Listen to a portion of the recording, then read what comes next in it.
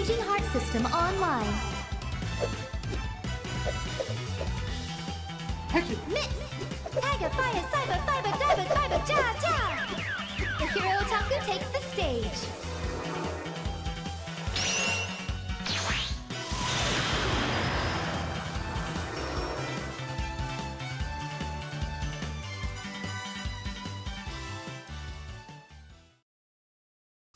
What is up, everyone? It's IDJs or the 2.5D here talking to you, but I am now online. And as you could see, special in the title, I am actually going to be joined by Kaji Sensei tonight because we are going to be building stuff together.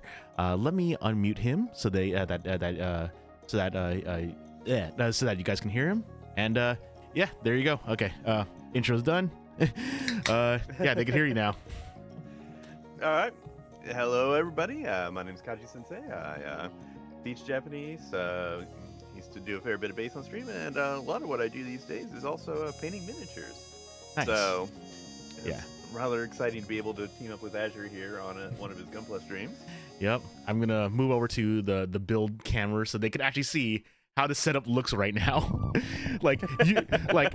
Yep, yeah, and it's actually kind of cool because I already showed you the preview of this, but yeah, your Fujitech is like in the corner, like, you know, lighting up when you talk, and yeah. so at least you have that. But yeah, in case anyone on Kaji streams doesn't know who I am, I'm DJ Zer, 2.5D here, TalkTuber. I primarily play JRPGs and I build Gunpla, and I have been working on this here, which is my 100 follower special thing, and it was no, sorry, not 100 follower, 1,000 follower special, where I decided to build the infamous RG Zeta. And if people have been watching this, this thing is flimsy. Like, these side skirts, just like, yeah, I've already popped off a side skirt because of how flimsy this thing is. Yeah, I'm building this, and the reason why I see Crayola markers here is because I'm going to panel line it with Crayola markers. And oh, wow. Yeah, no. The funny thing though is that it actually looks really good. So like, this is the side that I actually panel lined with the gray marker. I'm not sure if it's focused on. I'm not sure if it's focused on yours. Wait, there we go. I have a light source that I can move around. Yeah, so it actually looks really nice on this side. And if I flip it around to the side that's bare, it actually it actually shows that it actually does work really nicely. So it's really weird how the Crayola marker panel lining worked. Like, it actually has like a kind of like almost weathered look to it too. It's weird. Like, I still can't believe it. I still can't believe this worked. I guess it kind of makes sense in a way, because I know that from experience with using the Gundam markers, you basically run it in there and then you just kind of wipe off the excess. So in that regard, not much is really changing, I guess. Yep. But of course, you know, for the 1,000 follower special, I also said that you're using the washable markers, though. Ooh. Yeah. I also decided to make it even more cursed, and yeah, I've been these are my tools. I'm not using my actual clippers. I'm using nail clippers for building this. Nice. Yeah, this this nail file just obliterates plastic. Like, it is so scary to use. Like, this is the most dangerous tool in this kit. Like, it actually smooths things out, but at what cost? Like, maybe like an entire I it's like, I feel like if I just use it like any longer than like half a second, it's just gonna just cut all the plastic. It's horrible. And what do you have working? What are you working on tonight? Tonight I am working on a couple of pieces from the Blood Angels box here that came out a few months ago for Warhammer 40,000. So if you want to see some of the official reference photos here that I'll kind of be working off of, you can check out on my stream here. But basically, here's the base models here. I've got them in sub-assembly so that I can reach all the areas with the paint before, you know, they get into, like, you know, trying to get into awkward spaces and things like that. So I usually paint the pieces separately and then put them together and just do some touch-ups from there, if that makes sense. Okay. Also, just because I thought it might be fun, I got a few other amusing bits for reference here that, oh, well, not for reference here, but just to show off a little bit that I thought you might appreciate. It's a little bit of past work I've done. Which, by the way, I love this kind of grid here. It's like, this could actually be really fun for doing, like, desktop, Super Robot Wars type stuff, if you will. Oh, man. It's going to be funny because, I'm going to have to learn how to do mini painting eventually because of the new Gundam mini game that they're coming out, tabletop they're doing. I'm happy to teach. Oh, I heard about that, yeah. Yeah. But yeah, so here's a couple that I've done here. Oh, especially a fan of the Zaku 2. What can you say? What can I say? So, oh, nice. So yeah.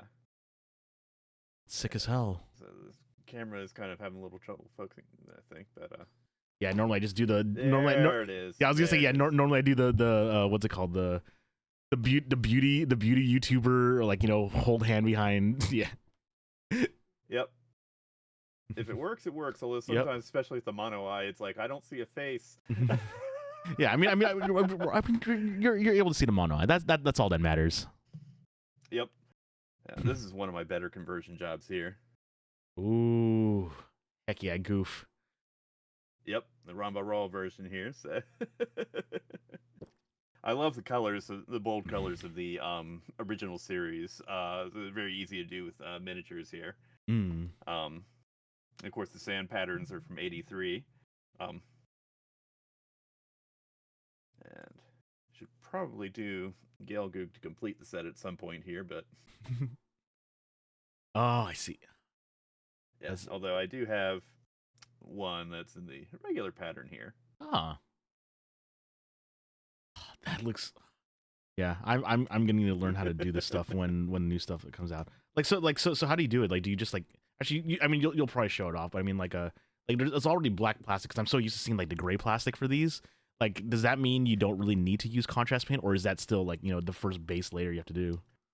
Oh, that's a great question, actually. Because all of these are basically conversions I did with putty off of the basic Space Marine bodies. And so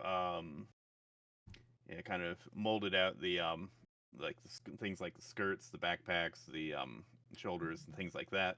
And then got a little creative. It's like these are toothpicks for the Dom's weapons here, for example. It's a nail with some putty here for the bazooka. Oh. And then for like the tubing and things like that, we actually got some wire and just went ahead and put slits in the plastic around the wire there, and then drilled so we could stick it into there so that we could kind of get that feeling like you get with the actual original Xeon designs. You can also see it really nicely on the axe here as well. It'll focus. There we are. Yeah. Okay. That's so cool. Yeah, because I know like on the RG Zaku 2s that I've built, like it's like a small spring, and then you basically just put like all the little like cylindrical bits onto it. Oh, how I hated building those. Yeah. And these guys are mostly just traditional flat paints here. I don't really use too much in the way of contrast paints here. But contrast paints definitely have their place. They're great for tinting things. A lot of people will put them right over, white or an off-white there, and try and do the primary painting with that. I find that's a little bit on the tricky side there, because it's either you get it perfect or you've messed up and you only really get one shot at it. But there are times they are the right tool for it, but I tend to prefer to use them to kind of add depth, color, things like that, try and pick out the details on a lot of things. See, trying to think here. Actually, this piece I didn't even use a lot of them either. Here's another piece I did for my brother to talk about the fantasy side of things. Yep, yeah, that's what I was telling you about the bots sometimes hitting things. Oh, I see. It's all good. yeah, this is a piece I did for my brother here. The rings alone on this guy took about 6 hours. But yeah, there's a lot of stuff we did as well, kind of using darker colors on the back, brighter colors in the front to try and create that sense of light and dark there and shading. I see. I see. Yeah, I need to. Yeah, I need to. I definitely need to start really looking into. Wait, that comes off? He's magnetized so that you can see all the details and things like that on the inside, as Oh, well as to make it easier to paint. But makes like sense. but actually thinking about it with the contrast paints here, one place we did use them is on the body here, actually, for the bandages and things like that. Mm. To try and give it a bit of that kind of organic sense and color variation, things like that. Mm. Oh, that's so cool. Yeah. Yeah, cause I have a buddy that has like a few 40K armies, and that's how I Mhm. know about the painting. And I actually did visit. Just to look inside to see what I could find. But Right. I did visit the Warhammer Cafe in Akiba for like a little bit. I didn't actually get anything. I basically Oh, just went nice. into walk around and take a look. But honestly, it was like Mhm. it's kind of cool. Like it's just one of those things where where it's like I knew it existed, but I just wasn't sure what to expect. And I'm like, oh wow, this really does exist. Yeah. Indeed, indeed. Yeah. Actually, another fun piece, and I'll start working on my actual project here for the night. This is one piece that this is from when I first started painting back in the late '90s here. This guy probably dates back to about '97 or so. Hmm. This is the Green Knight, Oh. and yeah, it's probably my best early paint job here, to be honest. Mhm. I mean, it's still very rough, especially by the standard I try to paint to today. But it's one of those things where, you know what, you kind of like to see where you came from and how you've evolved along the way. So, I've got the reissue of this one, and I'm kind of saving as a reward for when I get a few other projects done. Mm. And I'm really looking forward to doing it so we can compare the two against each other. Okay. Yeah, that. Yeah, here you can see we used a green wash over a white paint for a lot of like his shirt and the horse and things like that. Hmm. Try and bring out some of that texture. Wait, is like and d- what, what's with the base? Why does it like have those two slots? Does it actually move across it or? No, no, no. Oh. This is what's known as a cavalry base. Mm. Basically, back in the day, Warhammer bases would have the characters would have slots on them that you could use to put them into the base. Mm. The little tabs on the bottom.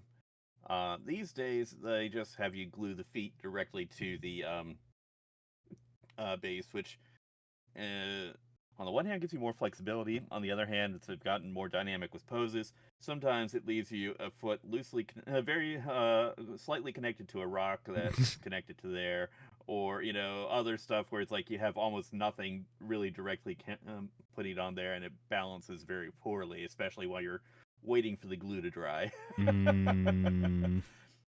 But yeah, no, this is to basically a lot of the old horse models here um, would actually have rails that ran all the way across on both sides there. Since this guy is reared back on well, technically two hooves, but really one.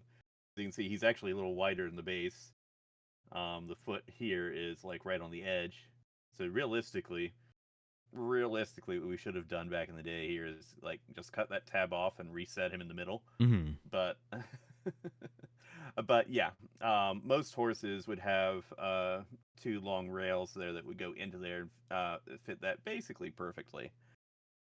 Um, or like yeah, here's another classic one that kind of demonstrates that on a smaller scale. It's got that slit there, and he's got a tab on the bottom that you fit into there, and he basically fits right across the center of the base. I see. Okay. Okay. Yeah. Oh man. there's just so much. Like, I mean, I don't even paint my own models yet, and that's what I need to do. But like, it's like I want to get into it, but at the same time, it's like I just remember what my friend said. Just like, dude, just get a bunch of like Zaku models and just learn how to paint off of those and make that your own, and instead of just building protagonists that you don't want to change the color of.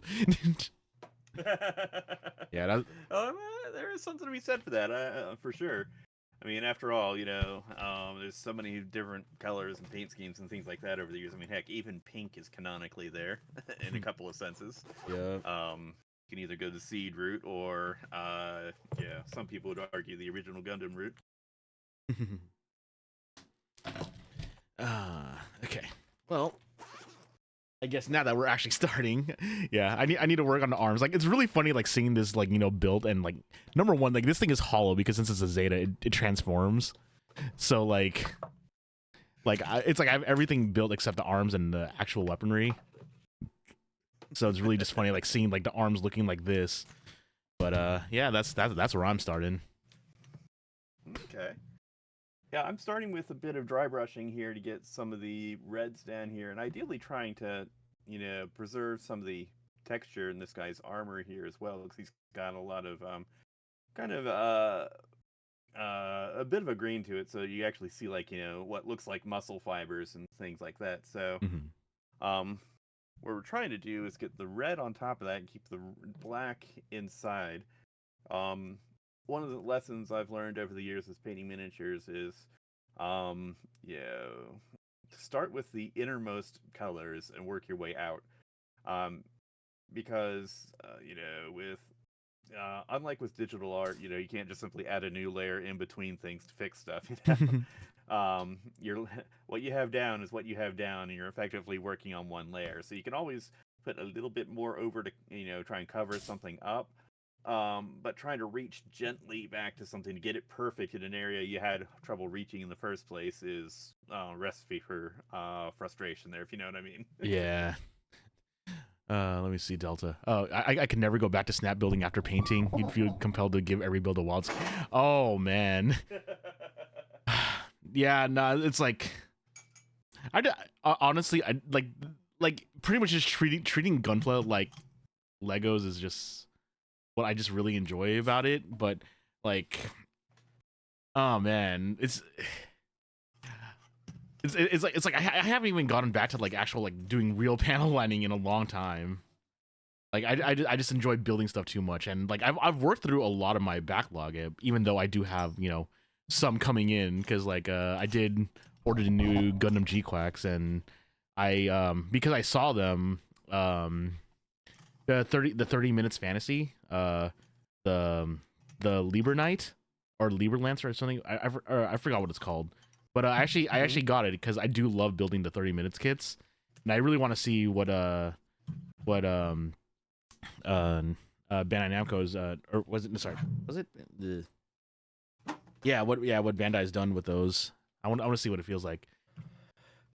The 30 MF, you love the 30 MF kits? Oh man, I really want to try it out, which is why I bought like 01, because I mean I have so many of the 30 Minute Sisters kits myself, and I can't wait for the 30 Minute Selects kits because I really want to build Bochi. Okay, and then another little bit who I'm doing here is I do a lot of dry brushing, which is kind of trying to get literally just paint on the surface of things without getting it into all the cracks and such. And sometimes it can be a little bit of a frustrating process because you're trying to be very delicate, and all of a sudden you just have that one round with too much paint on the brush, and it kind of wrecks the effect. So it's part of the reason I like to have an extra piece here. I've just got a random terrain piece that I kind of use to just brush off the excess onto and make sure I've got the paint right where I want it before I start putting paint on the model. That is really useful. Okay. Yeah, like it's like I've always heard about dry brushing, and then yeah, and it's like I just learned that dry brushing is where you don't have as much paint on it. So I'm like, oh, okay. Yeah, and in some ways it can almost feel like, especially doing stuff like this, like, hey, you know what? That's all paint you're wasting there. And sure, it's not paint that's going on the model, but you know what? Paint that goes where you don't want it to is even more of a waste. you know, if you can get stuff looking the way you want, that's really what's important in the end. Mm. Oh right, I forgot they're coming out with the White Rider for Super Robot Wars as a kit. Oh. But yeah, you can see what I'm talking about there with trying to keep that texture and Yeah. the fibers and such. Yeah, that way it doesn't cake in. Exactly. Yeah, it's very easy to lose a lot of that detail if you're just painting with a regular brush. Yeah, I'm using dedicated dry brush paints here that are in fact more pigment, less medium by ratio. Ah, okay. So that makes it a little easier to get this effect. But you can do it with any paint, really. It's just a matter of, you know, you have to be a little bit more disciplined with regular mixes on paints there because, you know, it's a little easier for it to run into things. Mm. Yeah, whereas here with less medium, it doesn't flow nearly as much. Yeah. Oh, okay. Yeah, I was basically just scrolling back in my Discord because Delta said they shared the Libra Warrior, and okay, yeah, that thing looks cool as hell. Yeah, I'm really excited to get my Libra Knight now. Okay, which piece am I doing? I need to make 2 shoulders. So D and A. So it's so funny being able to see the A runner because it's always the multicolored ones.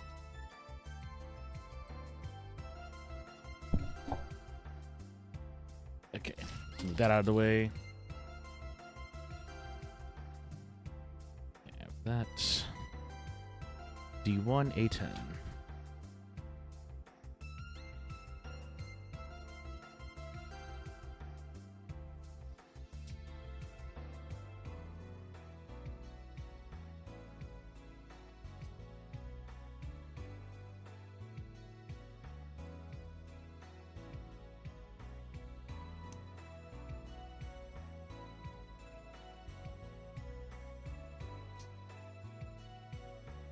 Oh man, it's always just so funny just trying to find the correct angles to cut with the nail clippers. Like it's really funny because oh actually wait, have you seen on Twitter the that one guy that's building a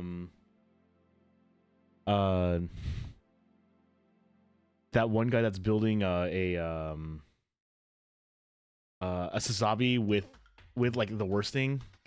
Like with like a, No, I think a handsaw. It is disgusting. Oh, man.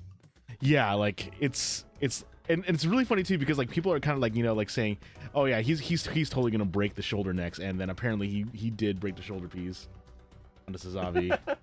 like at first I was like, it's like wait, what do you mean this guy's doing this? Like, because like you know people were originally like, oh wait, no, we can't make fun of this guy. Like, you know, it's like who like we shouldn't gatekeep Gunpla, like, you know, like we shouldn't have to, like, you know, force people to buy we shouldn't have to force people to buy like, you know, like a pair of like, you know, actual proper clippers. And then people saw what the guy was doing and were like, oh no, we actually take that back.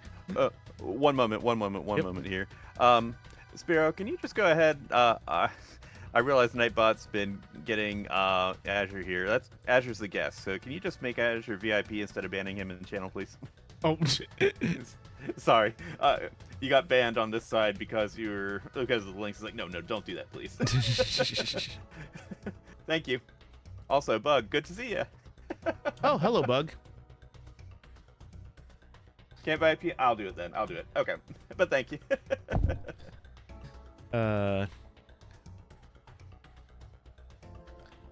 Let's see here. Okay, so I need a... There. Now you should be able to post links and it won't harass anybody. Oh, I see. Yeah, I mean, it doesn't look like it's been harassing you on my end. Yeah. I think it's probably just because I have Nightbot do everything on mine, so yeah, if you've got Nightbot permitted, then it's fine. But... No, Sparrow, it's fine. It's part of learning to work with the blended chat. Yeah. Honestly, this is a fun learning experience. But I mean, for the most part, like, you know, it's going smooth. Yeah.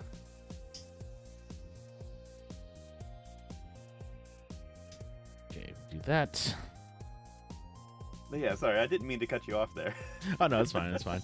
Yeah, like I need to find that horrendous tweet. It's horrible.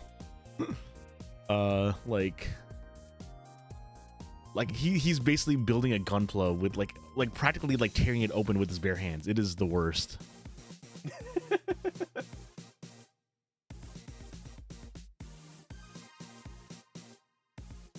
Okay, let me look for this. And for anybody who is just arriving, again, we have a guest on channel tonight here. It's DJ Azure doing a real grade Zeta Gundam with nail clippers. Yep. It is part of my 1,000 follower special where I said I will build this curse with this cursed gunpla with a pair of nail clippers. Yeah, and it's like the worst part is trying to find angles to cut any of this stuff in. And for my chat, this is Kaji Sensei. They teach. Is it actually like full on teach, or is it just tutor Japanese? I do lessons on stream every week. Oh yeah, that's right. Yeah, They do weekly. They do weekly Japanese Japanese teaching streams, and they're awesome. And yeah, they're currently painting their Blood Angel models from 40K. Yeah, and of course we both have a mutual love of Gundam and stuff in common here, so yeah, let's finally have a chance to do something together. Yeah, and what better way to finally also figure out how cool collabing is with this kind of stuff. Yeah.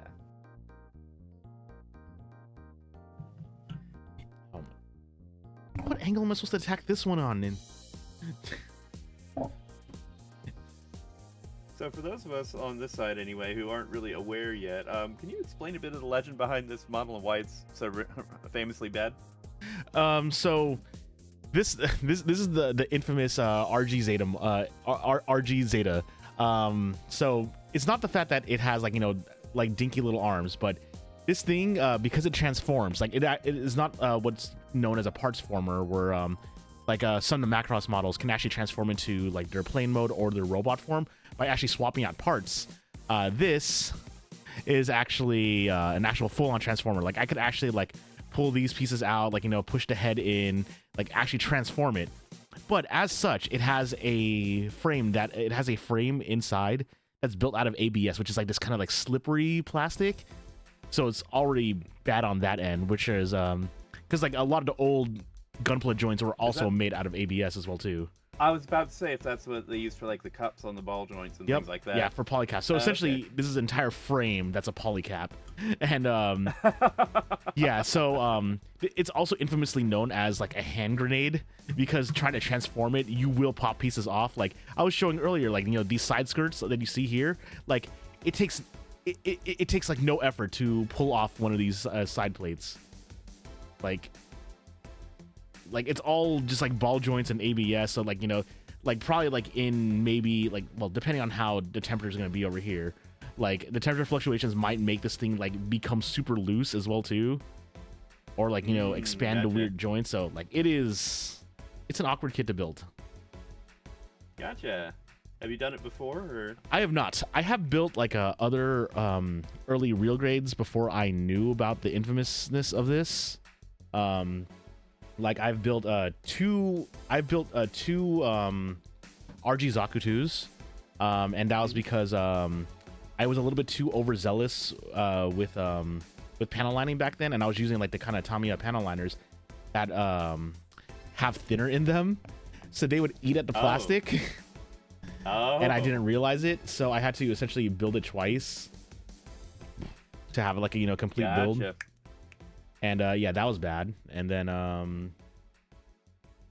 I also lost pieces, so I actually found an eBay seller that would actually sell single pieces, because I would get pieces that would be this small, smaller, just 2 millimeters long, and I lost a couple of them. And yeah. Yeah, those two RG Zakus, not the funnest, but a learning experience. But I mean, RGs are still my favorite. And then there's also the RG Exia, because I mean, I had to build an Exia because I love Exia. But it also has like a really, really bad frame inside. But at least, you know, it's not hollow like this one is. Right. At some point, I need to get caught up on Gundam here. I kind of, I'm familiar with things up through Seed, and I know titles after that point, but I haven't actually really watched anything past that point. Well, last night I was just doing my but up to there, I'm kind of like, you know, an expert on all things classic UC, for example. Well, talking about classic UC, did you have you been seeing the stuff on the new G-Quacks? On what? The new season, G-Quacks. It's spelled G Q. Is that how you pronounce that? X. Yeah. Yeah, G-Quacks. Okay. No, I haven't actually caught anything on that. I've been fairly behind on my anime since starting streaming, to be honest. Same here. But do you know the premise of it though? No, I do not. You might actually enjoy it. The premise is that what if Char was the one that stole the Gundam and not Amuro? And that is the setting. Okay, we're already off to a good start. Yeah, so like the first episode, we're already off to a good start. Yeah, so I watched the because they actually did like the kind of like limited they've been doing the thing like, you know, where you could basically watch like the first 3 episodes as a movie edition in theaters. So I actually watched the G-Quacks movie, and yeah, the setting is that, I mean, we have yeah, like we basically learned like, you know, kind of like what is life like for the Federations and Zeon afterwards, and it's still not great for anyone. But yeah, it's one of the big things about it is that it's also being worked on by Studio Kata, so the same studio that does Evangelion, so that's the reason why the G-Quacks itself looks very, very Ava-ish. Okay, I was thinking there was some sort of an Anno connection in there. That'd be why. Yep, 6 U's. Yeah, I had to count the U's for G-Quacks. And then like the other, like, you know, other thing too is that like there's like a red RX-78.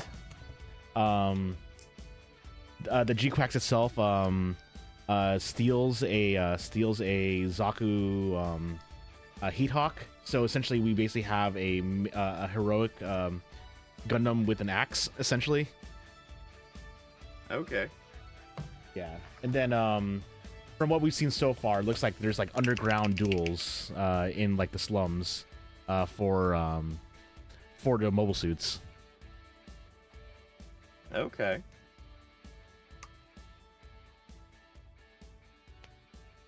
Natsukashi, welcome.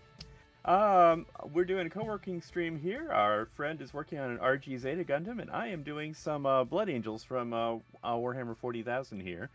So we're doing Astro Raz right now, who you can see in the preview right there.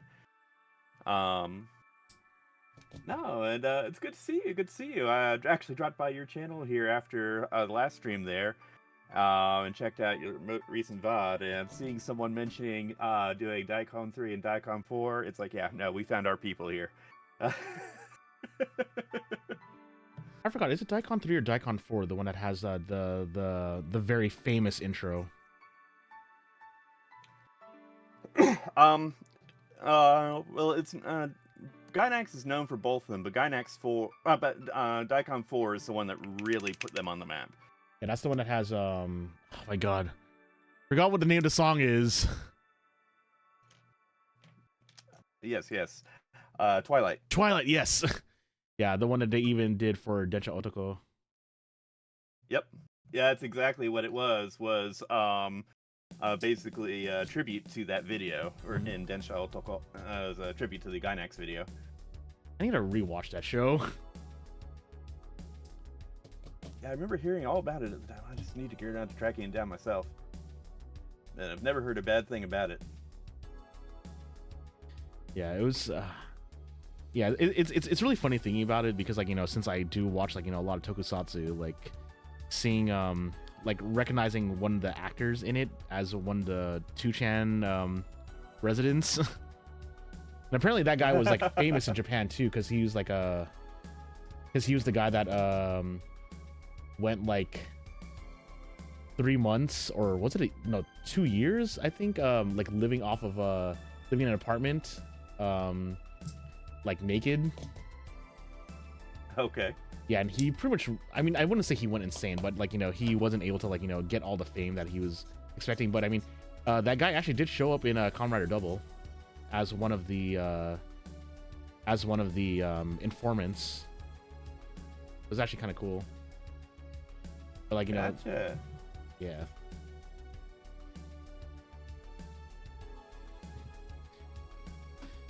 Oh man, these pieces are so small and so much fun. Yeah, I don't remember the name of the film specifically, but I remember a friend of mine who was also a mod on another channel sat down and gave me my first formal introduction to Kamen Rider here a few months back. I'm trying to remember. Do you remember what it looked like? I could probably go just by description. I remember that one of the guys in there was transformed into a bat. If that's any clue there. Transform into a bat, or uses a bat to transform? Transformed into a bat. Okay, there's. Trying to remember specifically the anything else on it.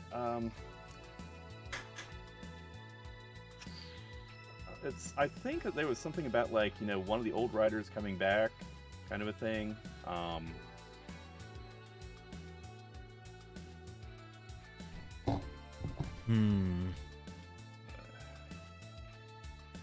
See, yes. I think there was a spider or something in there as well. Oh, man, I'm trying to remember. Like, do you remember what any of the other? Yeah, like, do you remember what any of the other? I should see if my friend is on right now. Actually, see if maybe we can just bug him and find out directly. Oh yeah, that works out too. Okay, so I need to get D5 and A1. So let's see here. One moment. Going to have to. But yes, go on my BRB real quick so that we can. So we're kind of feeding stuff in from Discord. Yeah.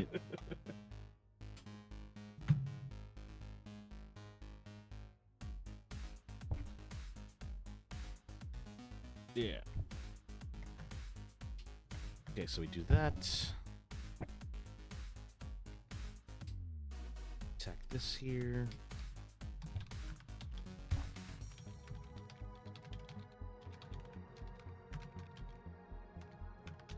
Ah, man. Let's see here. So we do that, and then D5.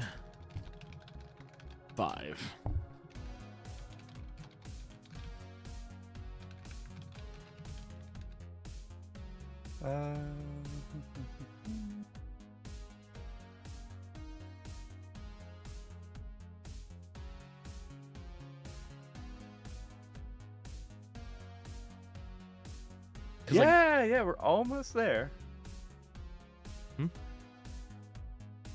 Sorry, Natsukashi mentioned on my side that we're almost to the follower goal there. We're closing in on 1,000. Oh, nice, nice. What do you have planned for your 1,000? Still working on that, to be honest. Yeah. Well, hopefully it's not as cursed as, like, you know, building, you know, like this.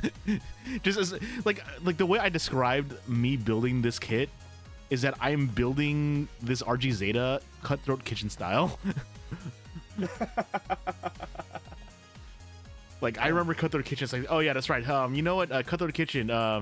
Here, you know, let's bet on making someone else have use only aluminum foil for all their cutlery, like stuff like that. Oh man.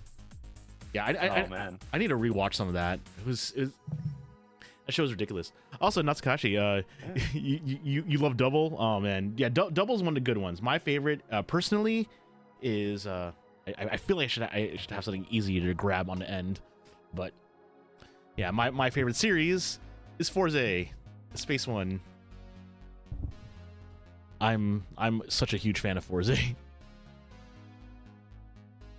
And like my top two, like the way I like to joke around about my favorite Kamen Rider is that I like the friendliest one and I love the biggest asshole. Because Kamen Rider Forze was basically made after the 2012 earthquake, so they basically wanted to have like a happier rider to like kind of like not bring despair to children essentially. And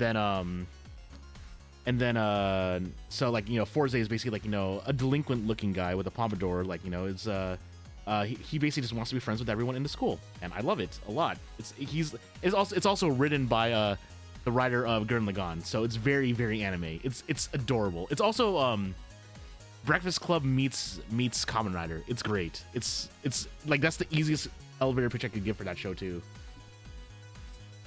And I see Daywolf here, who is the friend that showed me the film here, so maybe we'll get to chat and hear what it was. But it's good to see you, Day.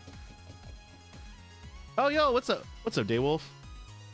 Yes, I am a tokusatsu themed VTuber.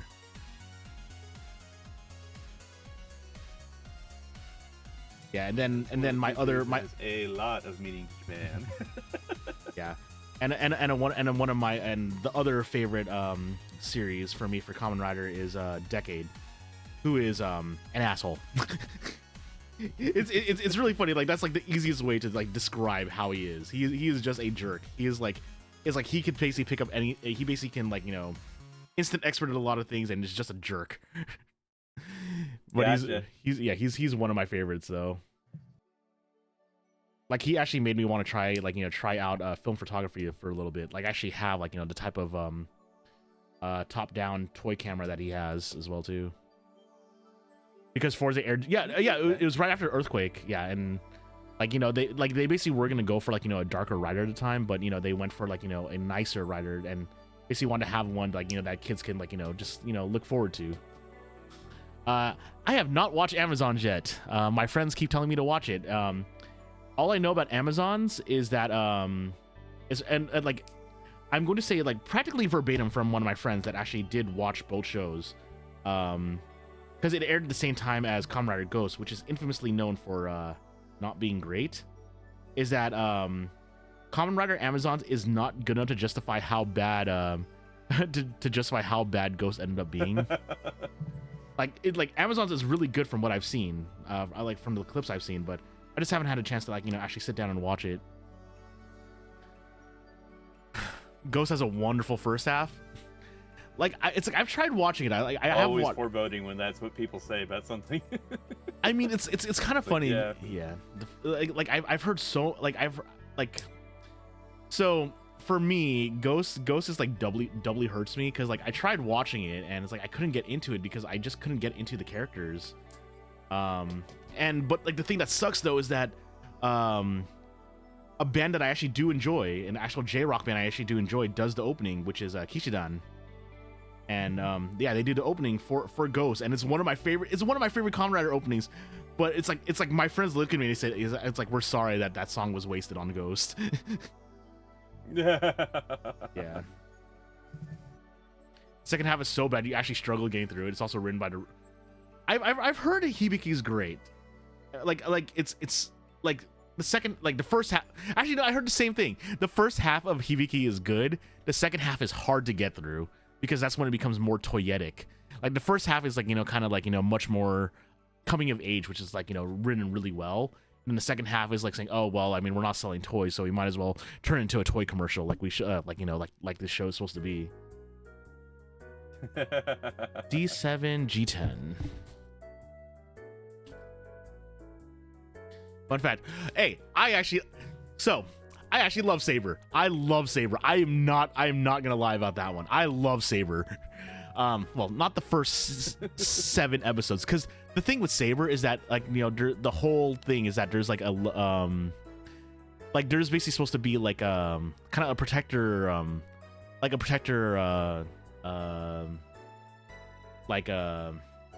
society. The problem is though is that there's like 13 writers and they try introducing 8 of them in 4 episodes. Oh wow. Yeah, in the first 4 episodes it is rough. but it has some of the best characters. Like I actually really love, like, you know, Toma and especially Blades. Blades is the boy. Like they have really cute moments. Like I love it a lot. I'm such a fan of it. Okay, so and I need G10. That's what I needed. But yeah, it's your biggest issue with Gotchard? Gotchard doesn't have that many riders.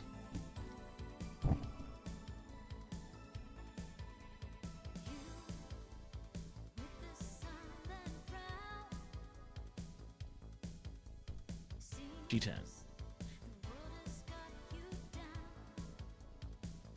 I enjoyed Gotchard. The characters are awesome as hell, except you. Hey. I like him a lot. I was let down by poor pacing. The pacing I could give. The pacing I could actually say is a bit rough. Like my issue with Gotchard is that Rene does not get to show off as much.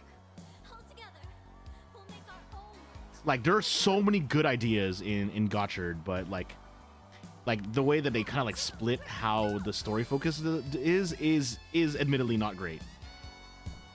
But it's not a bad show. Like I mean, every Toku show has, you know, its fans, and you know it may not be one of my favorites, but you know I still enjoyed it, you know, week to week. Fair enough.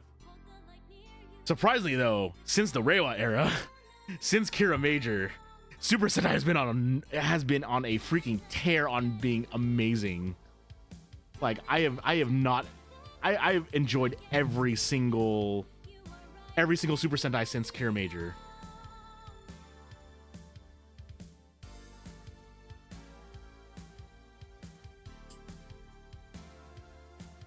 When you rather side stories about a character who's canon, you cannot convince you otherwise. It makes the series good. I mean, if you're talking about Legend, I actually am not a fan of Legend, but then again, that's because I'm a fan of Decade. Good old Decade 3. Yeah, I'm not. Yeah, Ho Kaguya Quartz is not is fun, but like, you know, like there are certain things where it's like hey, watch Kamen Rider Outsiders and stuff like that. It's like there's some blatant weird things about that show, but you know it's still good. Has a great story. Has one of the best mascots ever with Hopper 1. Love Hopper 1.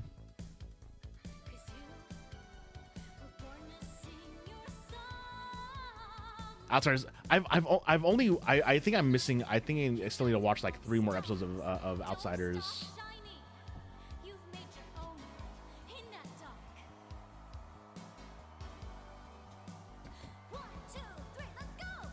That's right.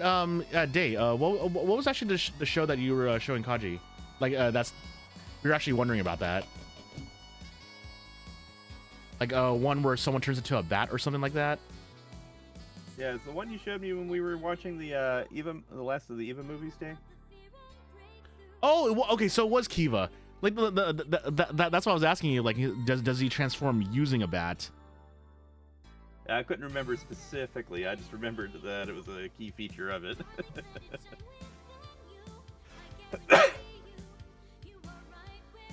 Yeah, I haven't watched Kiva yet.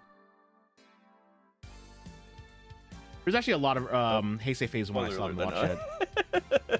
Oh, you were watching Shin Kamen. Dude, Shin Kamen Rider is so good. Oh man.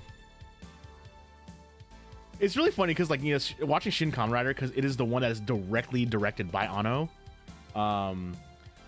Like there are so many shots. That's right. There are so many shots in that movie that just scream, yeah, this is Anno. Like there are like some, like, you know, like long shots, like, you know, just long lingering shots. Some super zoomed out shots. I actually watched it in theaters. With a bunch of people, and it was actually super cool because, like, at the end of the movie when they do, like, you know, sing the original Kamen Rider song, the entire theater was singing along. It was great.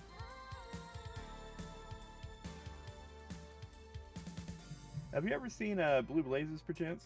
Yes, we actually watched it. We actually watched it as part of our Toku Sunday watch parties. Yeah, so if anyone wants to join my Discord, you can actually type in !Discord on my chat, and you join my Discord and join us on watch parties. On Saturdays we watch anime that's in my backlog. Currently we are watching Better Man, and and on Sundays we watch Tokusatsu. And currently we basically watch the current Tokusatsu and then whatever extra shows I feel like at the time. So like I think this upcoming Sunday we're watching Gav, Gojuger, Sentai Red in Another World, and I think I might show off the Kamen Rider Gav graduations skits that they've been doing, or funny school days, which have some really interesting web story thing, like online things. Okay. When Garo Hono no Kakuin. Wait, what is Hono no Kakuin? I don't know which one that is.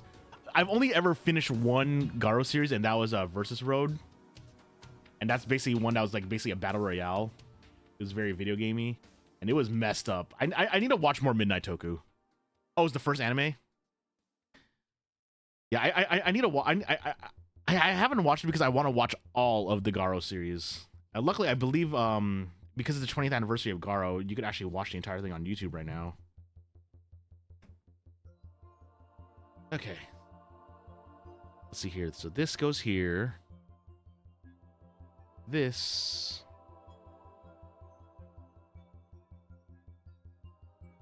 goes here.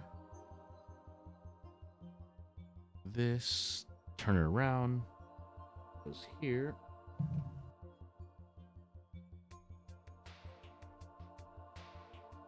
This goes here.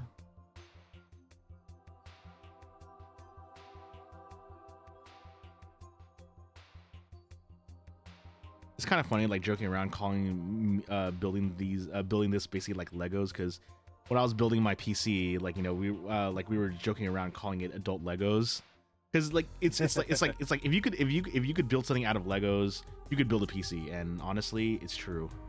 Like now that I've done it myself, like true. Yeah, my friend said that my friend says that they're going to like pay me to basically like upgrade their computer. Hey, free money. After rebuilding your PC, it's literally adult Lego. Yeah, I mean, and the funny thing too, it's like I know you were talking about how you need to upgrade your own setup, but I actually like my current setup, I actually just got the actually am using like the new oh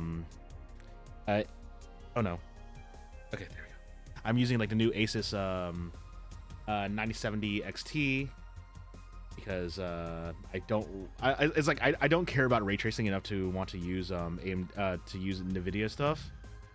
Okay. And then but I also just really like the card that I got. It's very the joke is that it's the waifu card, but I mean they're not lying with the advertisement for it. But I even like overclocked it. I even have like I have so many RGB. Like I basically built like I joke around that I could have saved at least like $1,200 on my computer if I did not go for as much aesthetics as I did. Like this thing is gorgeous. like because I have it like if I had a computer that was like under my desk, then I probably would have like just gone for a actual just what's it called, a build that was more functional than form. But because I have this thing on like a dresser to this like next to my desk, it's like I'm looking at it all the time whenever I look to my right, and I'm like it's like I want something pretty to look at. I get that. Okay, these shoulders are now done, and now I can work on the right arm unit. H18 and A17 or A27. And here's a look at how we're shaping up out this way for you. Oh oh wow! It was is everything on that dry brushed, or is it? The gold is done with regular paint here. Okay. But yeah, all the red is dry brushed. Ah. And like you said, dry brushing is basically like done with like just mostly pigment so that it could keep the detail. Exactly. So that's what it is. Okay. Yeah, I want And- to if I built an army, the one I want to get into is Emperor's Children. Surprisingly, like it's really funny because it's like I joke around that I'm mostly say so, like because like it's not it's like but it's like I don't denounce like any of like the more excitable things that people like. Yep. Oh, what was that? Was that Slanesh Pink or something? Oh, Lair Emperor's Children. Yeah. Yep. Yeah. So like yeah it's like it's like I don't mind seeing like the kind of spicy stuff because it's like it's like that. And also Emperor's Children, just like the whole idea of it is just ridiculous. It's just so extra. All right. Have a good night, Day. And thank you. And that's it. Oh, have a good night, Day. Yeah, but I mean, also, it's obviously the reason why I want to, make it Slanesh is because I've seen that, that special 1980s mold of the Noise Marines. Oh, yeah. Yeah. No, that is a fun one. Because I didn't know that Noise Marines, actual, noise gun was actually just the one that looks like a mouth. I thought it was meant to be, that just straight up electric guitar, but no, apparently that's actually just like the special model for that era. But I mean, they have reprinted it a few times because it's so popular apparently. So Best match. I have a reissue that I did. One of the first things I did when I first got back into the hobby. I see. Oh, thank you for the follow, Natsu. Okay, what was it? But yeah, now that I'm done with shoulders, I can finally start working on this arm.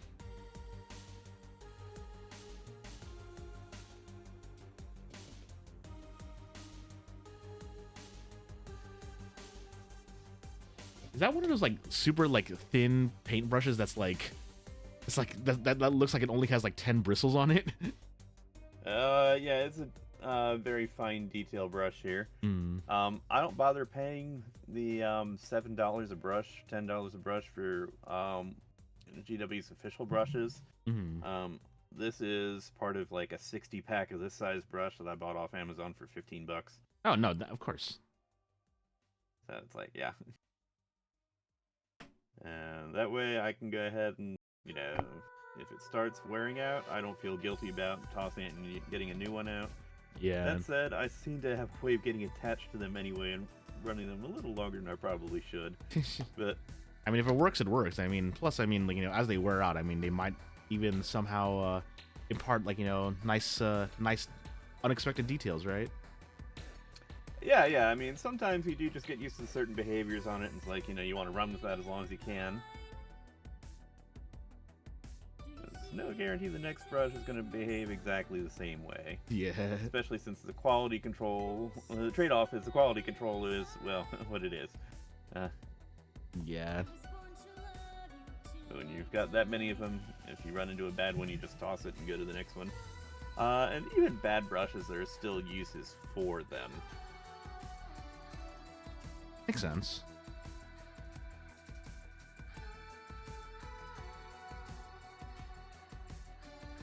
Maybe do that.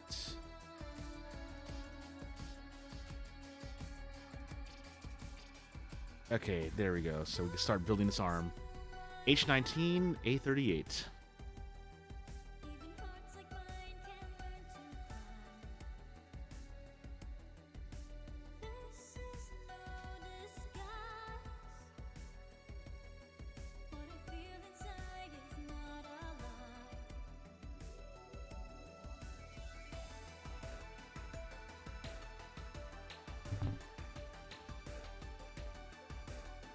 Yeah.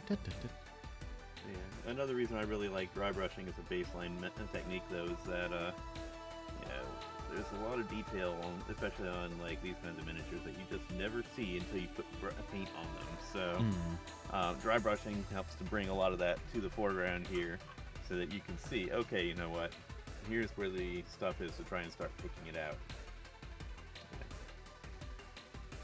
Sometimes it's things like the subtle textures you see here.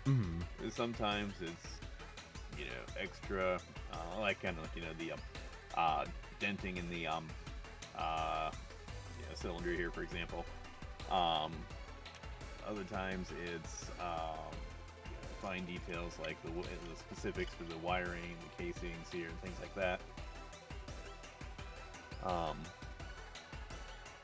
Other times it's, there's all kinds of stuff you discover here.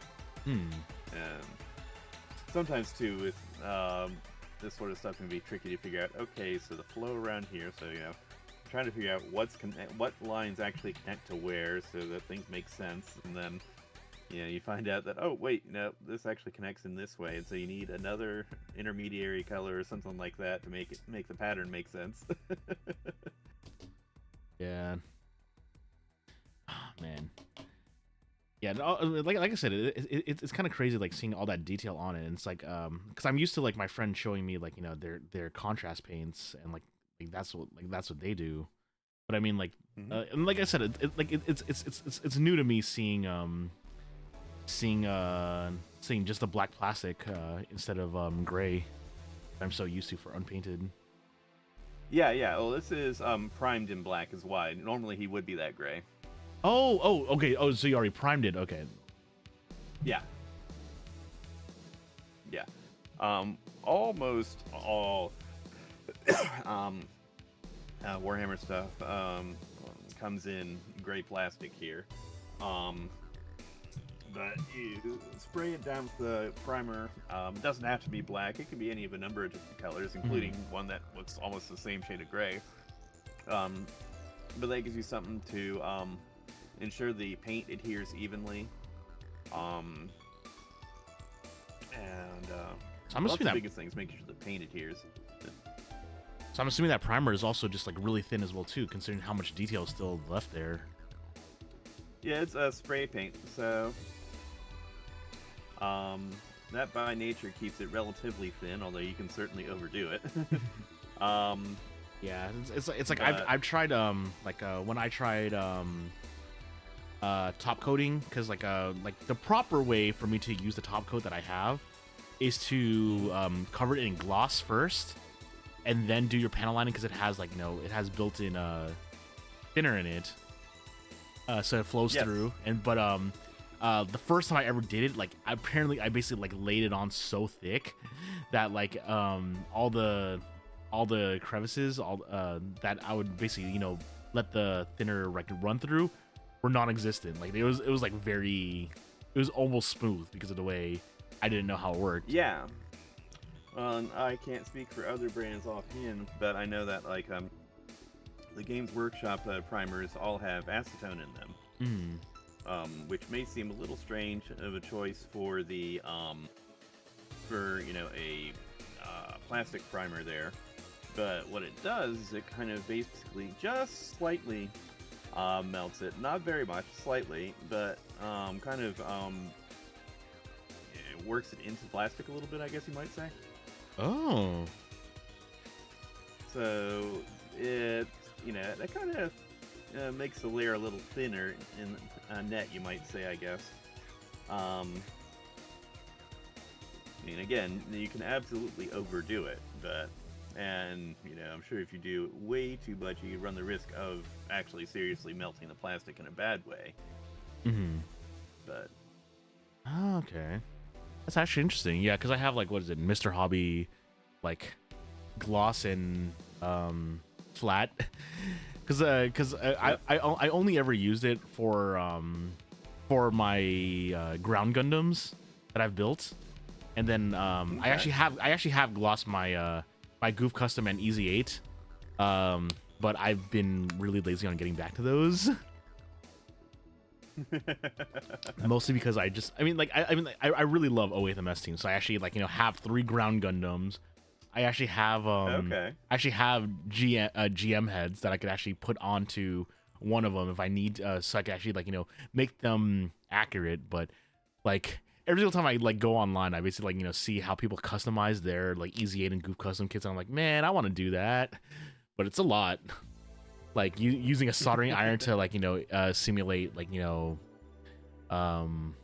actual laser blasts. Oh Yeah, or the people that actually do light kits and things like that. Mm-hmm. Like I've I seen remember so many. seeing. Yeah. I remember seeing one custom job years ago where someone had basically built a coffee table with a fully lit GPO3 inside of it. Oh.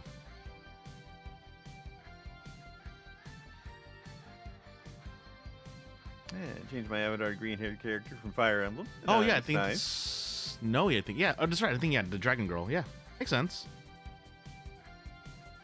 That's 22. A37. I need 2 of them.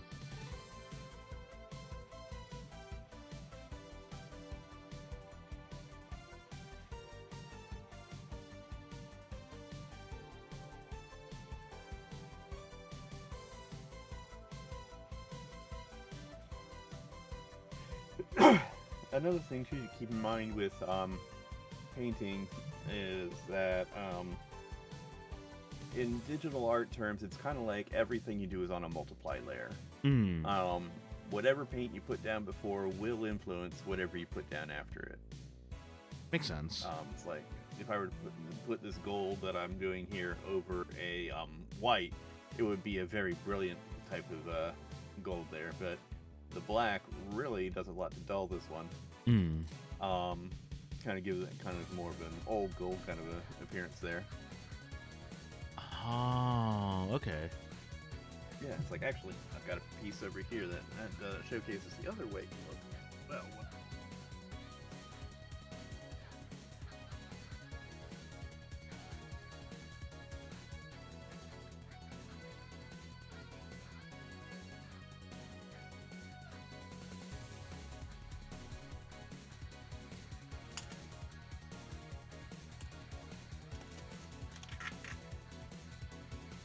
background Christmas, I was doing a whole bunch of terrain work, and so you can see all kinds of that same gold here on this one. You can see it's a very different tone on the gray base that we were doing here.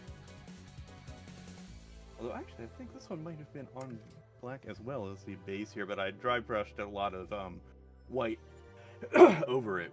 So that's really what that's going over, is the white from the dry brush, thinking about it. Ah, that's so cool. Yeah. Like I'm just like wondering how you like did those borders around the skulls, because like on the front side of it, like the borders around the skulls, like how do you get like that, like thin, just a steady hand and just going and just not hitting any of the skulls? Or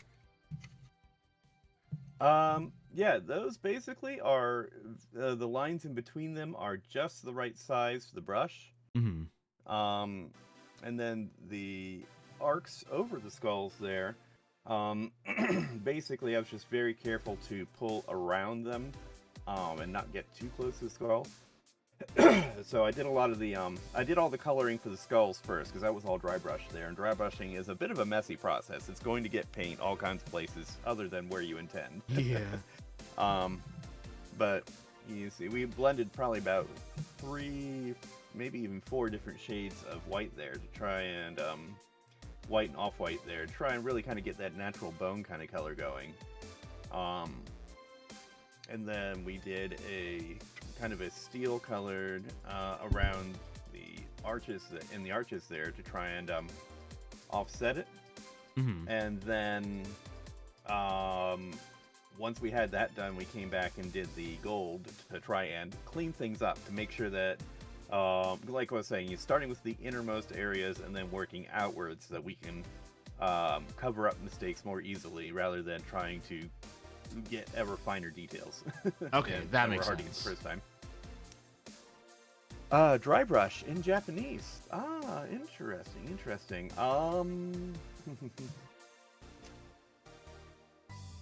an interesting one. Never actually tried to translate techniques for painting into Japanese here, but let me see if I can find something on that.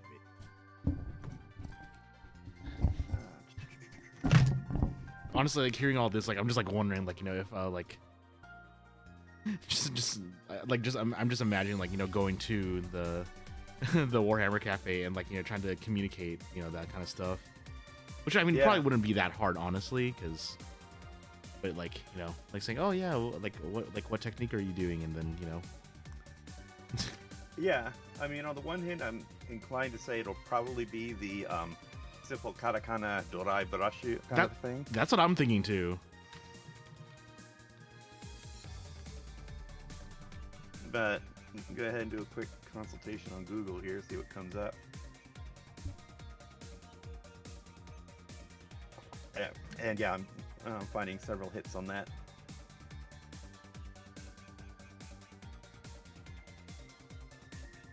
Hey Tito, it's good to see you again. Yeah, watch out for that fall there.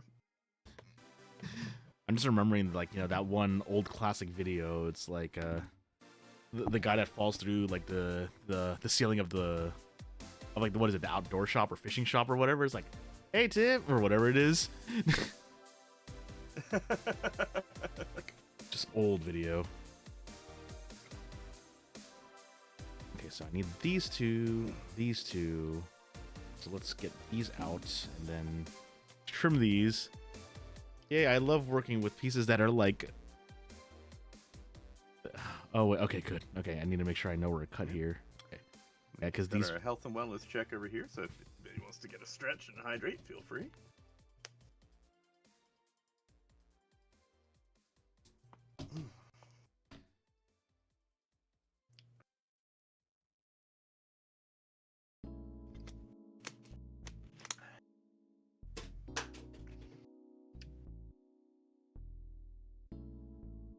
Yeah, I always try having at least a supply of water, coffee, and green tea. Like I have so much bottled green tea. Like it's like every single time, like they say, "Oh yeah, we're going to Costco." It's like, say, "Okay, cool. Yeah, just get me another case." Because I will run through it if I know there's a lot. Oh, and a lot of Coke Zero. Makes sense. So much Coke Zero.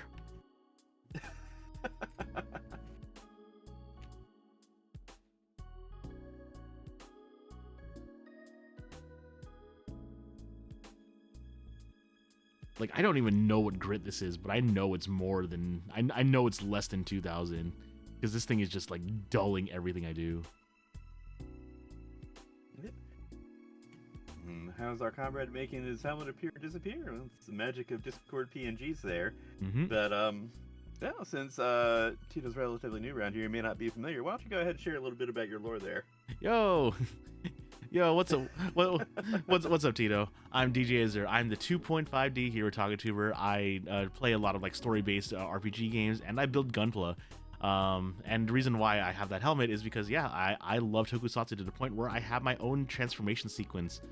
So yeah, I actually live in both the 2D and 3D worlds, and it's so technically my model is just me, except a hero. But yes, I love Tokusatsu, I love Kamen Rider, I love Super Sentai. I still need to get into Garo. I'm dabbling in Ultraman now. Okay. Yep. And every Wednesday, or not every Wednesday, I said every Wednesday, mostly because I do it every Wednesday night, but I even have my own podcast that I do with my friend where we basically just talk about Tokusatsu for half an hour. We call it Half Hour Henshin. Nice. And we've been doing it for quite a while. We've been doing it for like 2.5 years at this point now.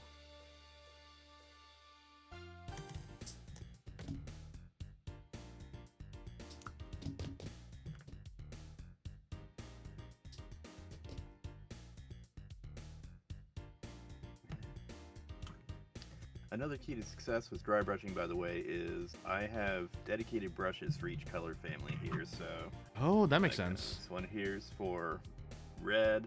This one's for white. I have another for metallics, and then one for greens, blues, and pretty much everything else. But that way, red in particular likes to stick around on the brush for a very long time afterwards. So this is a way to make sure that you don't get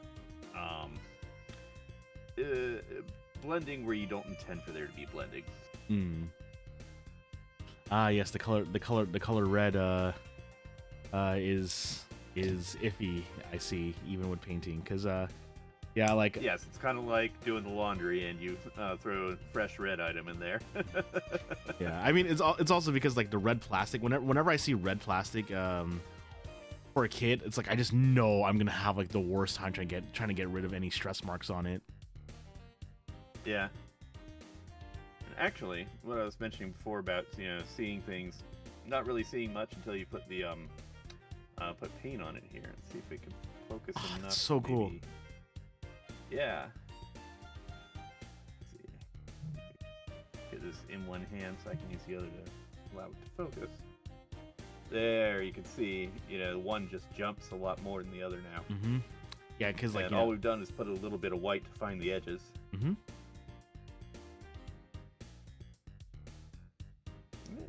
Yep, just a little bit. Figure 4 I'm just just putting together using inferior tools right now because it's what I promised myself that I'd do. Yep. Hey, nothing wrong with taking on a challenge. Yeah, it's been a fun time every single time I do this. But yeah, it's actually kind of cool because like what is it, a dry brush basically, like since it's all like kind of like it's really only it doesn't stay on the flat ends, it kind of gets scraped off once you hit like the edges. That's actually really cool how that effect works. Yeah, it has a tendency to accrue on the edges. It definitely, especially if you have broad flat surfaces, will accrue on those surfaces as well. Mm-hmm. But the point is, it really doesn't go into the recesses very much. Yeah. And so I'm playing around here a little bit to try and find the edges, and I'm thinking I might go ahead and kind of take a brush afterward and kind of fill in a little bit on the main body of each of the feathers there to try and kind of get a bit of an edge highlighting effect kind of a thing, basically. Oh, okay. I was gonna say, it already looks pretty cool with like how it is right now. Yeah. Yeah, you can get a lot of mileage out of dry brushing. Yeah, like dry brushing is like probably like one of the most like common things I hear about in when it comes to like painting minis and stuff. Yeah, especially if you have things with a lot of surface texture, it's a great way to make sure you're getting all of that. If you're having to freehand things, it's a little different, but oh, we got another health and wellness check. Okay. And what you got, Tito?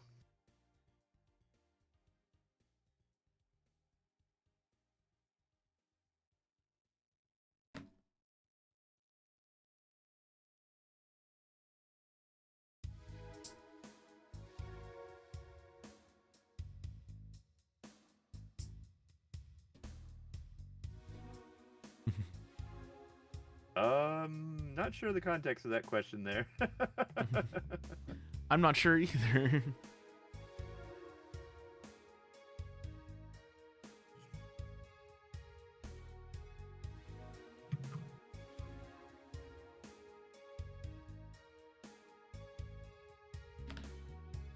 I have those, and then I need to get E2.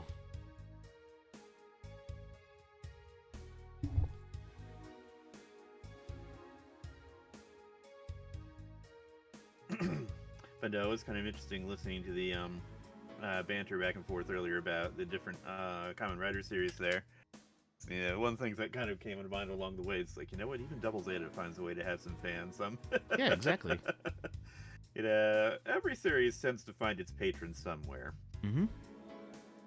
Yeah, even the some might conventionally call them the bad ones, but certainly the ones that are kind of unusual in some manners, a little bit more accurate of a way to really put it. Yeah.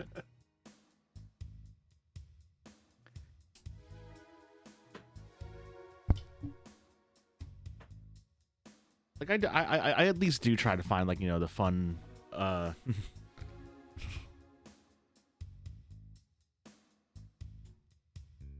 I do try to find the good in like a lot of series, even if they are considered bad.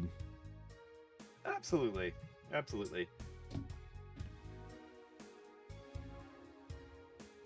Like one of the series I actually do kind of like I want to like think about enjoying, but it's kind of hard for me to is Lupin Ranger versus Pat Ranger, which is basically the thieves versus cops Super Sentai that had like dual teams, dual trios, and it's like I wanted to like it, but I like there's like the story itself is really good, but like there's a lot that needs that's left to be desired in that.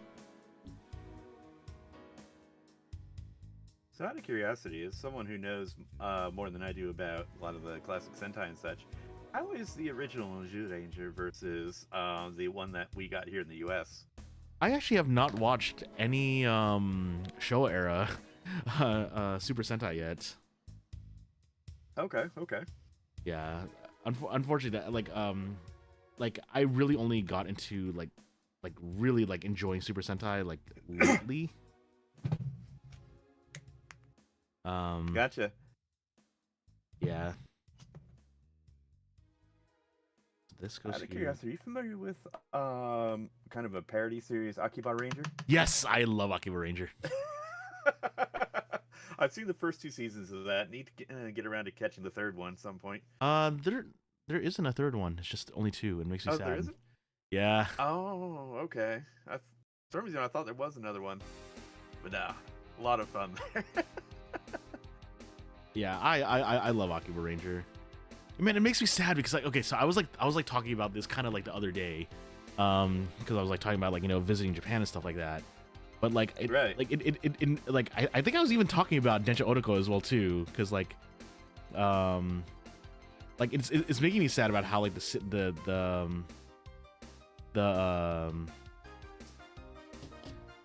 how the city itself is like the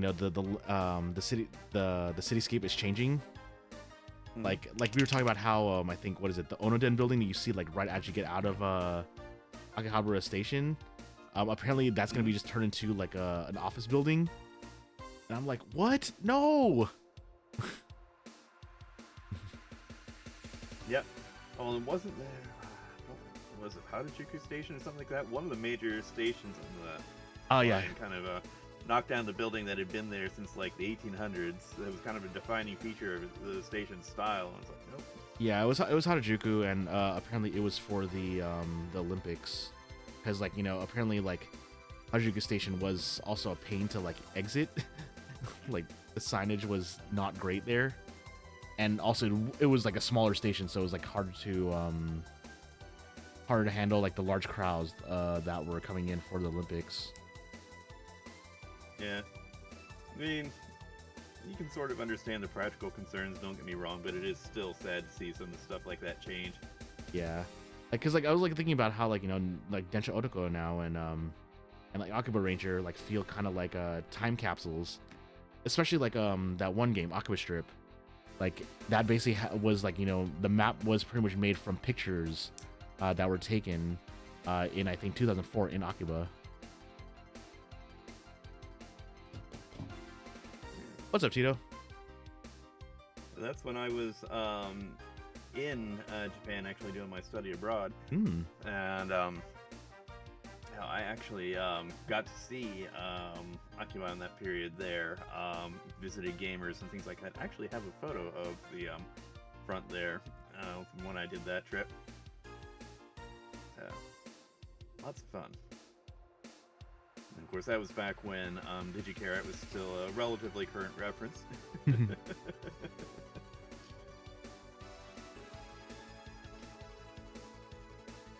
I don't think DigiCarrot will ever die at this point. Certainly a few people keep it alive, even if it's not well known these days. Yeah.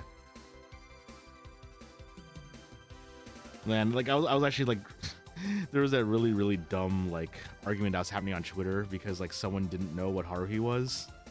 Like, no. I still stand by that test there is, do you know this character is actually like perfection. Yeah. It's like, yeah, how am I supposed to know some random anime character? It's like, yeah, you don't know your history if you don't know this one. It's not that she's not that rare. Yeah. Like when I saw that happening, I was like, no. It's like, yeah.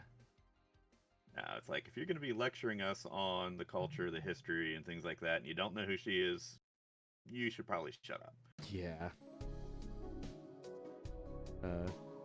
But it's also really funny too, though, like, cause like I'm like thinking to myself, cause like one of the things that a lot of those people like try to talk like that are people that only read shonen battle manga, and I'm just like, I was like looking at like all the manga I read on like my Shonen Jump app and stuff, and I'm like, I know, like I watch a lot of this stuff. Sorry, no, it's like I read so much of this stuff. Like I don't have like it looks like I don't have a specific genre I like anymore. Well, I mean, there's a lot of people that, hop about a fair bit. Some are more open to it than others, and certainly there's been some greater blending than others, or at least, reaches on certain genres have expanded more than they used to traditionally. It's like, shoujo manga used to be a guilty pleasure for a lot of guys, but not something that, men would openly admit to reading.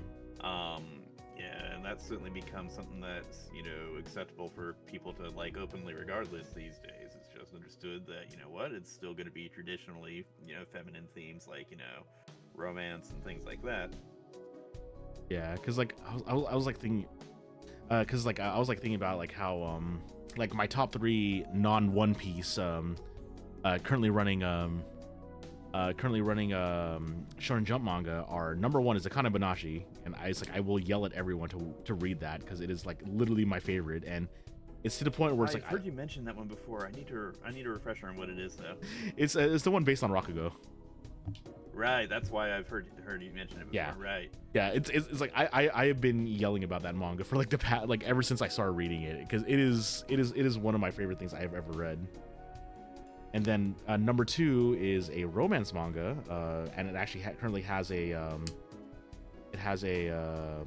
anime adaptation called Blue Box. Okay. Yeah, that one's really cute. Number 3 currently has an anime adaptation, and I have not watched it yet, is Sakamoto Days. Or as that's the one with the hitman that runs 7-Eleven, right? Yeah, basically. Essentially, that ends up essentially looking like Fat John Wick, essentially. And then I've seen clips from that. And number 4 is actually gonna have an anime adaptation starting next season. But I actually got to see the first 3 episodes as a movie, kind of like what I did with G-Clax, is Witch Watch, which is just straight up comedy romance manga. And I'm like Blue Box is kind of like more dramatic romance, like more actual, just like, high school romance, like, and sports a little bit. And then, but Witch Watch is just funny. It like the way I was like telling people about when I was watching the movie for the first 3 episodes was that I was exhausted by the time I got out of the theater because I was laughing so hard. Yeah. It was so good. Oh, also Jeremiah, how's my build going? We have built shoulders, and we are currently building, I think, the forearms, and this build is still really, really funny, especially every single time I take out the nail file to pretty much sandpaper essentially these pieces. Like it turns the shiny plastic dull, which is the funniest thing about it.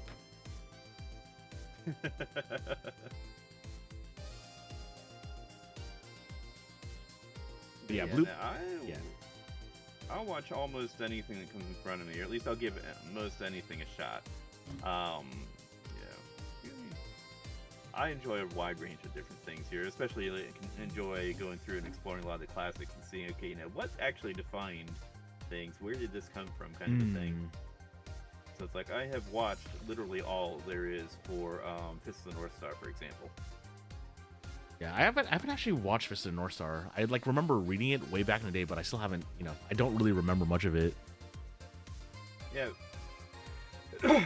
Actually, Fist the North Star is a really fascinating one because you kind of imagine it being, kind of a fight of the week kind of thing here, and to a certain extent it absolutely is. But it actually has a much deeper storyline there, and especially if you're looking for, like an emotional build kind of a thing there, it absolutely is merciless when it's time to get rid of characters. But it makes sure you understand and care about those characters before it does so. Mm-hmm.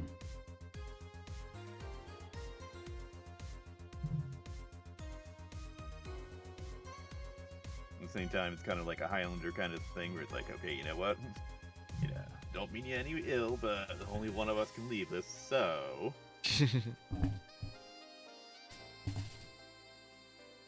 Okay, so H15 and F49. That's my H runner.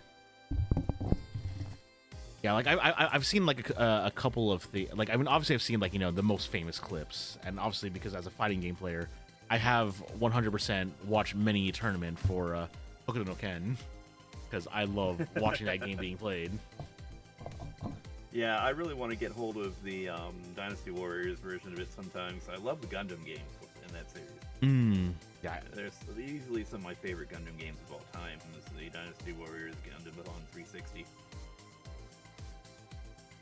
Yeah, I haven't. Man, I never actually played that one myself. Ken's Rage, I think it is. Mm-hmm. Actually, the one I want to try out because I forgot it existed until I was like playing all these games, was the Hokuto no Ken game made by Ryuga Gotoku, the Yakuza people. Oh yes. Like it's so funny thinking about how that exists in general. I mean, it kind of makes sense when you consider the brawling elements in Yakuza. Yeah. So that's actually like a blind spot for me, so I need to try that out at some point. Speaking of which, I've been meaning to do more Yakuza on stream. I just need to get OBS to cooperate. It seems it hates that game in particular for some reason. Which one have you been playing? I've played Zero on stream a fair bit previously, and I was thinking about trying to do a fresh start on it a couple of months ago, and it just, OBS like, okay, you've got it, then you don't, and then it crashed out in the middle, and I. Yeah, like I remember playing like the ones on PC, like it just does not like windowed mode at all, or doesn't like like tabbing across. So yeah. Yeah, in particular, it kind of plays hide and seek, so it's like you're in the game and it'll be in OBS, but if you go out into OBS to verify that it's showing up in OBS, it hides. It's like, I don't like this. Yeah. Chat, do you see the game? Yeah, I think like that's the game that kind of like solidified me making sure that I use like my second screen just for OBS essentially. Yeah. Yeah, and I've reworked my system a little bit since then, so it might be a little bit more stable now. But I've played Zero all the way through. I was kind of a bit of a bad streamer, honestly. I played half of it online on stream, and then I kind of just couldn't set the game down, and so I kind of finished it off stream. It's a great game. Like I mean, I pretty much like I remember I dedicated entire weeks to that game. Yeah. Like I think. Yeah. Go ahead. Yeah, I was gonna say like yeah, I think that game is kind of what like solidified like how I schedule my streams. like because I mean I did play all of them, and then yeah, I mean I played all of them, which is one thing, and then what's it called? And then I basically just moved on to the Trail series and basically just played that essentially in the same thing, and now I'm playing Pirates in Hawaii. And yes, shame, cat. Yes. That's the reason the others have sat languishing in my library since. Like, I'm not gonna touch them until I go on stream, and I haven't had a chance to yet. So, I do have them. I do intend to play them. I just am not going to do it off stream. Yeah, I mean, those ones are long, especially like, you know, if you're gonna play like, you know, like Infinite Wealth and like especially like I think Infinite Wealth 5 and Kiwami 2 are like the longest games in the series. Okay. Oh, I'll also Like a Dragon, and then Pirate Yakuza has taken me about 30 hours so far, and I just hit the second to last chapter because I keep getting sidetracked. Mm-hmm. Because yeah, that game is super wacky fun. Super wacky fun side story land, and it is a lot of. I'm just enjoying my time in that game right now. Nice. Okay, so this goes here. This goes here. Yeah, I've been told I kind of did the wrong thing in starting in 0, but when I was looking at playing with like where to start, people were like, "Hey, start with 0." It's like, okay. playing with 0, starting with 0 is fine. Like a lot of people that say don't start with 0 is the people that want you to experience all the references to the games from 5 and before, because in release order it came out after 5, so like there's a lot of us, and there are really funny parts in there are some parts in the story that actually really heavily reference what is it called that heavily reference future games, or like the future in the timeline of the games. Okay. Yeah, like there's like you actually see like, I'm not sure if you remember, but there was like a side story, and there's like a fortune teller who says, "Hey, in your future, I see you running an orphanage, and I see you becoming a taxi driver," which are things that he does in the future. So like, right. yeah, so like, you know, there's basically a lot of like little nods like that. So like, you know, if Right. you like kind of have an idea of like what happens in future games, there's that. Is your friend? And I imagine it kind of skews your views of certain characters. It's like, I know, minor spoiler here. For one, is that Nishikiyama is the villain in that one, as I recall. Yep. So hearing. yeah, so like there's like a lot of like tragic, like, you know, feels that you have, like, you know, playing 0, like knowing like, you know, these two were so close, but yeah.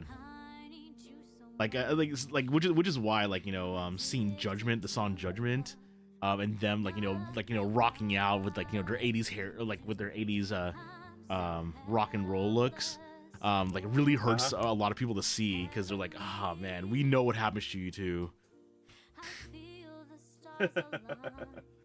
Yeah, and probably another maybe off bit too is Majima has come out as my favorite character in 0 here. Not that I dislike Kiryu, but I definitely prefer Majima of the two. Oh, no. Have more fun on his side of it. Yeah, everyone, a lot of people love Majima. Majima is such a fan favorite. And it's really funny seeing him in 0, because he is utterly insane in every other game. Yep. It's like my friend insisting I watch episodes 1 through 3 before 4 to 6 of Star Wars, because chronologically they came first. Oof. Ow. No. The way you watch it is that you skip 1, you watch 2. Actually, wait. Crap. You skip 1, you watch the Yoda fight in 2, and then you do 3. So I remember when it came out, it was the only thing people had good to say about 2 was the amazing Yoda fight. Okay, no, I remember. No, the real order is what they call the machete order, which is 4, Okay. 5, 2, 3, 6. That's right. You don't need 1. 1 is basically just, you could just skip it. But the reason why you want to watch it apparently in machete order, which is 4, 5, 2, 3, 6, it says you watch 4 and 5, and because you know who Darth Vader is, you essentially watch 2 and 3 so you can see how he became Darth Vader, and then you watch New Hope. Or yeah. Oh no, Return of the Jedi. I can see some logic to that anyway. I can see some logic. Yeah, it's something I learned a long time ago. With the machete order. Like I need to find an old article. Like, it is such an old article.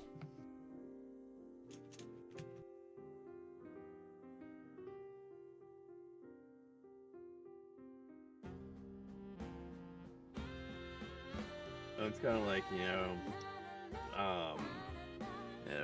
fans of C.S. Lewis out there, Lion, Witch, and the Wardrobe is a series. Actually, Chronicles of Narnia is a series of 7 books.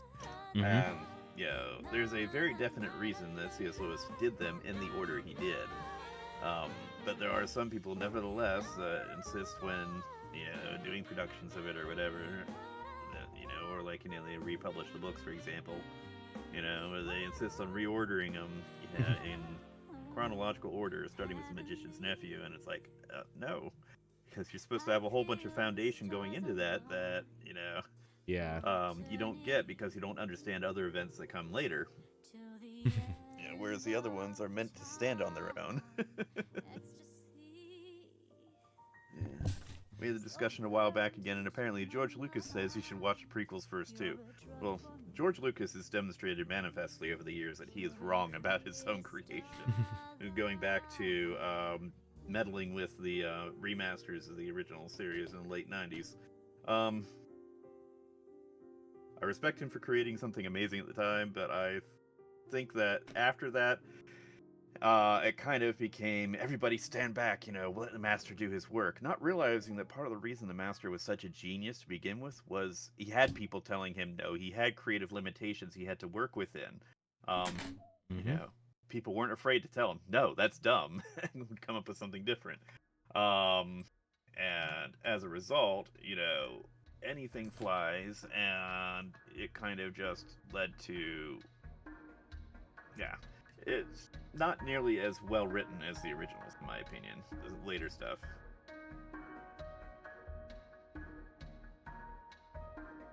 H19 A38.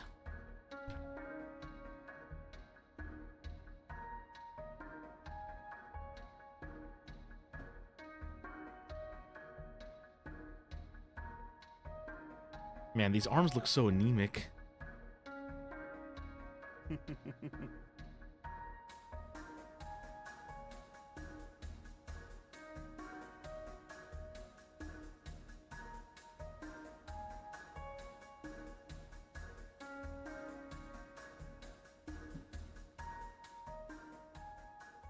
Yeah, I mean, I haven't really gone back and watched Star Wars. Like, all I know that makes me laugh is that the Ewoks speak Tagalog.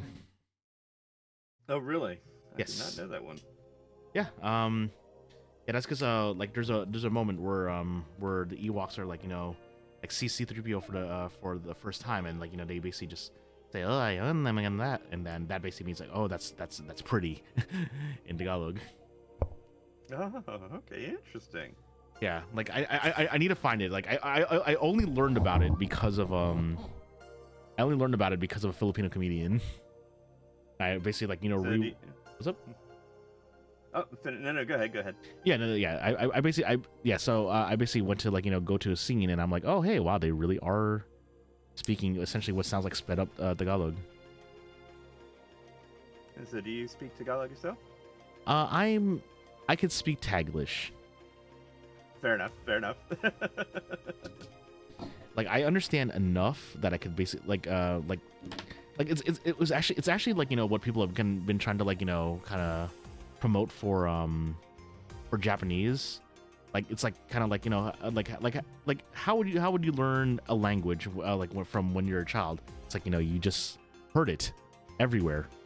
You didn't have subtitles. You just got everything slowly through context clues, and kind of like that's me, because I basically grew up like hearing that on the TV, hearing my family speak to me with it.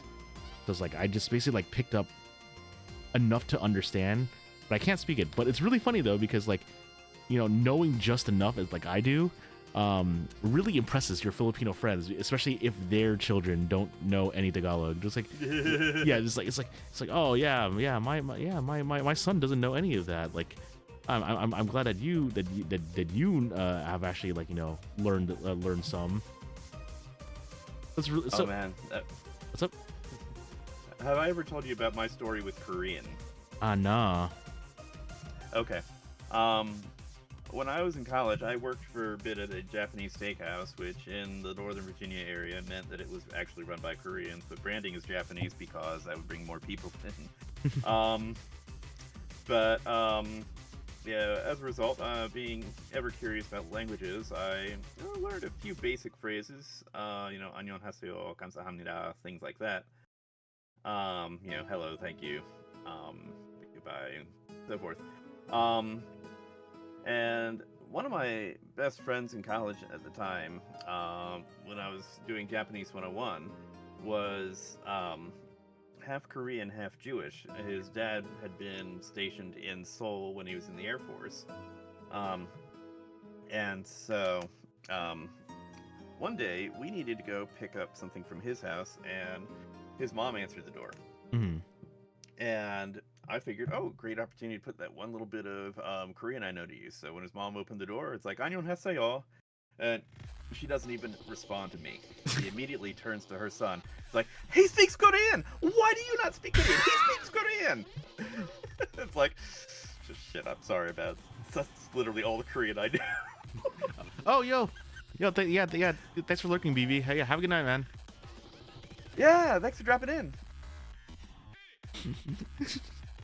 That's great. Yeah, like that's how it feels. Like, when you know the language, like, and your friends don't, and you're able to like speak with their parents a little bit.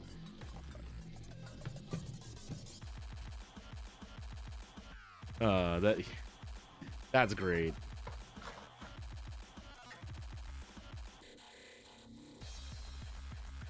Yeah, I very quickly learned I had to be a little bit more selective when I pulled some of my language knowledge out. We'll put it that way.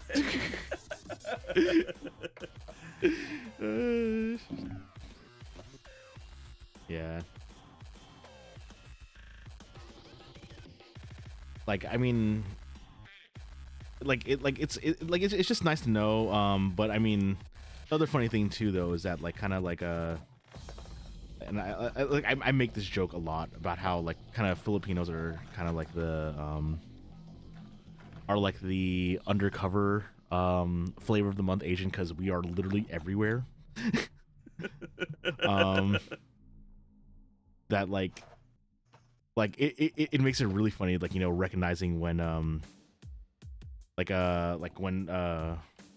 when Filipinos are like in media. Like Sorry, could you repeat yourself? You kind of froze up for a moment there, I think, Seth. Oh, whoops. Yeah. One thing that's always fun is like recognizing Filipinos in media, because we are like everywhere, because we're like undercover flavor of the month Asian. Like, right now it's like, right. Still like right now everyone loves Korea, and then but yeah, like Filipinos are just so like, it's like we are literally hidden everywhere. Like all like the half Filipinos and everything, like like Bruno Mars, and I actually learned that okay, I did not know he was. Okay. Yeah, like actually what I just learned recently, because of sometimes I do follow Critical Role stuff, is that Laura Bailey is part Filipino too. The voice actress. Kind of reminded, kind of feeling like Adam Sandler with his Hanukkah song, and all the people he didn't know were Jewish. yeah. We could say it that way too. Oh man, but yeah, it's really funny just how many Filipinos are just in media, like another famous voice actor, Dante Bosco, voice of Zuko in Avatar. Yes. Yeah. I know him from Hook. Mm-hmm. Yeah, it's Rufio. Yep. Yeah. He's Filipino. But yeah, it's just really funny, like recognizing them, and then what's even funnier too is just like seeing Filipinos just like pointing at each other, like saying, "Oh, you're Filipino," and it's like becoming instant friends. It happens so much. It's really funny. Like every Filipino's cousin. It's so funny. Definitely something wholesome about that.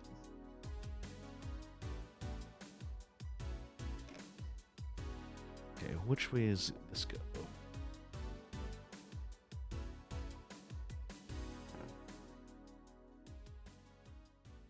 And it's kind of funny too. Is, Yeah, I think that probably, yeah, only slight exaggeration, but it seems like about a quarter of my friends on uh Twitch here either are in the Philippines or are Filipino. Yeah. Yeah. What? Not setting out to What's up? not setting out to find anything in particular here. It's just like, oh, okay, another one. Yeah, it's very very funny. Like when you start realizing like how many there are. It's kind of weird in America, is where being an eighth ascending means that you are that. Yeah. Yeah, yeah. Well, it's one of those things where in America, we have come together from so many different places over the years that, I mean, you do have a lot of immigrant families where it's still, pretty much the entire family is wherever they came from. And then you have families like mine where, um, you know, they've come in different places, different times over the years. But my mom's family goes back to like literally the founding of Maryland and Virginia, Oh and dang. Massachusetts actually. Um, so there's been a lot besides just simply British in there over the years, basically. Um, yeah, coincidentally, a lot of German as well. Um, so in some ways, it's kind of wanting to understand and appreciate, where the various parts of your heritage comes from. It's like my dad's family is, German, Portuguese, and Italian. Um, do I go asserting, I am German? No. Um, but does my family come from Germany? Yes, I'm not afraid to point that out. Um, yeah. Yeah, it's all Fortunately, yeah. yeah, it's Fortunately, always my it's always dad's fun. side Like, family when they came over was kind of also at a period where, the common practice was to just, the language was not passed down at all. Like, we're from the old country, so we speak the old language. You're of the new country, so you're only going to speak the new language, and we're not going to teach you the old language. oh, interesting. Yeah. Yeah, because that's one of the things that I kind of grew up with, where like my dad's like saying, no, like, it's like you may have been born here, but I want you to learn the like your old language. Oh hey, cool. Yeah. Actually, I finished arms, so now I basically have a technically complete like just regular build. So I actually have like it looks complete, but it is missing like all the actual like armor pieces, like because this thing's supposed to be able to turn into a plane ish type of deal. But yeah, hey, we actually did it. Arms took me 2 hours because they are tiny pieces. And now I need to work on the armor and stabilizing it and stuff. Whew, okay. But yeah, let's see like here. So, Kat is asking, "Ich esse viele Kartoffeln?" Ah, yeah, my German grammar is like pathetic right now. It's like, not enough potatoes. We'll put it that way. Today was mostly a rice day. did I have any potatoes today? No, I didn't. I had to think for a moment. Okay, now let's work on the stabilizing unit. H32, F43, C8. Oh, hey, cool. I'm actually using the C runner now.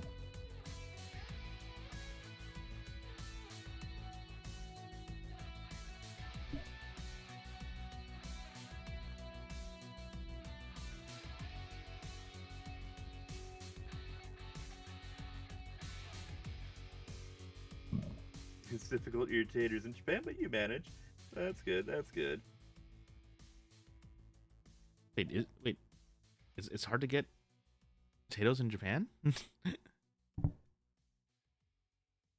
I imagine the Japanese potatoes are a little different from the ones it gets back home in Germany. Ah, okay. Makes sense. Hence the my potatoes.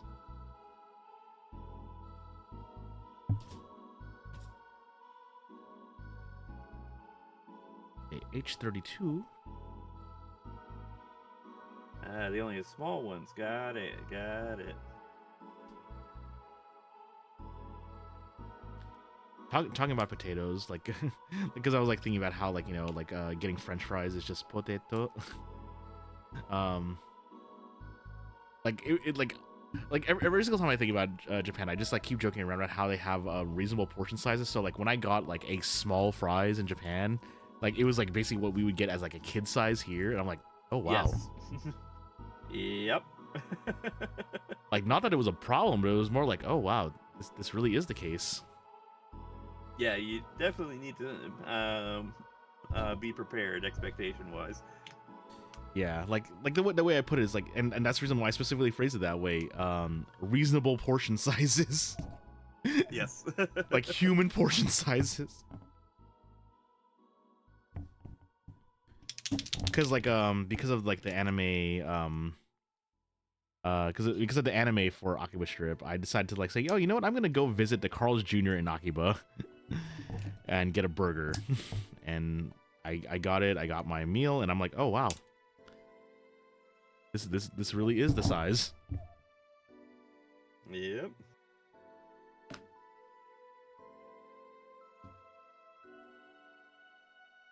So which bit are you working on right now? I noticed that. Oh wait. So you also did the. Oh, you're doing the base now. Okay. Yeah, I decided to switch over and do the base, and I just did some dry brushing and try and pull out the text here, which see if the. It's almost there. I might have to just break out the detail camera here. So if you pull up my stream, you'll see it really well in the detail camera here in just a moment.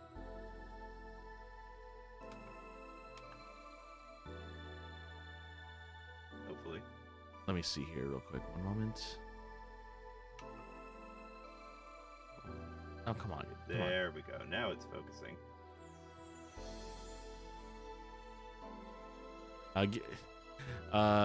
I'm like 15 seconds in an ad, so give me a second here.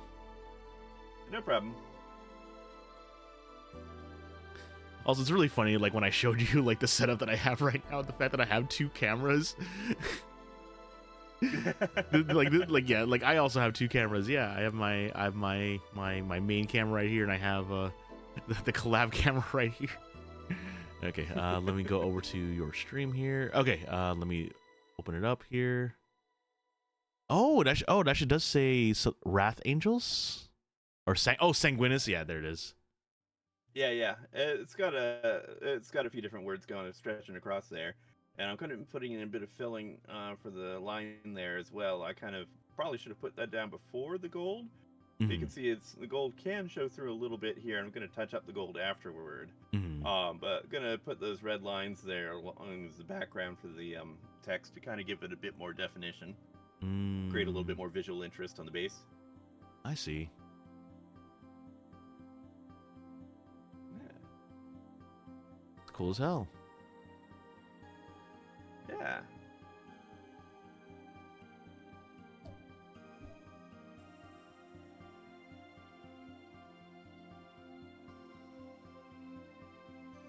Oh, sorry. Oh, okay. And I noticed that, like, comparing it to the reference piece, your the wings on yours are a little bit more silver-ish. Yeah. Well, they kind of look a little silver because of the white. I've also gone ahead and done the gold for the bracing on the wing there, basically. And yes, that is Astrath. Welcome. Yeah, we've got Astrath here, and then we've also got Lamartes here as well. So, yeah, so pull up our detail camera here, show you where we are so far on it. Amen, brother.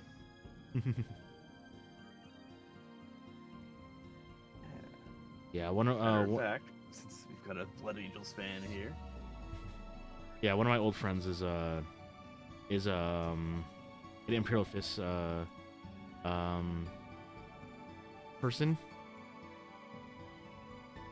And then so like for Christmas one year, like alongside like an actual like kind of like vintage like Star Wars model of their favorite character, I decided to jokingly get them what's it called, the steel thingy or whatever it is, the opposite faction Oh, okay. The Iron Warrior. Yeah, Iron Warriors. Yeah, Iron Yeah, Warriors. I got them in Iron Warriors, like diecast one, and they gave me the dirtiest look. They're like, "You got help getting this, didn't you?" And I'm like, "Yeah, yeah." Secret Santa was Nice. really funny that year. Iron Within, Iron Without. Yes, that's the one. But yeah, like he's Imperial Fist, so like, you know, like gifting him that diecast Iron Warriors, like just got me the funniest reaction possible. I think that was also the same year where my best friend got me for Secret Santa, and pretty much basically like I had a bunch of shredded paper, like basically shredded a bunch of paper, put it inside a box, and then the gift to me was a small throw pillow, but it actually does say like Desica gel, do not eat. So it was basically like a giant like pillow, like a giant silica gel packet. So as a gift. So, and it's honestly one of my favorite things. It's like yeah, I have a giant silica gel packet.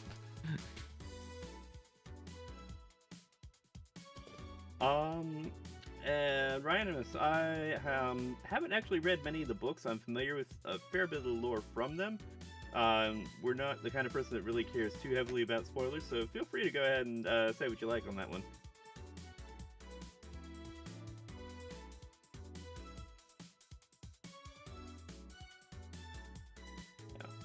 My brother's been working his way through some of the books here on Audible. I gave him that for Christmas. He's dyslexic, so he's been wanting to get into them for a while and just hasn't been able to get a hold of stuff. So it's like, hey, audiobooks, problem solved. So he's been working through a lot of the Kane novels and things like that, as well as Grey Knights, since those are his faction. So entertaining stuff there. He actually, the compendium that he just finished going through for the Grey Knights here has the legendary bit where they had their confrontation with the Space Wolves, and Space Wolves players like to say that they kicked the shit out of the Grey Knights. Objectively, it's a little bit more complex than that. The army is a successor of the Blood Angels called the Knights of Blood. Their color scheme is red and silver. Okay. Flesh Terrors, but up to 11. Got it. Are there specific dyslexic versions, or why do you have trouble getting hold of them? Well, the thing is, audiobooks specifically. There are actually dyslexic-specific fonts, but I haven't heard of any editions being put out in those. But he does a lot of audiobooks, especially while he's doing other activities and things like that. It's the way he prefers to do reading, and so decided to do that to let him finally engage with the stuff he's been wanting to read for a very long time.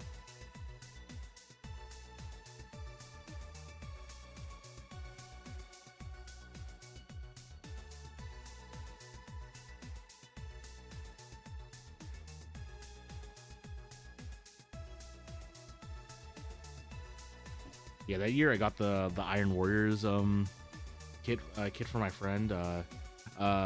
He immediately like basically went on YouTube and basically was like showing us like a bunch of like the memes of Imperial Fist versus Iron Warriors. That was fun. Telling me about like, what is it, siege fortify. It kind of reminds me of, you know, I'm gonna make a brief exception to my, you know, perfectly say so bit here for a moment because this joke is just too good. But someone was asking, you know, for lines that, you know, for Warhammer lines that you could, you know, say on at the table and in bed. And the Iron Warriors war cry there basically won that competition. Iron within, iron without. Oh my god. It's like now that I know what it is, I'm like it's like I knew it was coming. Like, god damn it. And it's like, you know what? End the contest now. That takes it. Yeah, that is easily too good.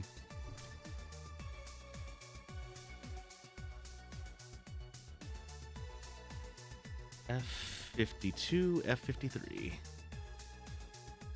F91.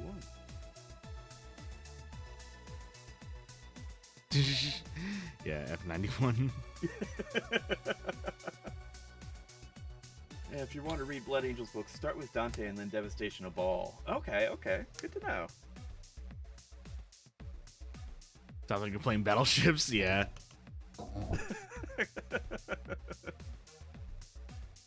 Yeah, I really need to get to charge counterattacks so I could actually finally, you know, watch Unicorn, and I could finally watch Oh man, you haven't watched Char's Counterattack yet? Not yet. I'm still making my way through Zeta. Not that it's hard to get through, but it's more like I keep getting sidetracked by trying to watch a bunch of other things. Like I mean, fair. Yeah, I mean, it's like I was trying to follow like a lot of anime from this season, and I just never actually got around to it. And like, I mean, I've been slowly working my way through like UC, because like I have an RG New and I have an RG Sazabi that I've been wanting to build for like the longest time. And like they're in my backlog. I have them physically. I just never got to them because I only ever build things of things I've watched. Oh. Yeah, so I basically bought them in anticipation of saying, you know, I'm watching through these at a pretty fast clip, and then I got a job, and then my That'll do it. Yeah, then my Zeta watch like just slowed to a halt. So now I'm basically like struggling to keep up with. My RX-72. I mean, we technically will be able to do that when the tabletop comes out. Yep. Actually, wait, no, I don't think we would be able to, because it has a hex grid, I believe, instead of rectangular. Actually, Gundam X is well worth watching though if you're into UC stuff. Hmm. I mean, it's, you know, not canon UC per se. It's AU, but still, it's definitely my favorite of the original AUs there. The G Gundam is also up there. Yeah, everyone loves G Gundam for the most part. I'm sorry, I have to question people who hate G Gundam. It's like no, Ryan. The movie for 00 is great because it actually it encompasses everything about 00. Like, you know, pretty much basically ending wars by communication. Like that like it is such a big part of that. It's such a big part of that. Okay, and then you get C21, C20. I like it because it actually has better designs than Season 2. I do not like Season 2 designs of 00.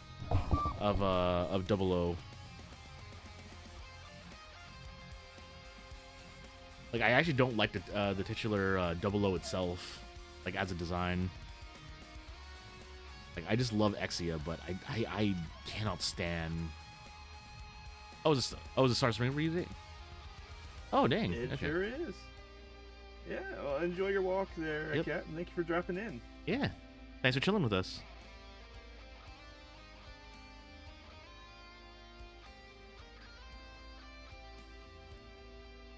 Now, is it 00 or Unicorn that has full frontal?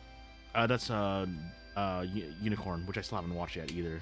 Because like I'm trying to watch everything in order, so like that basically means like when I'm done with so that's all the way at the end then. yeah, because I have to watch Unicorn, then Hathaway's Flash, and then that's when I could watch what was the movie that F91 came out in, or was it just F91 is before V Gundam. Yeah, I forgot what the movie was called. I think F91 was a movie. Okay. It wasn't a series. Yeah, I'm trying to remember what was the movie of it, but yeah, like there's that, and then there's what's it called? Oh man, and then I could finally read Crossbone Gundam, and then right, yeah, and then I could continue on to and then I could continue on to Victory Gundam. And understand every meme about that series. It's like I'm aware of some of the memes because of playing Super Robot Wars 30, but like everyone has been like just making jokes about it. Oh yeah. So, I haven't actually. yeah. Sumeragi was great. Yeah, I haven't actually seen 00. I need to get around to that when I do my catching up on Gundam here. Yeah, Double is great. It's actually like like I said, it has one of my favorite designs, which is Exia. Season 2 does not have a great design though for the 00.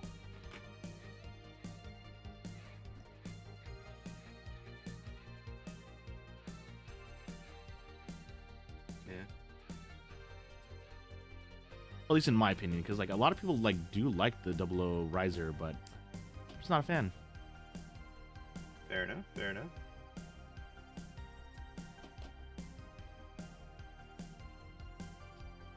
Yeah.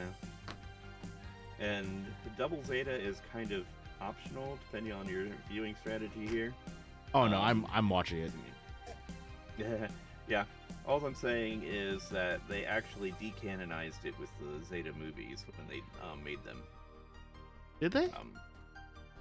Do you mind a very minor spoiler? Go on. Very minor. Basically, the entire kickoff arc for Double Zeta is because Yazan ends up, after the events of Zeta, crash landing on Shangri-La. And basically, runs into the kids that form the core of Zeta's cast. And it's basically, a running joke throughout that entire segment there, in spite of how terrifying he is in Zeta. The Zeta movies are like, no, we're not having any of that. So they very explicitly kill him on screen. So there's no question at all. There's no way he could possibly just float into the colony later. Oh, interesting. Yeah. Yeah, well, I mean, because I'm watching the series, it's like I have to I still have to watch Zeta or Double Zeta. There. Now that's coming through a little better with that red background. Oh, dang! And that's still just dry brushing it. Yeah. I'm just pulling the brush sideways across everything there. Doing a little bit more on the line itself there, just to help it stand out. But yeah, basically we're just dry brushing, pulling it sideways across the letters there, so that we're getting just the tops, and just being careful not to do it too heavily, so we don't fill in too much around them. Hmm.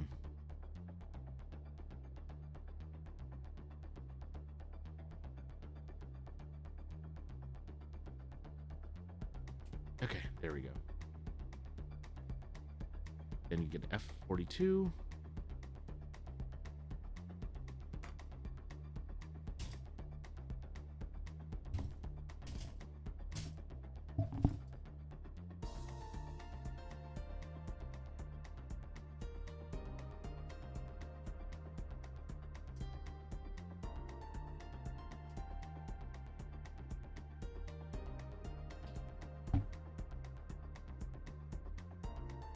God, that's such a cool technique, the dry brushing.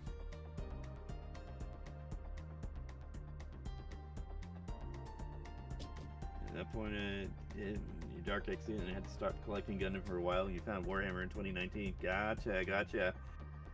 Yeah, I first started with Warhammer back in the second, third edition days for 40K. Right around the time third edition was released, basically. It's part of the reason I have guys like this here in my collection. Kind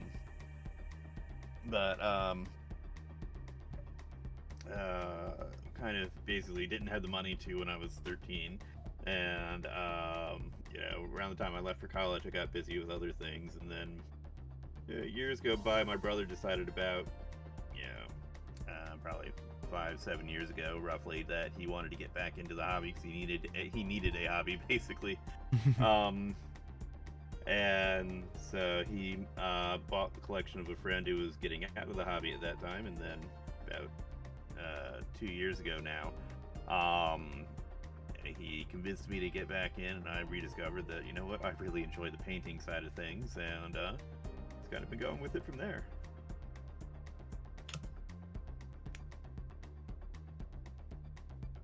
Wait, this doesn't seem right.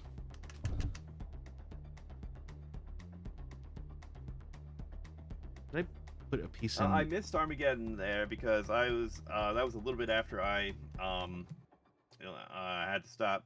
And again, I didn't have much at the time there, but yes, I was there for second and third edition.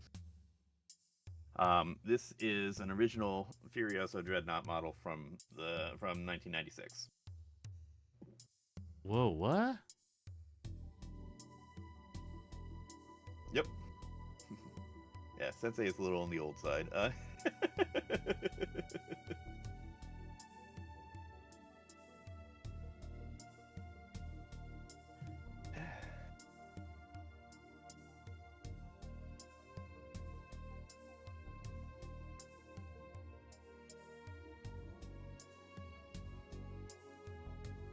Okay, there we go. That's the correct way to do this.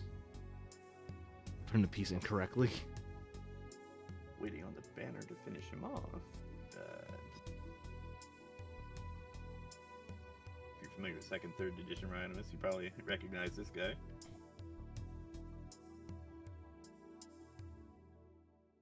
Yep.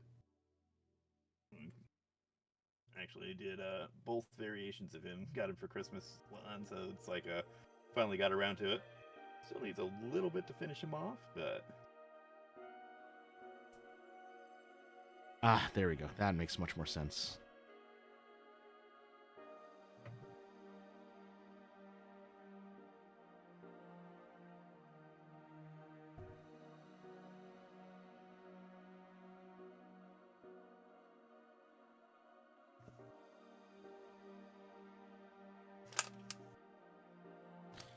Okay, we have that piece in. Now we make the right armor unit.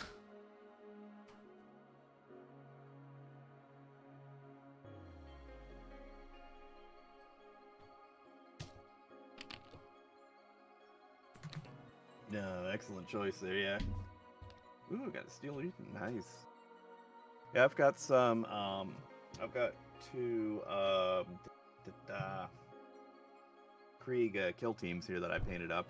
So that was a lot of fun as well. —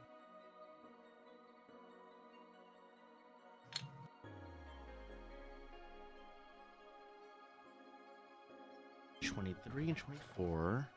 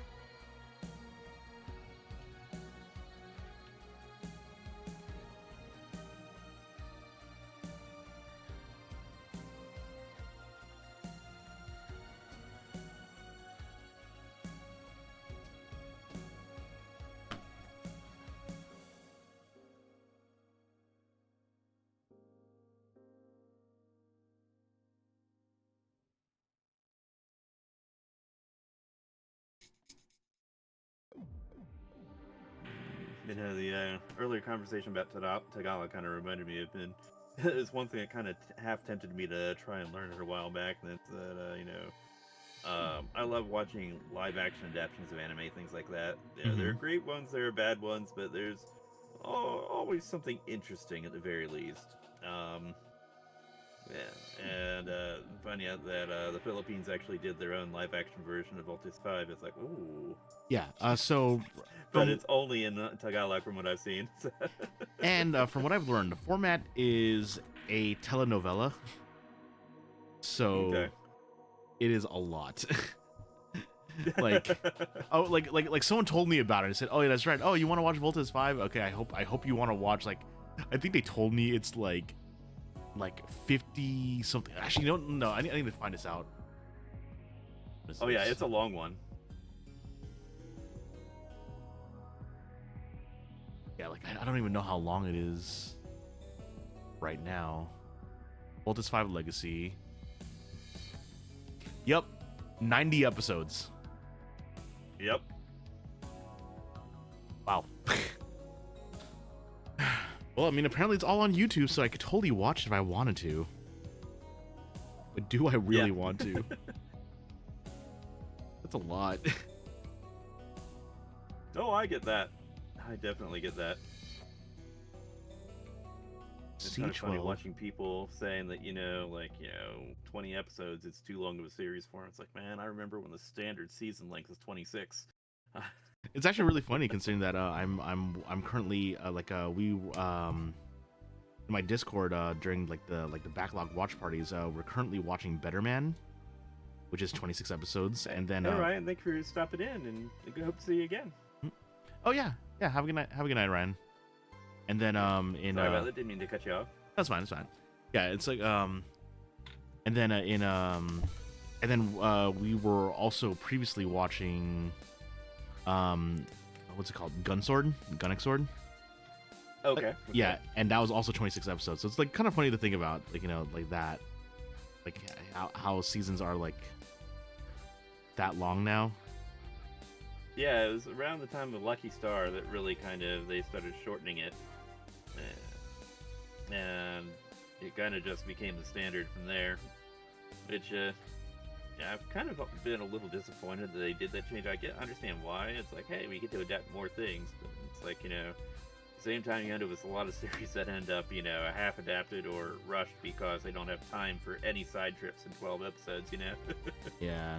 Or, I mean, hell, even 24 episodes is not enough for some series. True. But it's like, one of my, a classic that I really enjoy that, don't hear about much these days is Mao and Yusha. Don't know if you know that one. I think I kind of know it, but I've never seen it Demon myself. Lord? Yeah, I've never. Yeah, it's like it gets its foundations laid and it's really starting to get rolling right as it ends, and then it didn't get renewed for another series, another season. It's like, or like No Game No Life is another one that again really finds its stride and then stops. Yeah, no Game No Life is still one of my favorite kind of memes that people say saying where's my season 2? That is one. Yeah. Yep. Yeah, that one's a classic to keep asking for. Well, especially since you can't complain about Spice and Wolf anymore. Yep.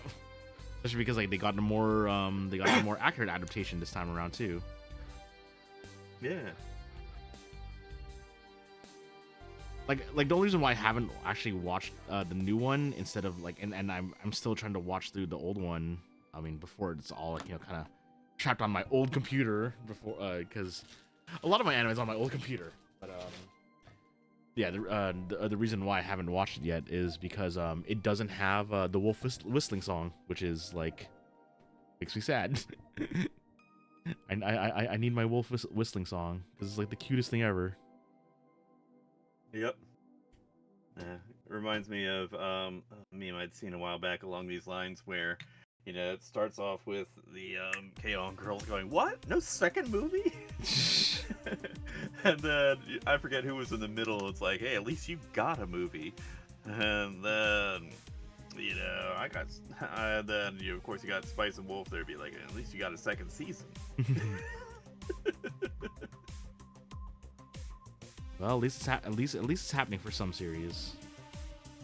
True. So this goes here.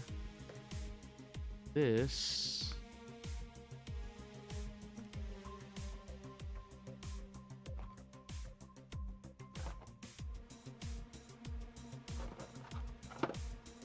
Okay, yeah, there we go. Sandwich this.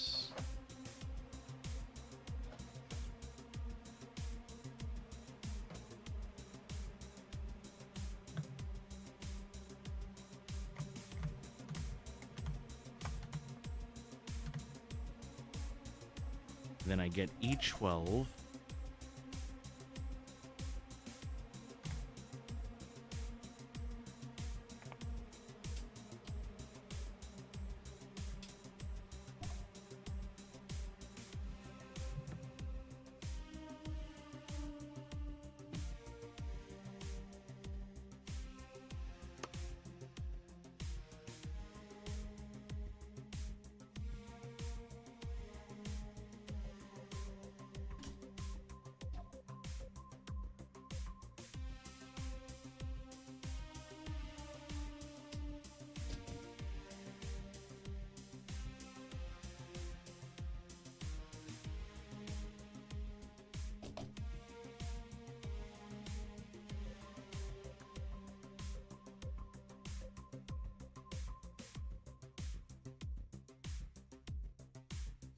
Oh, that felt dicey.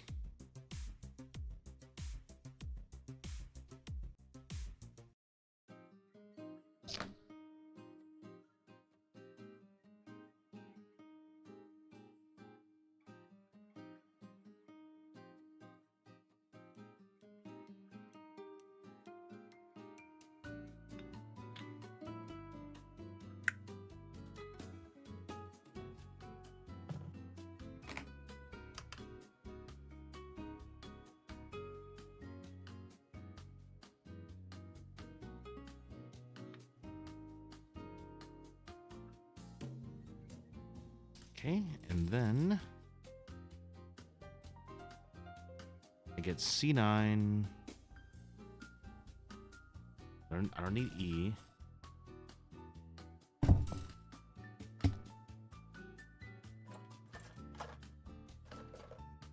So C9.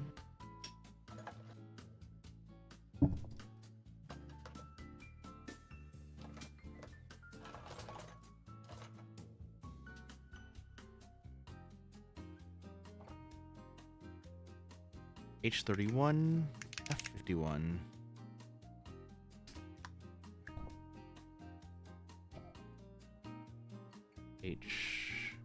This is F, so I need to get F51.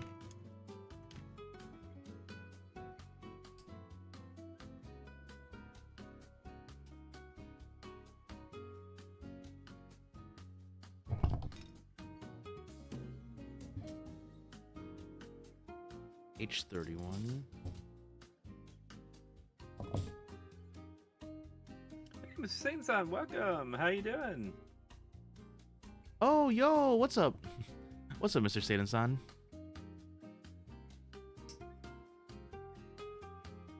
All good at this way. Been doing a co-working painting stream with our friend DJ Asher here.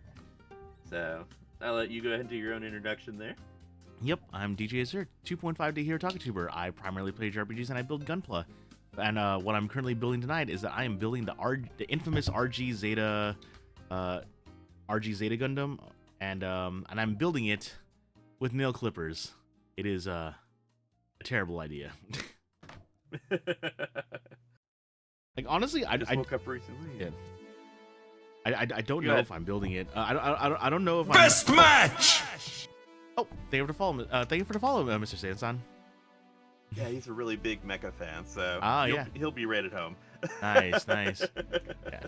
You getting yourself ready for work? Actually, well, while you're getting ready, I actually want to, well, since you're a mecha fan, what's your favorite real robot and what's your favorite super robot?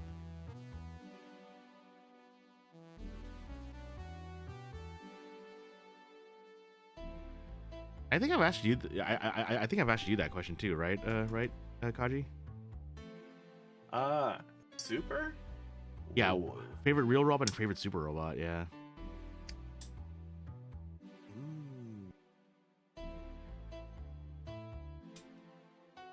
It's hard to go wrong with Gurren Lagann, to be honest. I mean, but then again, I think that's as much love for Kamiya as the mecha. Kamiya. Yeah.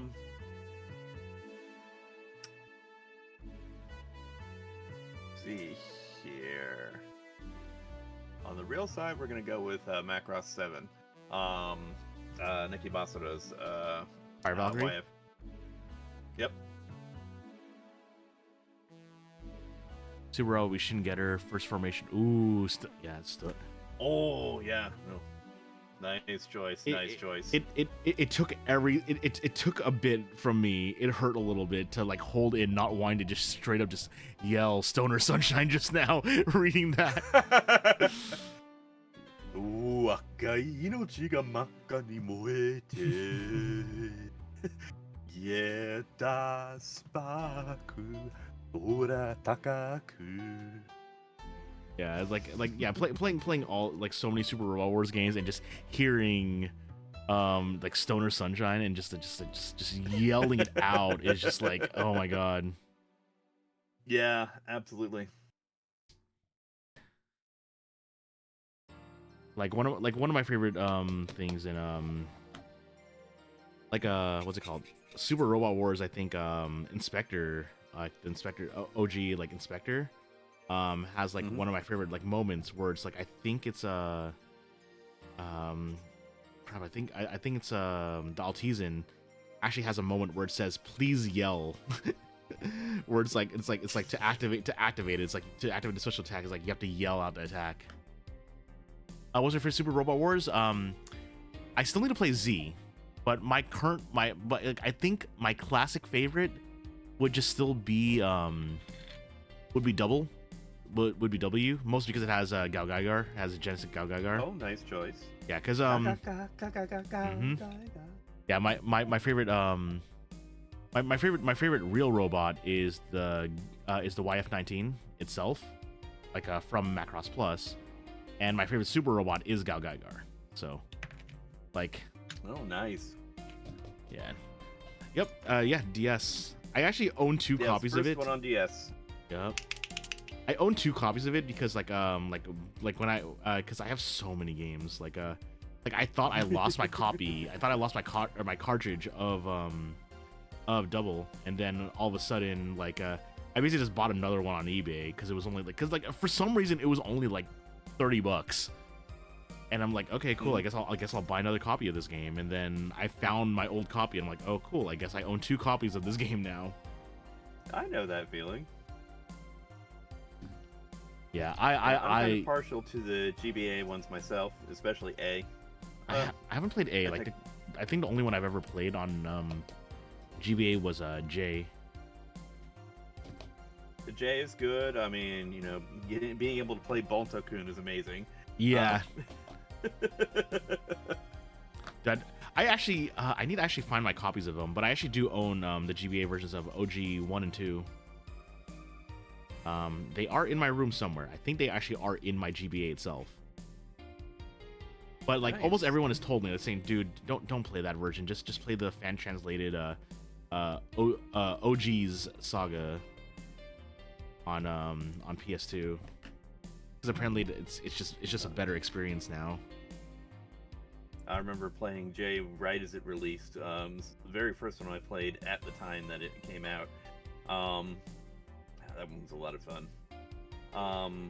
But yeah, A was my very first one, which is part of the reason I sentimentally attached to that one. Plus, Soul Gain does not appear as a playable unit in any other game.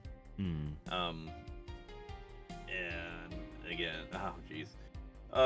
That said, A is like, you know, one of the hardest in the series because it pulls some really nasty tricks later on, and the final mission in that one in particular is just a bullshit. You have the map is 2 screens wide. It's got about 40 enemies in there, the lowest of which is 300,000 HP. To get to fight a boss that has 2 million HP and a large health regeneration. And you have exactly 10 turns to cross the field and kill that. Oh. Yeah, that does sound like fun TM, yeah. Yeah, well, and it's very easy to end up completely underleveled there. So it's like, yeah. That said, the other ones on GBA are also pretty solid. R is good. D has some things I like. You know, it's got Macross 7, for example. but it's also like, you know, every single map in that one is, every single mission in that one is like, you know, like 2 and 3 maps. And if you fail, you go back to the first map, and it gets very tiresome very fast, in spite of the other things it's got going for it. Yeah, actually, you know, it's actually Mr. Sansan, it's actually really funny to bring up Z, because let me go grab it.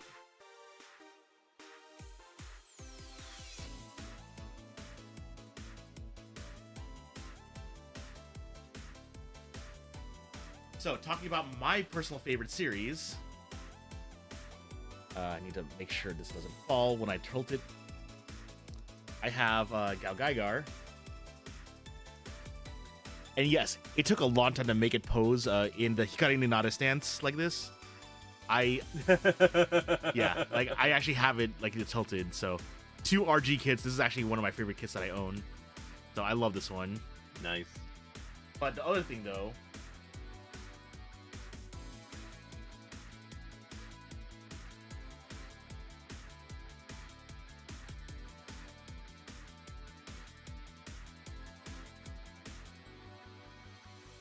so what's really funny is that Super O or Z, one of the main characters you could choose, is that obviously when you think Gal Gaigar, you think like, you know, like hand tools and a lion, right? And a train, yes. Yep. So Super O or Z has the Gunleon, which is basically like a construction robot that, and like its weapon is a giant wrench. I love this. I love this thing. This build was so much fun.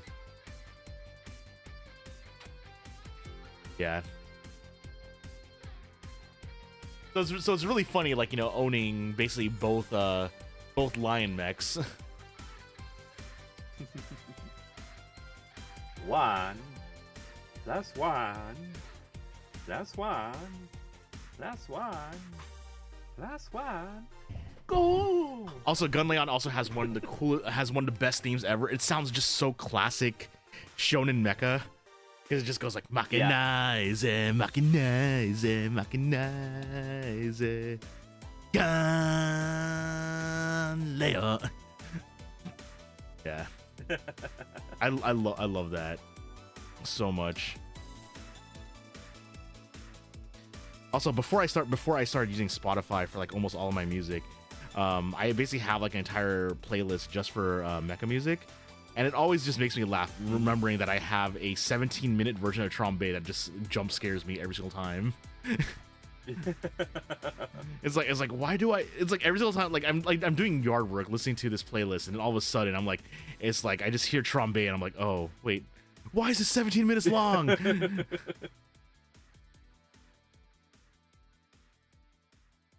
Oh, they're using call. Oh yeah, yeah. Z. Like, I've also played Z2. Like, I really like Z2 because it's so easy to break. Oh my god, that game is so easy to break. I played Z2, Saisei, and Hakaihen. I still need to beat 3 Jigoku-hen and Tengoku-hen. Yeah, if I remember correctly, I think what is it? The Leo sphere made it so that she can't age or something like that, or took away her age. Oh, cool. I'm actually using this joint here. Yeah, I forgot what the Leosphere did. But, like, the one I remember is Z2 specifically, because I really love how, the Librasta... Also, it's really funny because, like, you know, like, the Zodiac Sphere, like, characters also all have, like, some sort of, like, crazy drawback.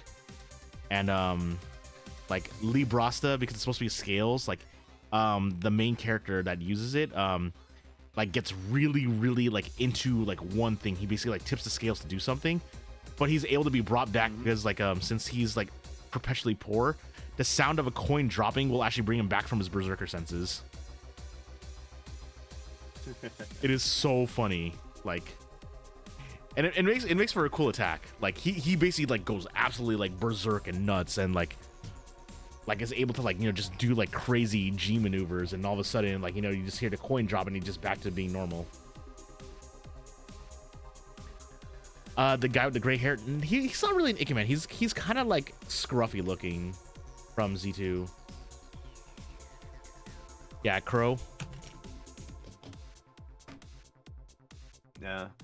yeah, most of the games can be broken pretty easily once you can get 2 energy resupply units. Or in D, the moment you get the Macross units, just get it. You spend some turns just getting everything up to level 99. And then in D, you also it was one of the ones early ones that had the pilot point system as well. Of course, that one, if you abused that too much, if I recall, it punished you pretty bad because basically the AI just stops responding if it can't, if it has 0% chance of doing anything. Oh. So it's like, oh, fine, you're just gonna make it so I can't hit you. Well, then you come and get me. Which really gets annoying after a while, especially when you get on timed missions where it's like destroy everything within this, and they're not attacking you on their turn anymore because they know they can't hit you. Oh, I see. Yeah, so it kind of tries to force you to play nice there, but who cares about playing nice? Yep.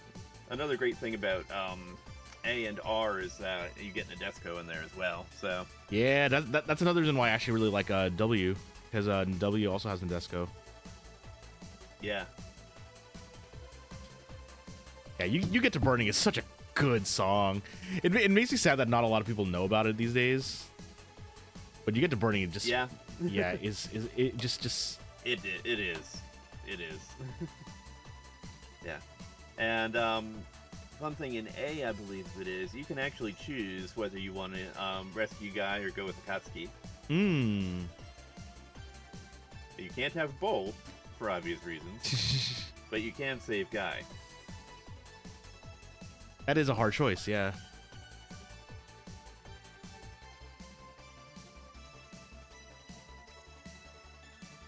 All right, enjoy your shower, Satan's son, and I hope you have a great day. Yep, sure thing. Yeah.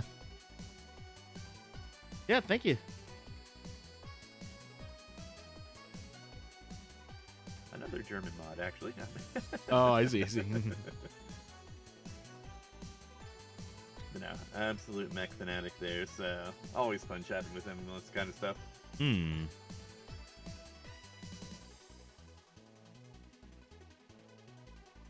Oh, I see now. That's how this works. Okay.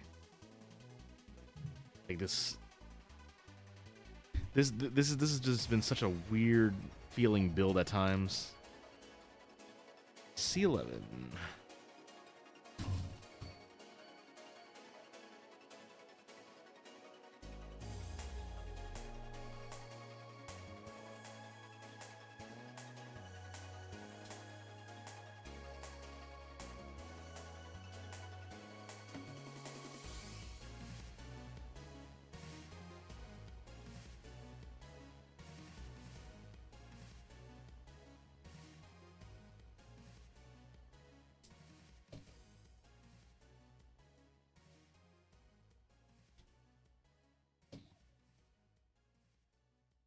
Yeah, so what's your favorite build you've done so far? My favorite build, oh man, that's actually kind of hard to say because like part of me just wants to immediately just say it was like, you know, the first Gao Gaigar I ever built, but like cause that gut responses are right. yeah, it's what started me building all these in first place. But at the same time, like there's like a lot of other things too, like, you know, like encountering my first Witch from Mercury kit, and like that just felt nice to build. Okay. And then like, you know, my first like I have stuff like my first like master grade builds, which were the RX-78, and then building my the Gundam Dynamis from 00, like that kit is one of the best kits I've ever built. Like just feeling, but I wouldn't say it's my favorite. But I don't know. There's a lot. Well, favorite is always an emotional thing more than a logical thing, anyway. So yeah, kind of why, you know, again, your initial gut reaction sometimes is the best way to answer on that.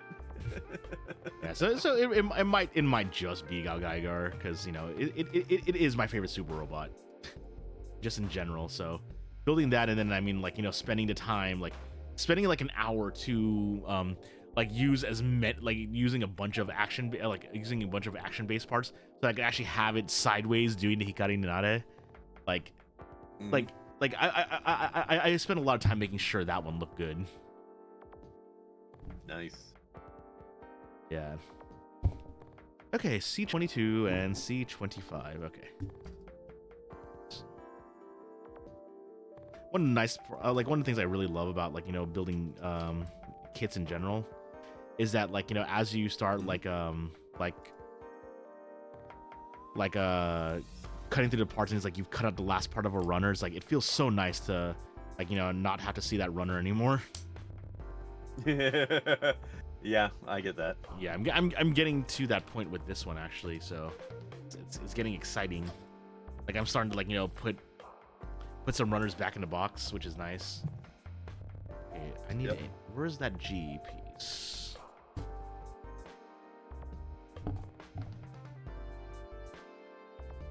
G. It's kind of like for me, it's certainly there are two key moments that really help, you know, mark something's really coming along. That's doing the lenses on the helmets and doing the ring around the bases, like you saw me do with the black ring on this one. Kind of just those details that just kind of really start bringing something home and making it start looking like it's coming to life. You know what I mean? Yeah. Yeah, that's one of the reasons why I really like the RGs and the RG kits and the and master grade kits, because there's so much because sometimes you're basically it basically feels like you're just cutting a bunch of like unrelated parts and then you realize that it's all just color separation and you just put it all together like a quick Lego and it's like, oh, I get it now. Yeah. I've never done an RG kit. Admittedly, they always kind of seemed, just as someone who hasn't done one, like they fit in a really weird space. I mean, I've done master grade and I've done high grade, and it just kind of seems like a downgrade from master grade, I guess. Yes and no. Like the newer real grades actually feel really nice to build. They're basically obviously high grade size, but master grade like style building. So essentially, they are like slightly harder to build because the pieces are smaller than master grade. But it has like a lot of the color weight detail and stuff like that you'd expect out of a master grade in a smaller size. Okay. Yeah, like the older ones, like so from what I've learned, it's that from RG new and before, sorry, from RG new and after, like those are all actually I think Crossbone technically is part of it, but like I hear that Crossbone because it like you know since Crossbone and like the Victory Gundams, they want to say plastic, so they made them smaller than what you'd expect out of a normal high grade. Like everything from Crossbone on for real grades is a great build. Like one of the best real grades out is oh man, talking about even though it wasn't the one that came to mind first, the RG God Gundam, and I can't wait for, I believe they are coming out with the RG Shining Gundam soon as well. Nice. But yeah, the RG God Gundam, they actually have like extra joints in it as well too, so that you could actually let it cross its arms. But it is one of the tightest. Like you could actually cross its arms. Like it actually hyperextends the shoulder joints so that you could actually do that. Nice. But it is one of the most posable things you'll ever build that you will ever use. Like yeah, it's just really really posable, which is why I love it so much. Okay. Like I was like if you know the singer Usher, like you know how he has like this kind of like dance move where he like pretty much basically like you know goes on his he basically does like a handstand, but his legs are like you know kind of like right angled so that he basically makes a U in the air. I was able to do that pose freestanding without a base with the RG God Gundam because of the way it's built. Oh wow. Yeah, like I was able to like pose it like you know like just doing a handstand with its legs up in the air. So it was like pretty much vertical, doing a single handstand, and yeah, I was like that is impressive. Yeah, I have the pictures somewhere. Like I have so many of them. Like I was like, oh wow, this is one of the best. This is one of the best kits I've ever built. Yeah. Always a satisfying feeling. Mm-hmm. Yeah, especially because First one I built was the Master Grade Gav Custom from 8th MS team. Ooh, okay. Yeah, I've wanted to build the 8th MS team Master Grades, but I'm like, it's like every single time I look at them, it's like I think about, like, you know, that they're older kits, and I'm like, I don't know. Yeah, like. Yeah, they are. They definitely are. Yeah, I mean, it's funny saying that because I built an Easy 8 and a Goof Custom and 3 Ground Gundams. Like, I've built a lot of them. Now, do they update and reissue them from time to time, or is it literally the same model that was available 25 years ago? So, Ground Gundam actually does have a reissue. It actually has, like, you know, slightly newer build quality.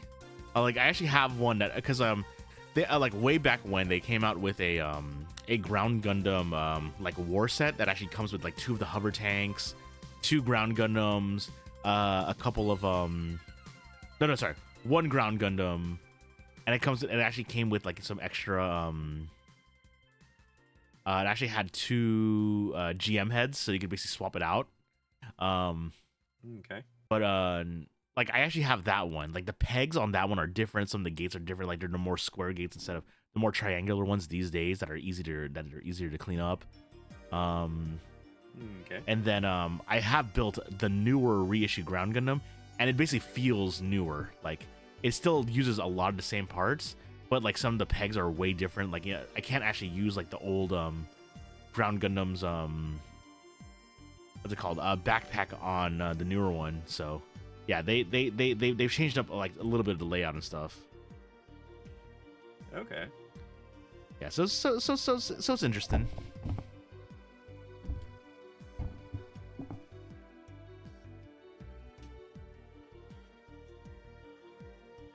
Like, yeah,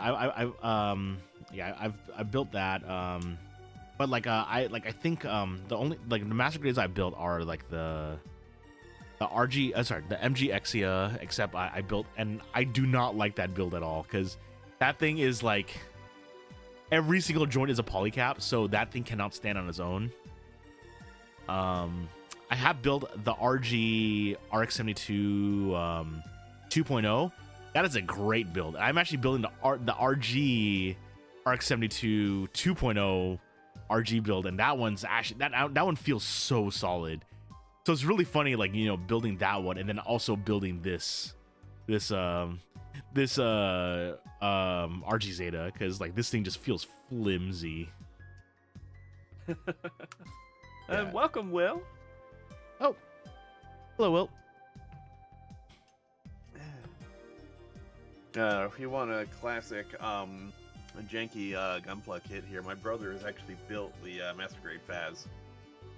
Which one? Master Grade Phaz, full armor double Zeta. Oh, okay. I didn't know there was an extra one. Which, like yeah, and it's kind of all the same issues with your real grade Zeta there, and that, you know, transforming and things like that. Just, you know, at a Master Grade scale. Oh no.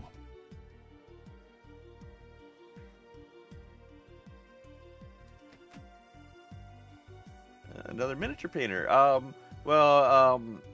Azure's doing Gunpla today. However, I think we might be able to get him over into doing miniatures at some point here, from the sound of it. Yeah, like I've always been interested in it, but like it's just that like I don't have the space for it really. I mean, well, technically I have the space for it now, but like I think like the thing is, like the only model, like the only kit I want to build is like, what is it? Like I said, the Noise Marine, like that 80s Noise Marine, and that one is like $50 a model because it's like the special one. Uh-huh.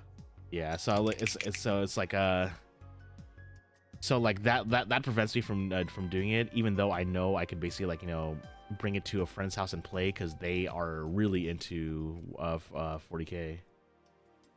Mm-hmm. Yeah. But yeah, no, it's just that yeah, it's like it's like I'm only interested in building I'm really only interested in Emperor's Children stuff. There's nothing wrong with that. There we go. Next piece is this one. Besides, there's a lot of things too where, I'm sure from being in Gunpla for so long that, it's like, I'm just interested in this one. And then once you do one, it's like, oh, well, I want to do a bit more for this. Yeah. Yeah, because the thing that my friend has told me that if I do actually want to play them, I'll need to make like a bunch of like Chaos Demons. Especially. So I'm like, oh man, that seems like a lot. I mean, there's several different ways to approach things, and honestly, there's like I primarily just paint really. Mm. I can play the game. I've played several times, but I am much more interested in this side of the hobby. For me, I wanna play it, which is why I'm really interested in the Gundam one that's coming out. So hopefully that should be fun to do. You'll have to remind me when that comes out, actually, because I am interested in doing some of those minis. Yeah, I'll let you know. Probably be easier. I mean, I don't think it'll be easier for me to find a game because like there are so many like game shops that do 40K around me. So what you do like is Lego. You do come from Denmark, so it makes sense. Yeah, like one of the funniest ways I've ever heard Gunpla referred to is that it is Lego except you cut out the pieces yourself. And then I was making a joke earlier that because I built a new computer, is that building a computer is just expensive Legos. Yeah, because if you could build a PC, if you could build a Lego kit, you could build a PC. Funny thing is, he's actually doing that right now. Oh, building a PC or doing Lego? PC. Oh, nice. Yeah, I think he's waiting on his graphics card to do something right now. He's been giving me the blow by blow every time a piece comes in. Nice.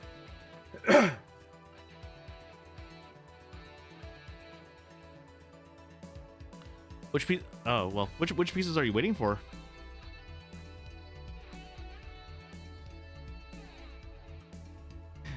I annoyed my friend when they were getting like their PC stuff together because I'm like, it's like, oh, I want to know what you're building. You're getting impatient. Which GPU? Which GPU are you getting? Or like what? Yeah.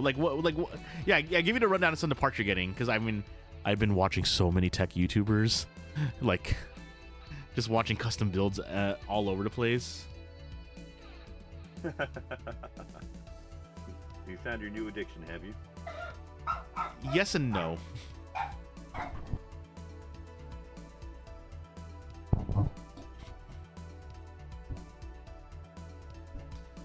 Yeah, it's been a lot of fun, like like just like saying, oh hey, cool, like this new GPU is coming out. Oh hey, all this stuff is coming out, and then like I actually do have a brand new GPU as it is coming out, and I got the Yeston 9070.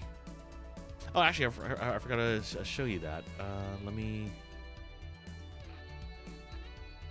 Yeah, I've been hearing everybody saying not to buy the 50 whatever that Nvidia just put out. Yeah, like the 50 series is not great from what I've been seeing. At the very least, people are saying don't buy it at retail. Yeah. Hey, Saul. RX 79 XT, 7900 XT, 700X. Oh, Resonant. Okay, 32 good. Nice. Yeah, I'm running a 1300 watt GPU, the Lian Li Edge. I got the Height Y70 touch case. Oh, well, good morning, good time zone, Paladin. I think he's East Coast, same as me. I could be off though. I see. I see. Okay. In case it's about 2 in the morning, but Okay. So yeah, I sent you I'm sending you images. The image on the top is my old GPU, and the image on the bottom is the current GPU. So yeah, you can see why people were calling this the waifu card when it loads in. All right, I'm just gonna go on BRB real quick and do a window capture for cameras here. So 1 moment.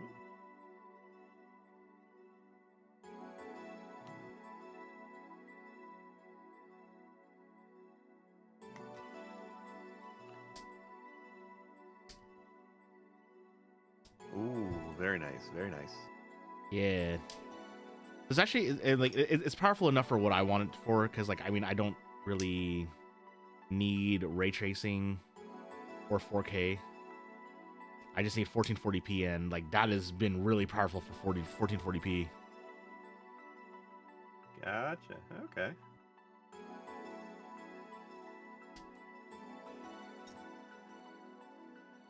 A little look at the current piece here. Ooh. Oh wow, it even has like its own rib cage too. Nice. Yeah. As the chaplain here, and the skeletal armor is very much a distinctive feature thereof. So.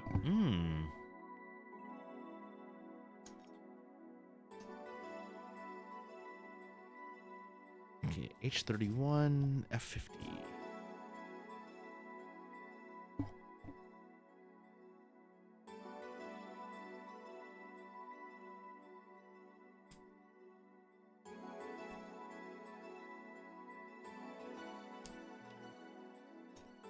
Hi, Prince. Welcome. Thank you very much. Oh, for Counter-Strike 2? Okay. You a good PC for streaming and practice? Okay, okay.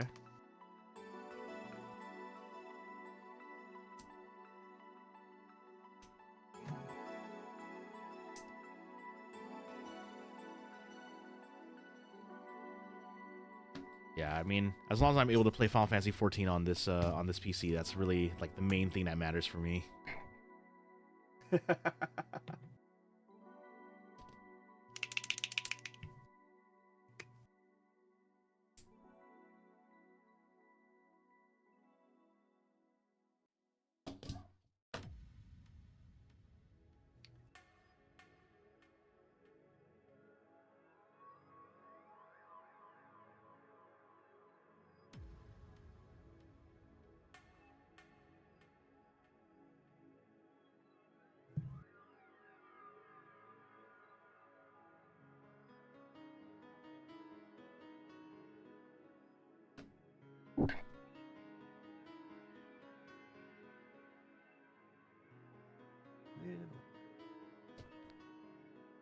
Man, every single time I see people talk about Osu, I get really sad that we only got one elite beat agents. Oh, right. Yeah, I mean, I actually have physical copies of elite beat agents and Oendon 1 and 2, but it's sad because I want more. Yeah, Gundam was one of those I always wanted for DS, but could never quite track it down. It actually got pretty cheap for a while. Like when I think I was actually able to buy a copy off of Amazon for like $40. That's not too bad. Yeah, I don't remember when that was, but like it's been at least 6 years. Like I think it was like around the time of the Switch. I'm like, I want to replay these games. I'm going to find them. Yeah, I definitely get that. Yeah, I think like the most ill-advised purchase I've ever done for like like getting like old video games was a game for the PS2, Busted Groove, 1 and 2. Oh jeez, I haven't heard that title in years. Yeah, it's such a classic to me. Like I'd probably say it's one of the foundational games for me, like that like kind of like cements the types of games that I want. And I miss that game, so I actually do have PS1 copies of those games, Busted Groove 1 and 2. Nice. Unfortunately, they did cost me a lot, and I don't want to say out loud how much I spent on those. I get that. I definitely get that. Like I even realized that my PC capture card can actually capture, like I actually looked up a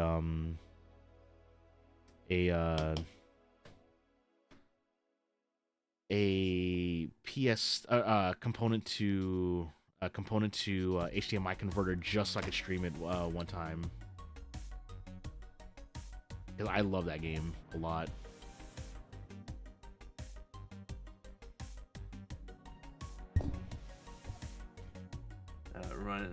Speaking of streaming PlayStation, I've actually done PS2 on stream once a long time ago. I did one of the Keroro Gunsol games on there actually. Which one? Keroro Gunsol, Sergeant Frog. Oh, I didn't realize that. I should have realized that there are games of him, but okay. Oh yeah. This one is kind of one part fighting, one part collecting stuff. Mostly a fighting game, really. Like versus fighting game or like beat 'em up? Yeah. Oh wow. Okay. Want to play Elden Ring? Yeah, when kind your of PC has a finished? story where it's like, hey, you know what? We're going along, and now you've run into this character, and you have your one-on-one fight with them, and then you move on, and you've got this character. Yeah. Anybody who's a mecha fan owes it to themselves to check that one out, especially if you're like a Gundam fan at all. It's a love letter to pretty much anything Sunrise. Oh man, Kuroro Gunso. I think I still have like old copies of Sergeant Frog in my room somewhere. Cause I used to read them like physically, and I just never looked back. Like I haven't looked it up in a while. Yeah. Well, it's kind of like Yakitate Japan or Gintama, where the more jump the better it is. And it's a similar thing, except it's centered around Sunrise. Makes sense. Man, the more you know for Yakitate Japan. I missed that series. Yeah, it is a good one. Yeah, I think I actually reread it all like a couple years back. I'm like, I feel like rereading this, and I did.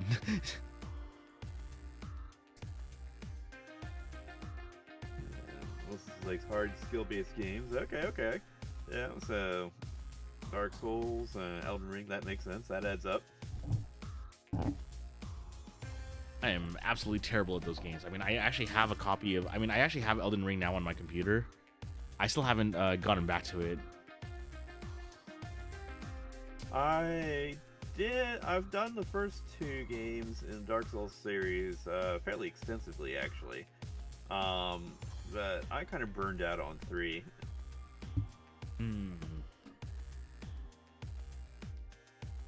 So I might pick it up at some point if a friend wants to do like co-op or something on it. Basically the way the game was originally intended to be played anyway. But kind of not interested in trying to solo that one, if you know what I mean.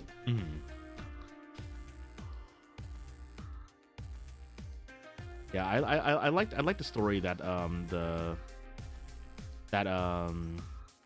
was it Miyazaki, I think is the director's name, says about like how he came up with the idea of how the system works. Like he was in a snowstorm, and then everyone was just helping each other like move their car up. Yep. I didn't know the full context of the analogy, but I remember the helping people move a car up a hill. Okay, got it. Yeah, like and that's how he describes how Dark Souls multiplayer is. It's like that. People just coming together just out of nowhere just to help out, and then just moving on. Of course, there's the concept, and then there's the reality, which is a whole bunch of people smurfing and making life miserable for you, and yeah. When I was playing Dark Souls, partway through my Dark Souls 1 run, I think, is when the servers all went offline for an extended period. And so, I just kind of decided that was the right time to just blitz it, because I was really getting annoyed with all the invasions. Oh, yeah.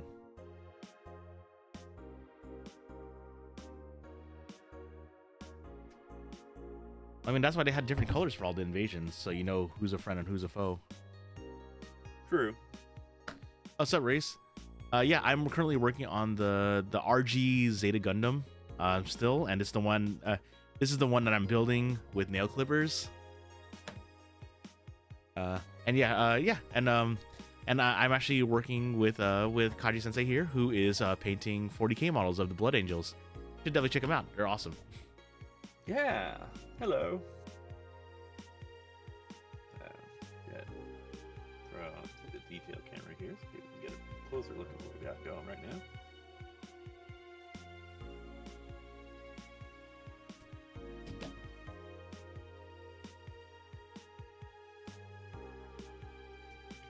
What about you? How have you been, man?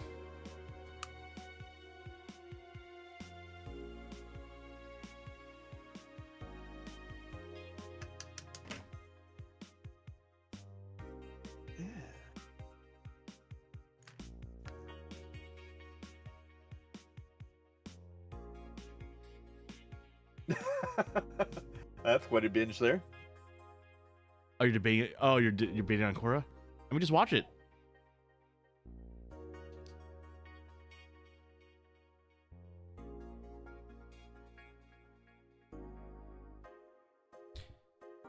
Okay, so I have the wings done now.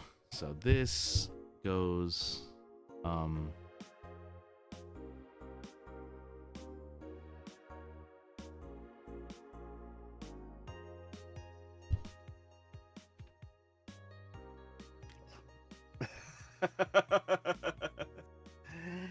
I get that.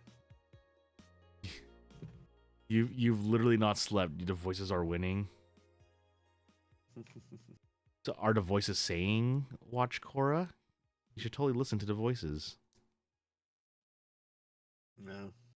I remember when Gundam Wing had just finished on Toonami, and my parents were going away for like a week or something like that. So my brother and I decided to spend the entire weekend just binging rewatch of uncut Gundam Wing on VHS, basically from start to finish the entire weekend. Oh, dang. Yep.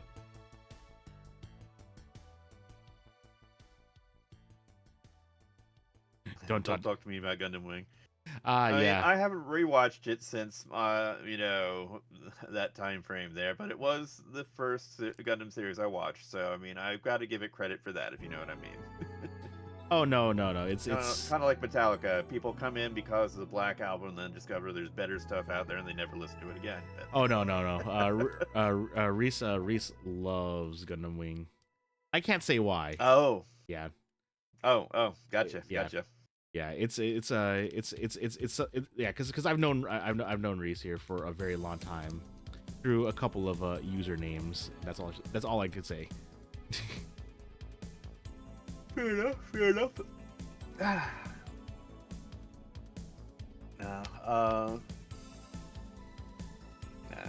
Still got a soft spot for Death Scythe and Duo. They're definitely my favorite from the 5.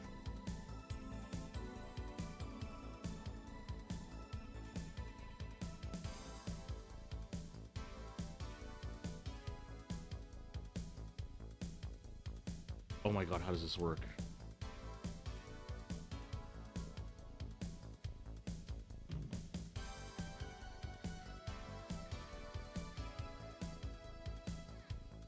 Okay, there we go.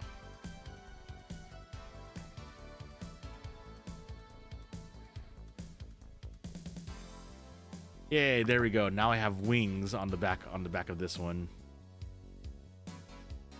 I feel like it's getting more stable and unstable at the same time.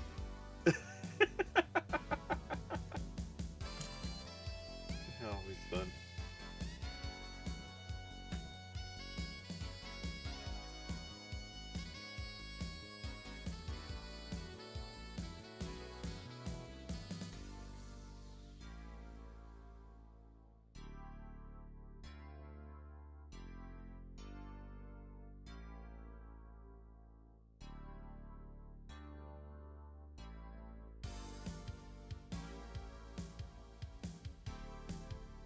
Let's see here.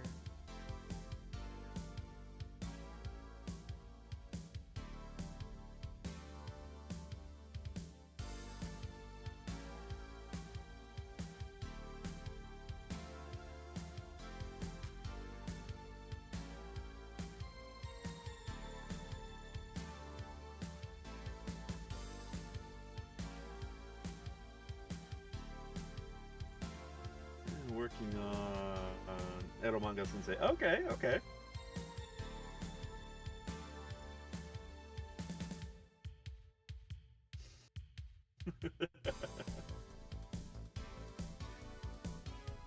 Yeah, I haven't watched Eromanga Sensei myself.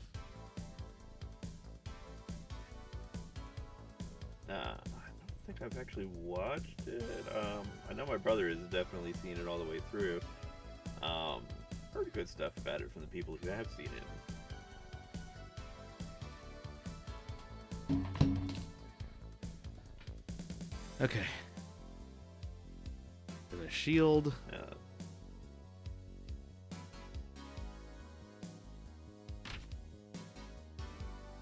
Konosuba? Yep, that's a good one. Oh yeah, Konosuba was great. Yeah. People may hate on it. I will stand by it. I enjoy that series. Yeah, that series never fails to make me laugh. Exactly. And yeah, kind of getting back to our earlier discussion about genres, things like that, you know. I am not strictly loyal to any one genre, although I certainly have some favorites, like mecha, for example. But in the end, my criteria is, am I enjoying this, you know? It doesn't have to be high art or anything like that. In fact, frankly, some of the artsier ones kind of lose me.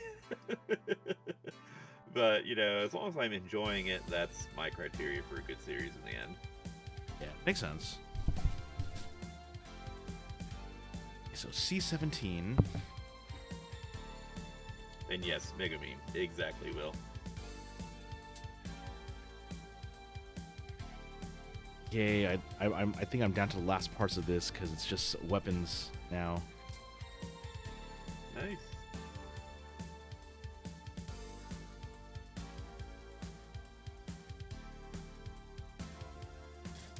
Yeah, I've still got a fair bit to go on here, but it sounds like we'll go ahead and go until you hit your stopping point there, and so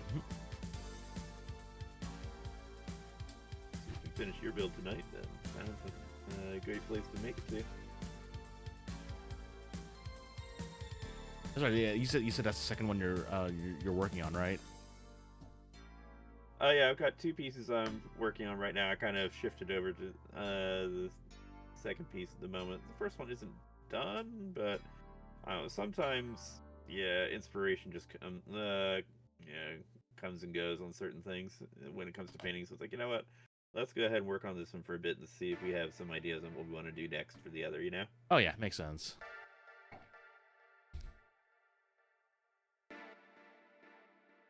I actually don't know who my favorite character in Konosuba is. Because, like, actually, wait, no, I know who my favorite character is. It's Wiz. I mean, that's absolutely a fair one. She is a good character.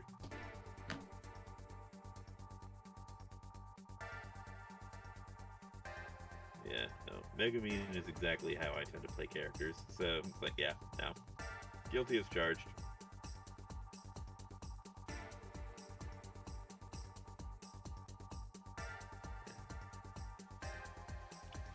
Kind of like going back to Dark Souls, you know, my way around finesse was you don't need finesse if you don't need a second hit.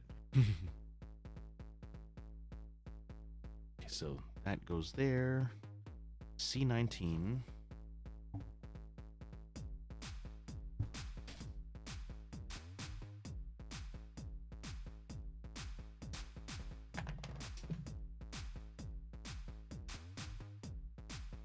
I mean, I know some people it definitely hasn't stopped them over the years, Will. I think, DJ, you're probably old enough to remember when Manfei was a thing. Oh yeah, I remember that. Nah, dude, just cosplay Megumin. Just do it.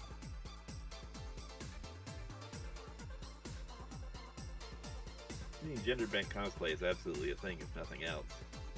Yeah, I mean, or just not modify it. Just straight up, just wear the outfit. Yeah.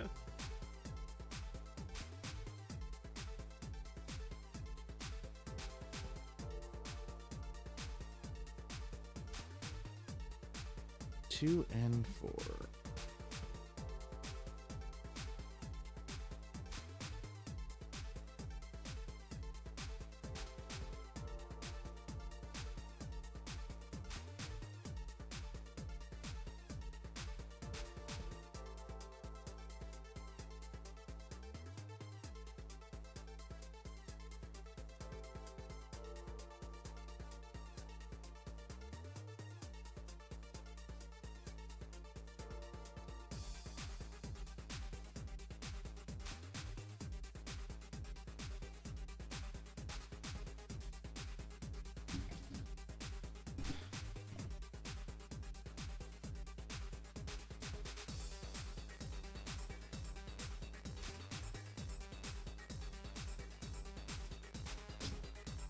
Okay, we have that.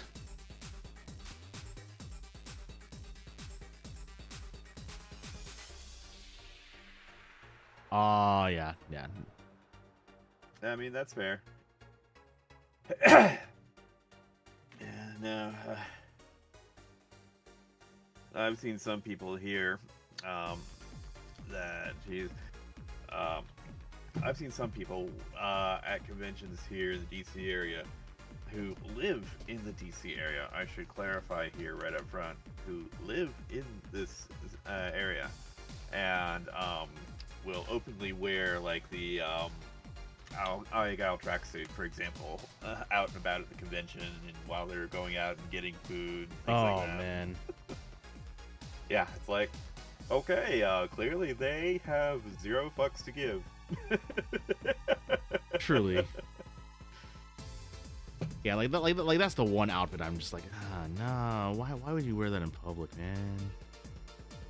Yep.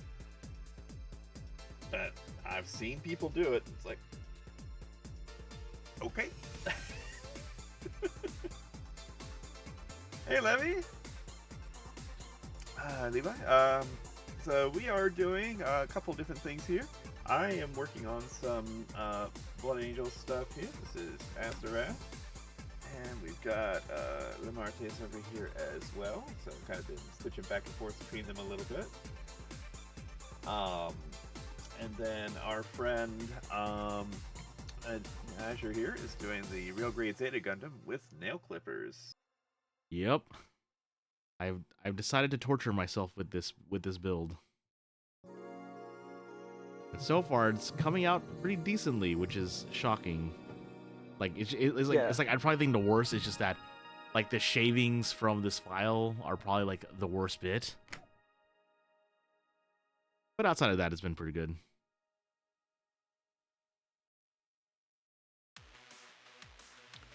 No Japanese education today?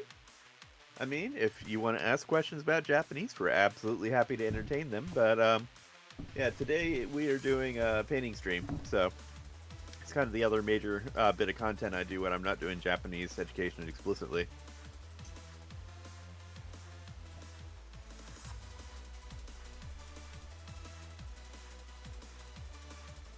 So 1 and 5. Yeah. So, show off a couple of the more complete pieces here since people are just arriving. Then the detail camera.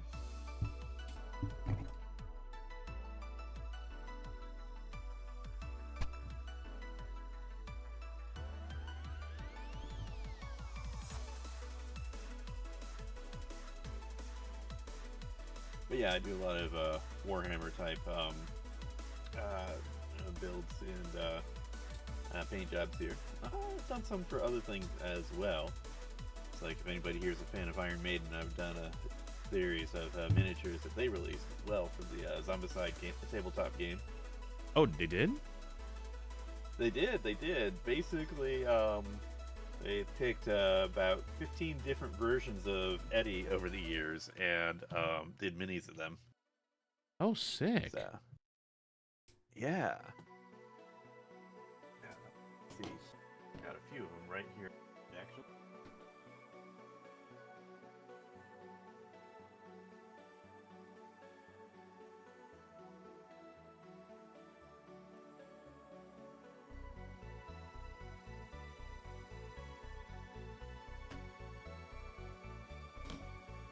Yes. If you want to come over and take a look at the detail camera real quick. Yep. Let me look at. 1 second. It's in an ad right now. No problem. Let me know when you're ready.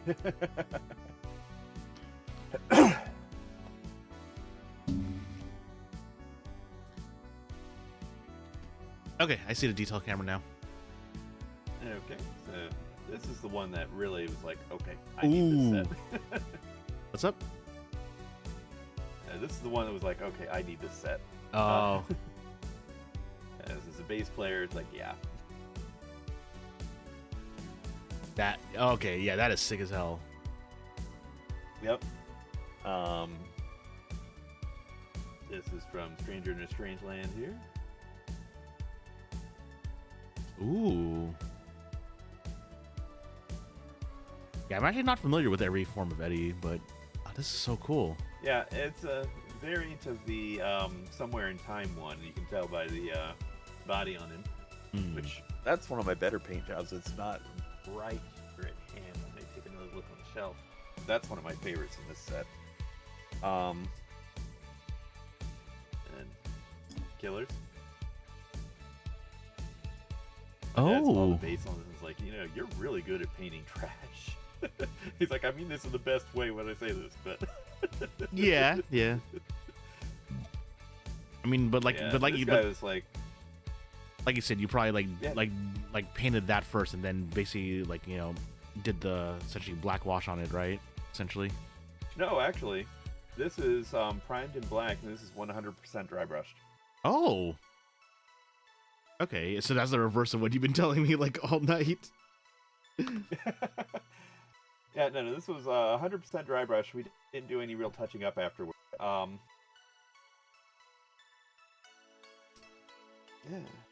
Whereas, yeah, well, even these guys were kind of following that process here. Although I did some detail work without that's not dry brushed, because some of those lines and detail, those things are just too fine. Dry brushing the gold would have got it all over the red. Yeah.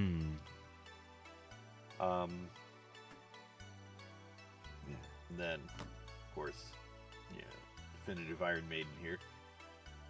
Ooh. So I'm assuming that one is pretty much you painted the gold and then you basically did the blue stripes on it. Yeah. We did the gold first and then put the blue over the gold. Okay.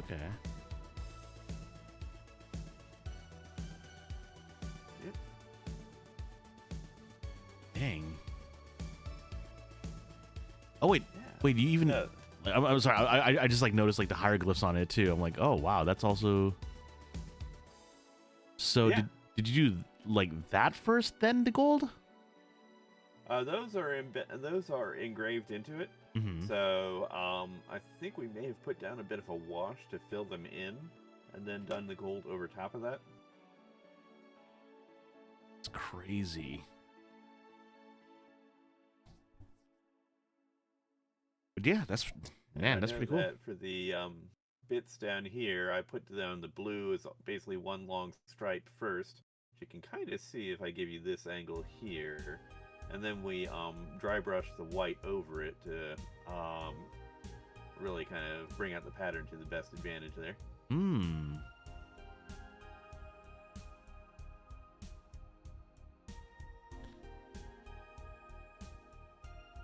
it's so cool. Yeah. And what was this for? Which game? Zombicide is the name of the game. Zombicide, okay.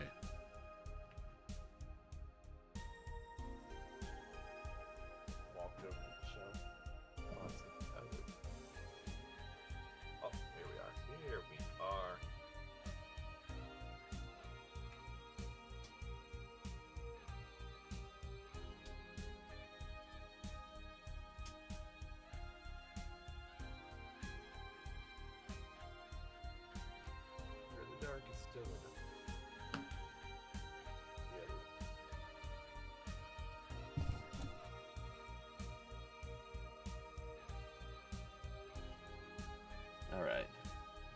here's the Somewhere in Time one that I was mentioning earlier. Oh. Okay. I'm assuming because of, like, the way that it's painted, it's kind of similar to what you've been doing all night, right? Yeah, the flesh tone there was dry brushed over black, and then pretty much everything else was picking out detail after that. Okay, okay. So kind of defining the endoskeleton there, for example, in the yellow.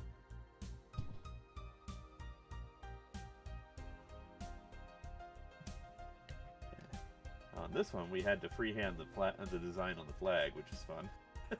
Ooh. Mercifully, the British flag is a relatively simple design, but but also having to like capture it with the waves. Yeah.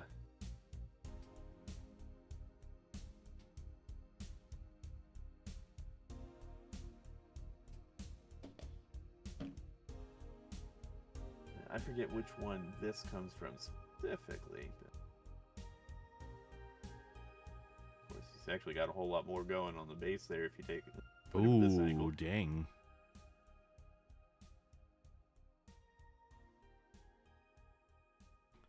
So interesting. Okay. And like you said, dry brush doesn't go into the crevices, which is why, like, you know, the eyeballs and the skulls are able to, like, you know, just we're basically just get a stay because those are like just the primer Exactly. black. Okay. Yeah, exactly. Use the primer to get in there and define the colors of the recesses, and then yeah, if I had just gone at that with a regular white paint, I might have been able to keep that that way, but there's a higher probability we might have accidentally filled it in. And then trying to go and pinpoint, you know, fill that with just black inside of there, it doesn't look the same. It kind of loses a bit of the effect. I see. Okay, okay. Senjutsu. One of the more recent versions. Oh. Yeah, and so for here, I was really kind of trying to go for that aged copper kind of look there. So, hence the green effects on there. Okay.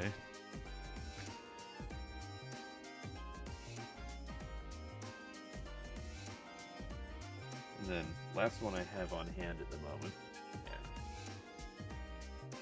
Yeah. Real live one. Actually, no, this is a real dead one, I think, where this one comes from. No, Live After Death. That's the one this comes from.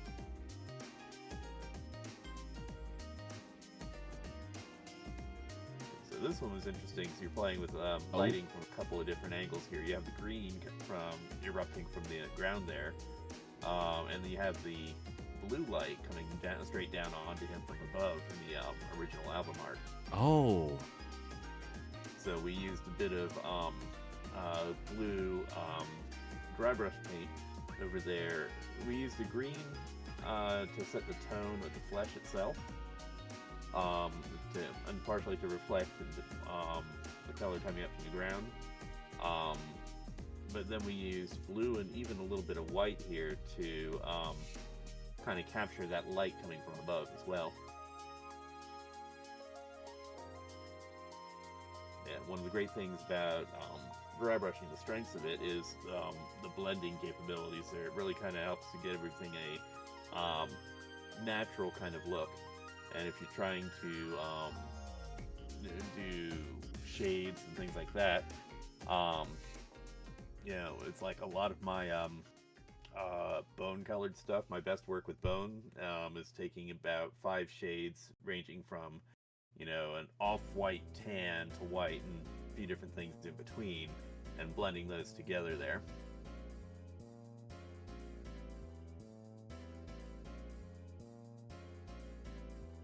See. Yeah. Okay then.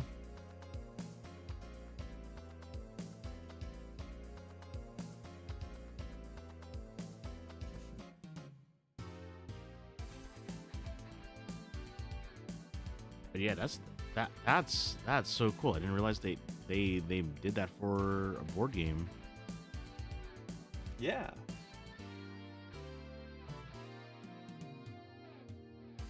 Oh, and there's other games where you can just go ahead and just paint up the pieces too if you really wanted to. But but yeah, these ones were explicitly done as a special set here a couple of years ago. It looked like.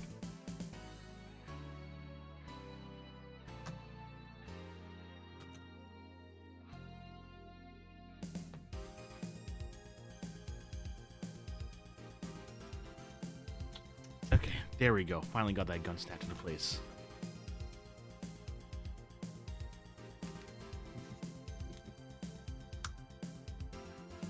Okay, there we go. And then F6 A40.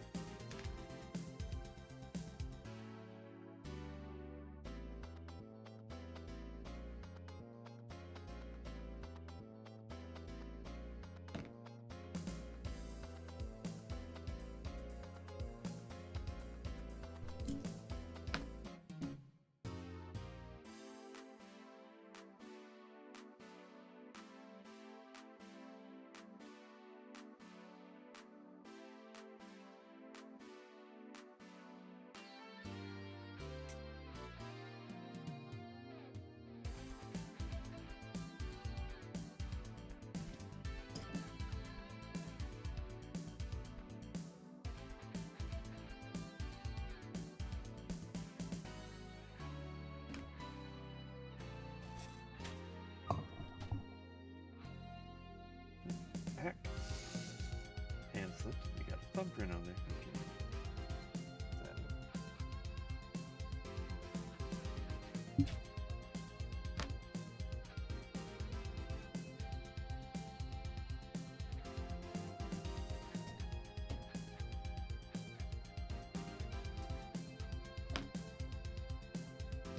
Yeah, so for example, compare versus dry brushing here. Take a look at this one here. You can see I decided to base coat this above the primer with regular paint here as Wraithbone. It's kind of going to be the darkest tone I use in doing the skull stuff. You can see how it's kind of like, especially if you look at where the teeth is, for example, it's kind of filled in. The detail isn't as visible with this one. Yeah. So we're going to be relying more on other stuff to kind of bring that out. The eye sockets, because they are so deeply recessed, we didn't fill those in. Could, if we wanted to, just put the brush in there and explicitly fill them, but I'm not interested in going that far with it here. So...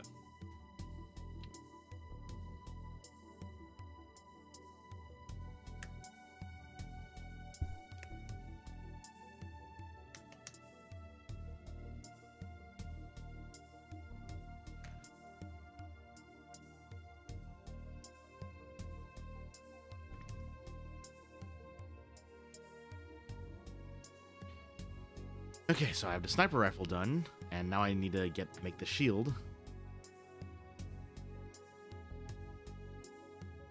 Okay, shield. F7, F12, C14.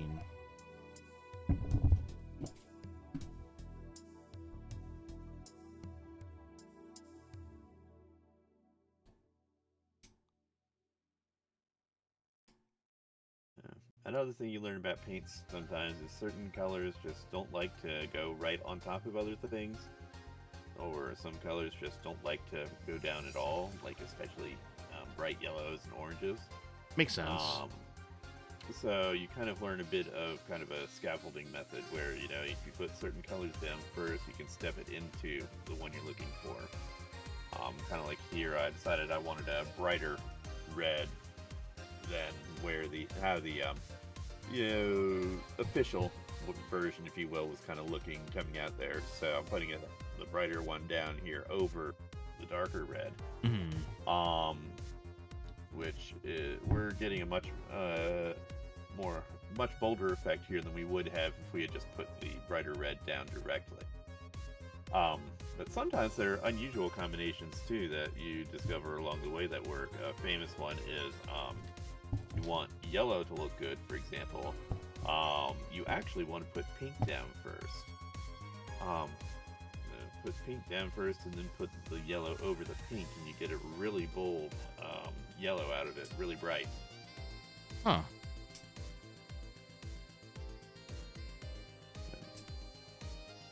Would not expect that out of it. Yeah, it's definitely an unusual one, but it works. Yeah, it's like actually.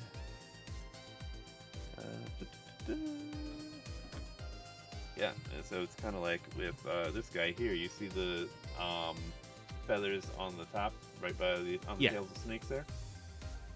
That's what they were before I put the yellow and red over. Oh. Like I'm trying to think to myself like how does that work, and I'm like, huh. So it's kind of like when people like put crap. I think what was it? I think basically put like a red bandana under a skull cap or a bald cap. Okay. Yeah, because like you kind of give it a bit of a flesh tone. Yes. Yeah, to make the flesh tone actually like Okay. come out more. Yeah, I was basically talking with a cosplayer friend, and they were telling me about that, about how they were trying to put on a bald cap for like a Dr. Eggman cosplay. Nice. And then they said like why isn't this coming out right? And then why does this bald cap look wrong? And they said, oh hey, no, put some red under it, and then it looks correct. Yeah. Well, and as I was mentioning earlier, every color you put down affects what comes after it. Mm-hmm. There are a couple of exceptions where some things are just so strong they kill whatever comes before them. Yeah. Those exceptions do exist, but by and large, unless you're resorting to those, you will tint what comes after it.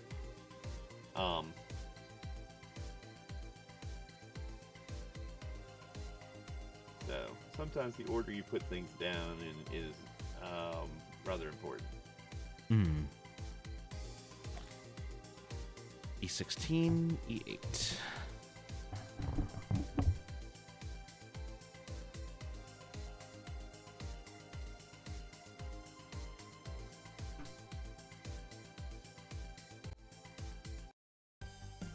And another thing too, keep in mind with some of this as well, is that it's like dry brushing actually can sometimes be a little time consuming, even though it seems like a shortcut hack, because you're trying to fill everything in and get all those areas. Really, it's only the first layer that really is time consuming. Once you've got that done, you actually can move to the other layers, and should move to the other layers, the other colors you're putting on top of it, much more quickly, because you're not trying to reach all of the same crevices. In fact, you kind of want to have smaller areas you're getting with each, because you're doing your highlights basically. And if you're trying to force your highlight colors into the deepest crevices, so you're not doing highlights anymore. Yeah. That makes sense. I mean, there can be something of a case for that where you're doing blending, for example. But by and large, again, for the best effect, you kind of want to reduce the area with each successive one. And as a result, you're moving much faster each time.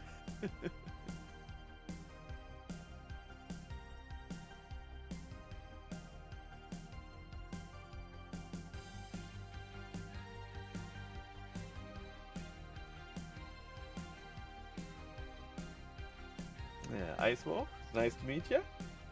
All good out this way. Oh, yo! What's up? What's up, Anime Ice Wolf? How are you doing? Yeah. In case you don't know who I am, I'm DJ Zer. I'm the 2.5D Hero Talktuber. I primarily play JRPGs, and I build Gunpla. And I'm joined here by Kaji-sensei here. Pleasure to meet everybody. It's Kaji Sensei. I teach Japanese, paint miniatures, and dabble in other things here and there. But those are definitely two big ones. Mhm. Yeah, I'm currently building the RG Zeta Gundam, and I'm currently working on the weapons of it because I've built the main body of it. So I'm currently working on its shield, and I am building it with nail clippers because this has been a very, very cursed build, and I decided that it would be funny.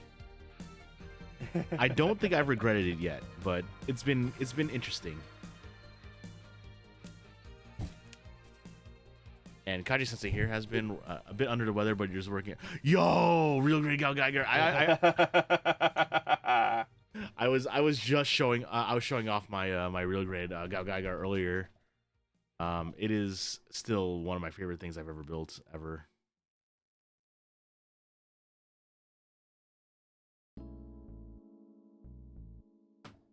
It's always nice to know.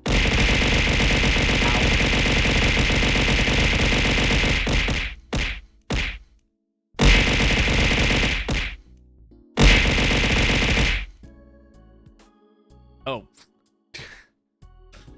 Well then. Hey, Mary, welcome. Yo, what's up, Mary? How you doing? What's up, Butter? How you doing? Well, for everyone just tuning in, I mean, I guess I'm saying it again. But yes, I'm DJ Zero, the 2.5D Hero Talking Tuber. I primarily play JRPGs and build Gunpla. I'm currently building the RG Zeta Gundam, the infamous RG Zeta Gundam, and using nail clippers to build it. And tonight, I'm actually doing a co-working stream with Kaji Sensei, and they are doing. We're doing a couple of Warhammer miniatures tonight here. These are both Blood Angels. We've got Astaroth, so you can see in the window there, and Lamartes.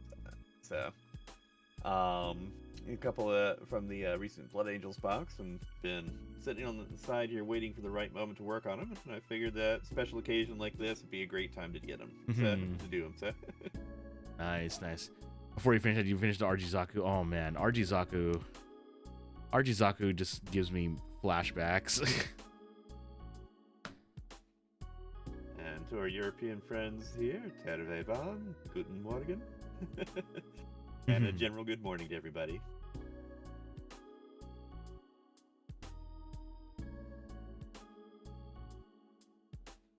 Oh, we got a Jugumi request. Okay, so Azure, this is a tradition on our channel here because I do a lot of Rakugo and things like that.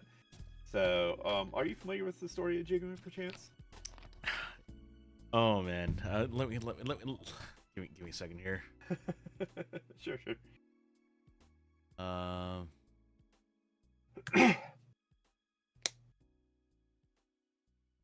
Okay. So how do you do it? Because I actually have the name brought up on my end right now. Yep. Well, we can do it just all fast, all in one breath. Is kind of the default. Or if people want, we give them the option to try and request that we do it in a particular style, maybe trying to mimic a certain character with varying levels of success. One person asked for cute. It kind of literally turned into Gollum. So we don't guarantee results. We guarantee attempts, if you know what I mean. Cutie honey style. Oh, geez. What would cutie honey style be? Help me out here. Cutie honey style, I guess. Golda guy. I guess sultry-ish. So it's like Jugumu Koko no Sugure Kajiari Sugure no Sugimatsu Unamatsu Furimatsu Kuneru Tokoro ni Sumu Tokoro Yabura Koji no Burakoji Paipo no Shurigan no Grundai no Ponpoko no Chomei no Chosuke. Excellent attempt for going at it cold. Excellent.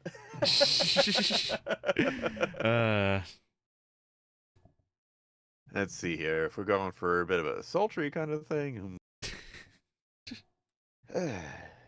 Jugemu, Koko, Urikire, Kairari Suigos, Yomatsu, Uraimatsu, Furaimatsu, Kuneru Tokoro ni Sumu Tokoro, Yabura Koji no Burakoji, Paipo no Shuringan no Kurindai, グリダのポンポコピード、ポンポコナの超級の超スケ。Nice. Yep. Or as a bonus, if people just want to hear it fast. 授業授業ごくのすりけりかじゃりすぎよすよまつみますふらますくにゃそくちょころよべることにぶるこじパイポパイポパイポのシュリンガンシュリンガンのグリーンダイグリーンダイのポコナのチョクリアンチョスケ。Nice. And my student Scoodles can say it even faster than I can. Oh dang. That is an amazing what's it called, redeem. Like the closest I have to that is doing the Final Fantasy 14 copy pasta.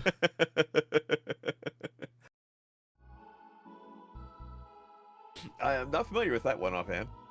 Yeah, it's because like back when like Final Fantasy 14 was getting like a massive burst of players, like the free trial copy pasta has been like just something really funny. Like you would just hear from everyone, like have you heard of the critically acclaimed MMORPG Final Fantasy 14 has extended free trial that goes up to level 70 that goes and includes the base game Realm Reborn and awards in the expansions Heaven's Word and Stormblood with no restrictions on playtime. Yeah, it's so funny to say that just constantly. Ridge Racer. E17. Yeah. But yeah, no, yeah. Like it's like the moment you said Jugumi, I'm like, oh wait a second. Oh no, okay, well you screw it. You know, I'll join in on this too. Yeah, and just brought it up. But I mean, like I already told you, like I told you like what my favorite manga is right now. So yeah. Well, and honestly, that's half of streaming. There is creating situations, getting in on the fun, and enjoying it. Mm-hmm. So, thank you very much for joining in on that. Mm-hmm. Yeah, no problem. Yeah, man, like the current arc right now is that what is it? It's that the main character Akane is trying to learn stories to become a Shinichi, I believe it is, and it is so intense. Like it's so good. Like it's like I need more people to get into this manga.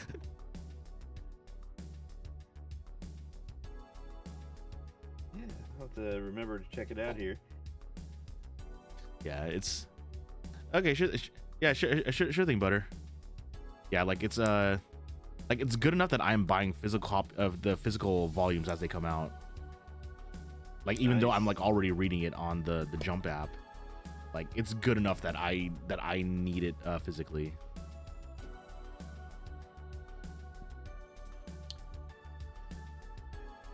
Pleased with how that shoulder pad's turning out there. Oh, nice. Focus, please. Back. Yeah. I managed to get that relatively cleanly there.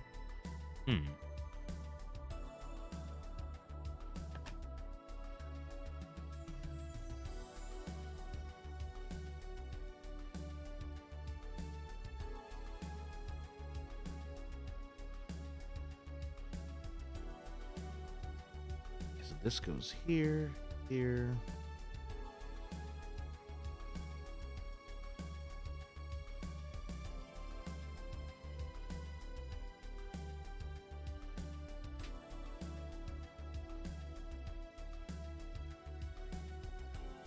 By the way, I'm not sure if you're familiar.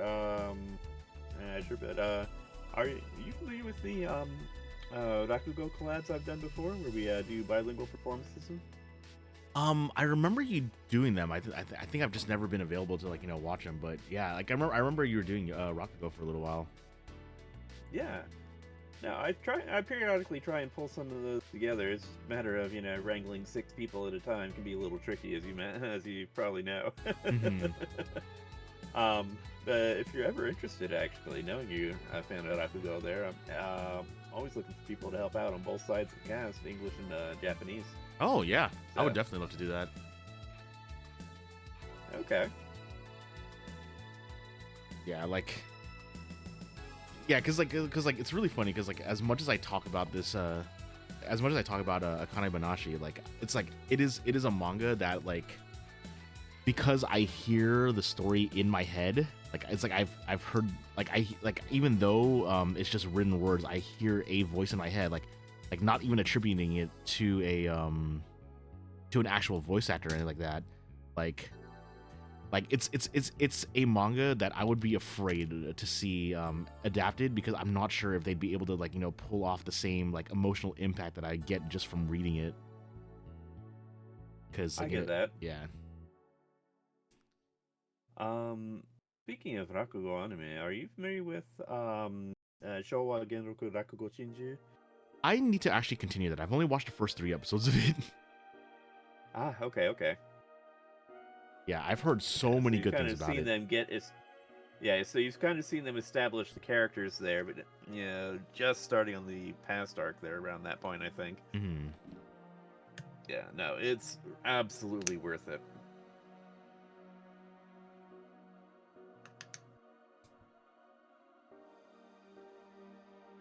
Yeah, I like it's been on my list for a while. Yeah, another fun one that I'm sure you've done at some point here, Joshiraku. I have not actually. I don't know about that one actually. Okay. That one came out 2013-ish. And it kind of is one part Rakugo, one part K-On, basically. Oh, really? Yeah. Basically, it's cute girls doing cute things in settings that are based around Rakugo stories, and the nominal setting is that they are, in fact, Rakugo performers there at the place where you see them doing their stuff. They're just it's kind of those moments in between things. Hey, Kamen Riders!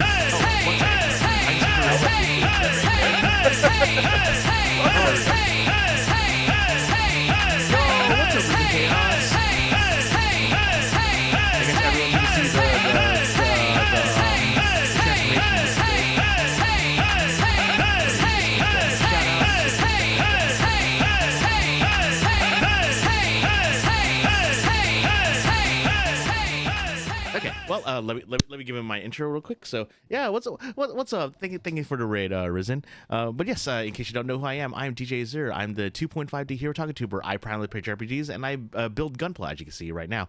I'm currently doing a co-working collab stream with Kaji Sensei here, who paints miniatures and teaches Japanese and does Japanese lessons. But yeah, Best match! thank you for the follow, Risen. Yeah, in case you guys are wondering why I call myself 2.5D, it's because I really love tokusatsu to the point where I have my own transformation sequence. That looks like this.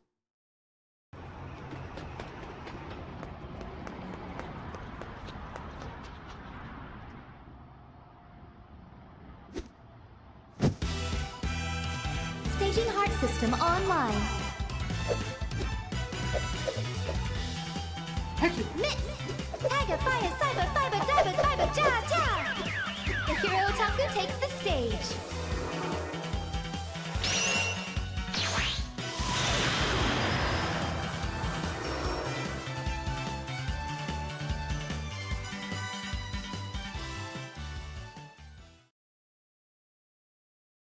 And that is me. And also, it looks like you were also doing miniatures and models. What were you up to? Yeah, because as you can see, like, he's painting some Blood Angels from 40K, and I'm building the. My word has to be deception. Thank you. Yeah, I love tokusatsu, so I had to contribute to it by doing that. Yeah, there's a lot of love in that video, as you could tell. But yeah, what were you up to? Were you building any Gunpla, or what kinds of models were you doing? You're working on some infiltrators for your Space Marines. Oh, okay, okay. Which faction is Excellent. that? Because I'm like, learning so much about 40K tonight.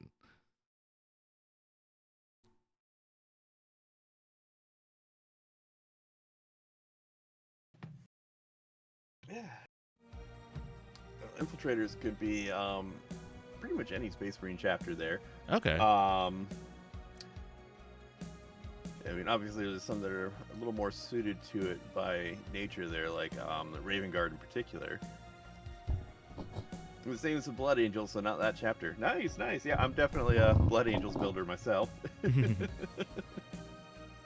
Couple of classic pieces at hand. And every single time I see those, like, that's so cool.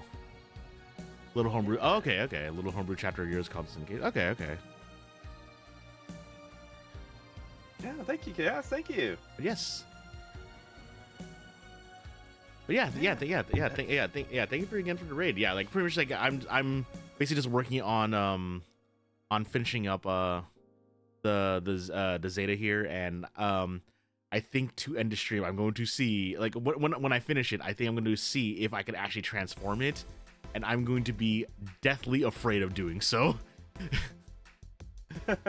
Like this thing just scares me, just even handling it. I believe it. And thank you for the follow, by the way, Chaos. Yep, thank you too for the follow as well too. Yeah, but yeah, I hope you were having fun with yours. Because miniature building, painting, model building, always all fun. I just need to just lock in and just kind of zen out doing, which is why I like to listen to just a bunch of different soundtracks. Last gunplay built was a Jesta. Sure. Oh, okay, okay. Yeah, I on Wednesday nights I tend to just build whatever's in my backlog. Like I think like when I'm done with this one.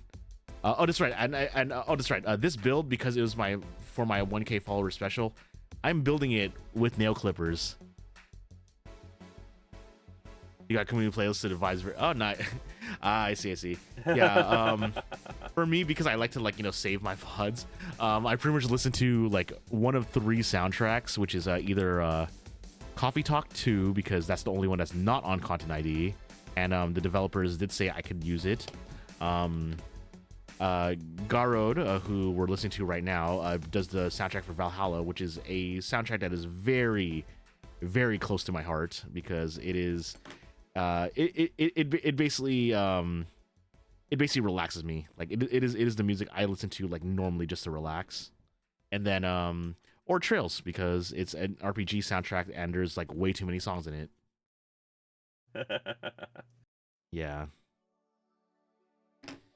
Man, back when I first started streaming, it's like I did not care about like Content ID. Well, then again, even back then when I first started, they didn't really care too much about Content ID either. So like I also had a community playlist, and then I had some of the most interesting songs being played. Like I learned about so many meme songs that like just kind of like made me laugh. Like, yeah, it was great. Use a Twitch VOD track, but kind of skirting the line. But it does get an interesting time going through from K-pop to death metal and the Gummy Bear song. Oh, nice.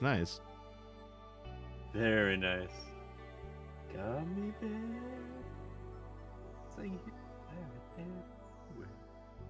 Haven't heard that song in years, but still remember it. Man, this ABS plastic, or this nail file does not like this ABS plastic, because like ABS is like so soft, like it feels like it's gumming up this already like annoyingly like rough file. Okay, well, those 2 hands are done. But I think that actually finishes up that runner. Where's that runner? Oh yeah. So this runner is now done. I can put that away. What does the next page say? Oh, it's beam sabers. Okay, so C7. Really?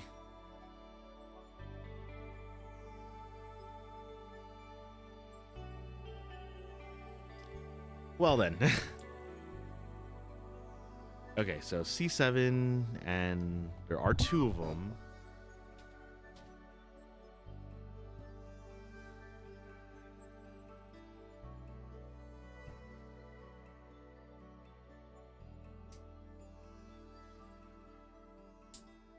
All right. Okay, Look sure, forward sure to thing. that more when you get back. Yep.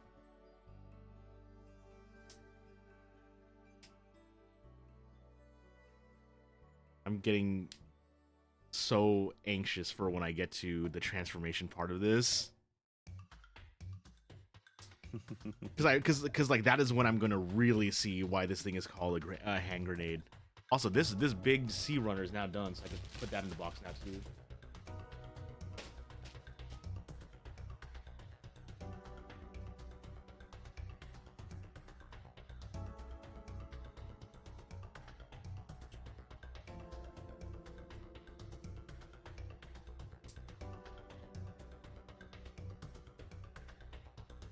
Actually, the whole content ID thing kind of reminds me. With Zeta, I'm sure you're probably well aware by this point that they had to change the song when they released it in the U.S. Oh yeah, that's right. Yeah, I remember like that. That's the reason why there's like on the file I watch, there are 2 different opening tracks. Yep. Because basically, it's the original song is reworded Neil Sedaka track, and basically, they asked for permission to use his song back in the 80s, and in the 80s they kind of figured, well, what happens in Japan stays in Japan, so sure, whatever. Not counting on the fact that it would eventually be licensed and brought back to America. And so, yeah. Basically, when it finally did get licensed and brought over, they could not negotiate the rights to use it in America. So, the reason why it'll never have an official release over here, at least not that song. Which like it was a reworded which one? Which song? Neil Sedaka is the artist who did the original song. Oh, okay. Interesting. Yeah, 60s singer. Okay. Yeah, I actually did not know that.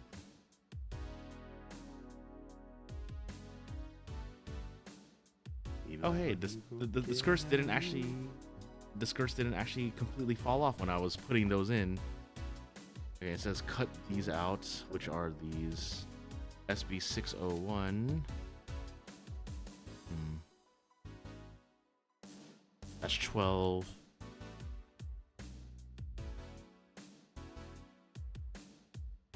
Okay, well, we could just cut these out.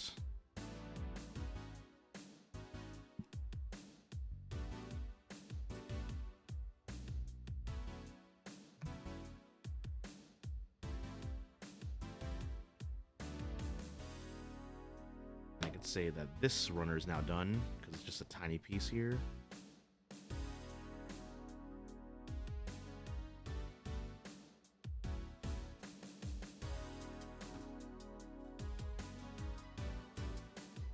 Oh, that does not feel good.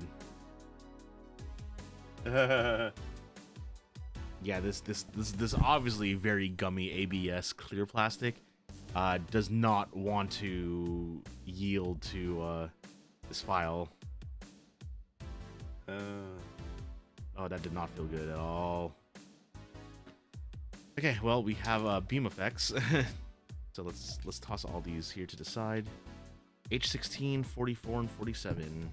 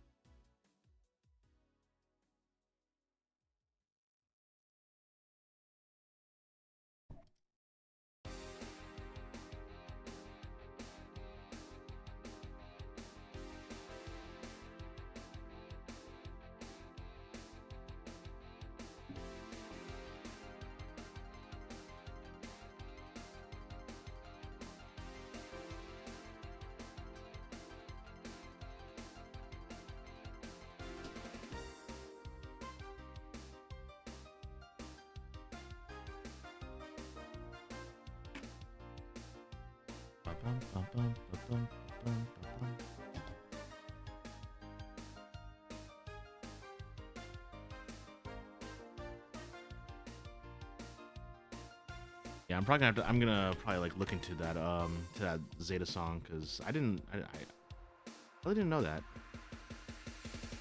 Yeah. Yep.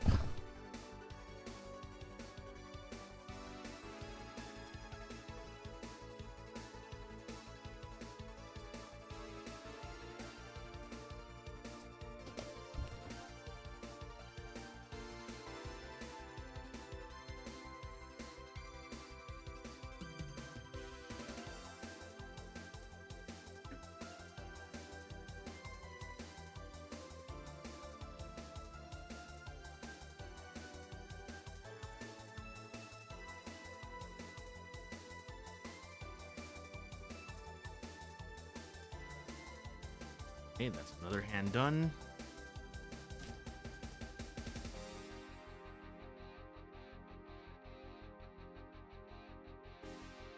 Yeah, if you look inside of this shoulder Oh. pad here, you can see the original gray color there. Oh, I see. Okay. Yeah. So this goes on this arm.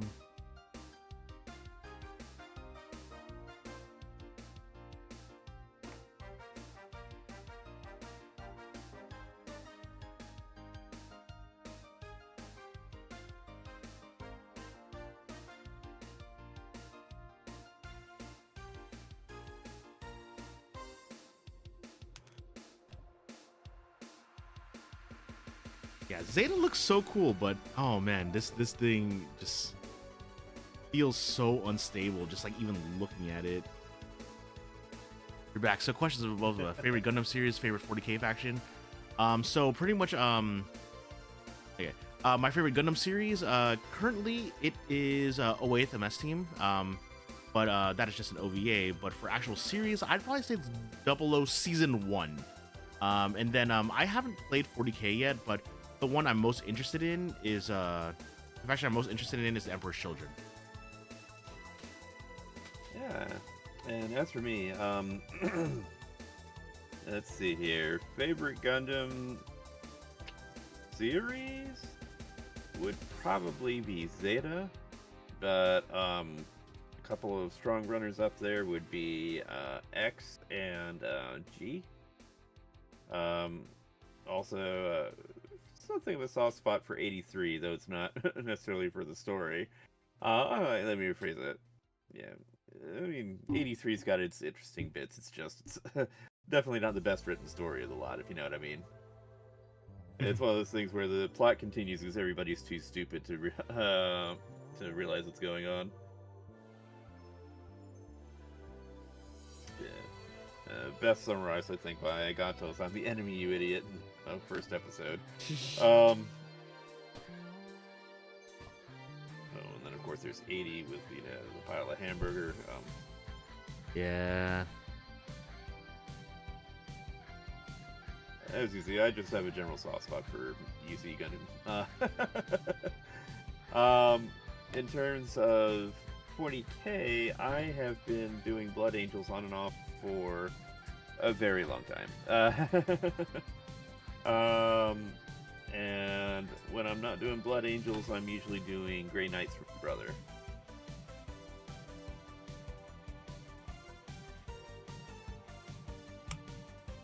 Yeah, like if I ever did build an army, I would want to build what was it? I would want to build Emperor's Children because mostly because Noise Marines, because obviously that is like one of the coolest concepts I've ever seen. And my friend was telling me about how annoying they are because they could go around cover.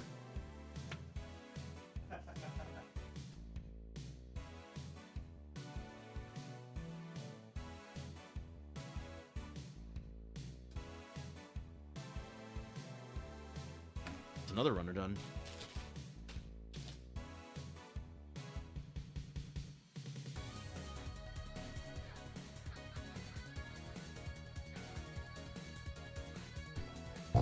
Yo, welcome back, Will.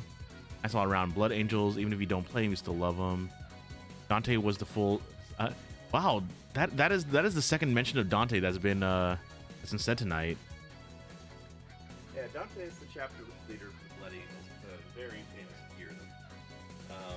Also the second oldest serving Space Marine, if you count Ragnar, or Bjorn, the Space Wolves, who is encased in a dreadnought.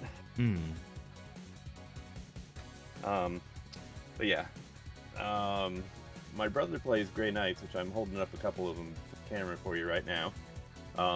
They are probably one of the most extra factions in the game here as far as design and all goes. Oh. Well then.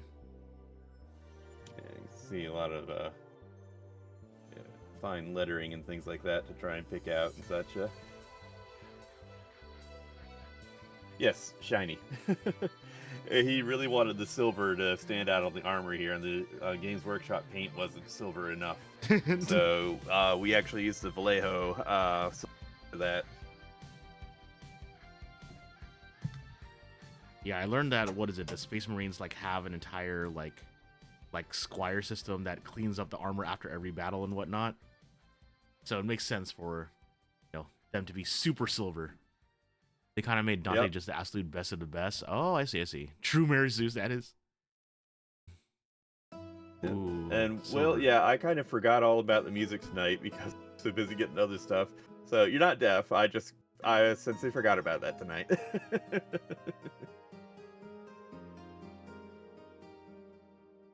And then this here's a Tech Marine here.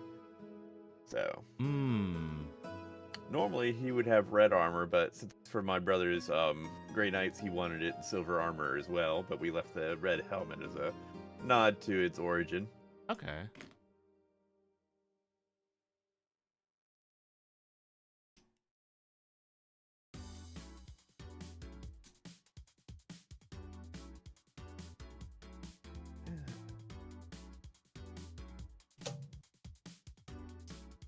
And since people have mentioned Dante a couple of, fetch him. Give you a chance to put a name, a face to the.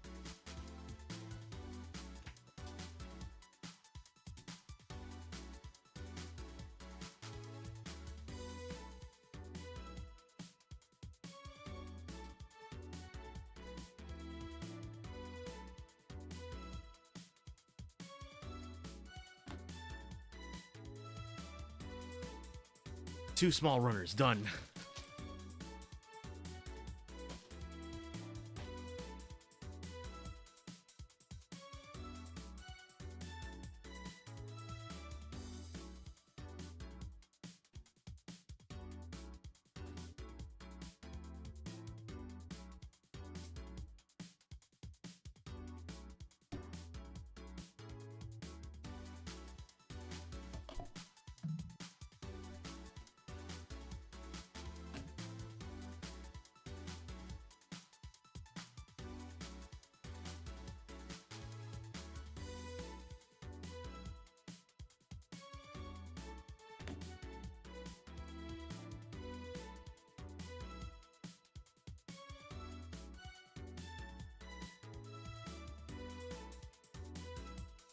And what about yourself, Risen? What's your favorite Gundam? And I'm assuming you also like Blood Angels as well too, right? I think I saw. Oh yeah, Blood Angels, yeah. Edition of him is upstairs somewhere, but this is the original from way back in the day. Oh, wow. It's a really rough paint job because I was 13 at the time, but Dang, you've been doing this since back then. Wow. yeah. So this is a 3rd edition version of there. This is Tycho from the same era there. He was a major Blood Angels captain who, a significant part of the lore for quite some time, got killed off in recent editions.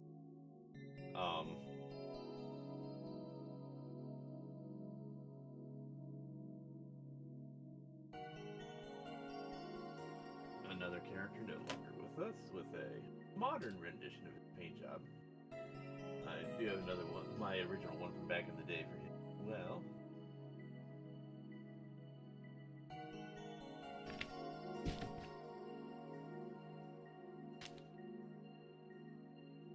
And for fun, since I stumbled across them, here's the original models for the two that I'm doing tonight. So, side by side here. I'll pull up the detail camera, we'll do it side by side. We can get focus.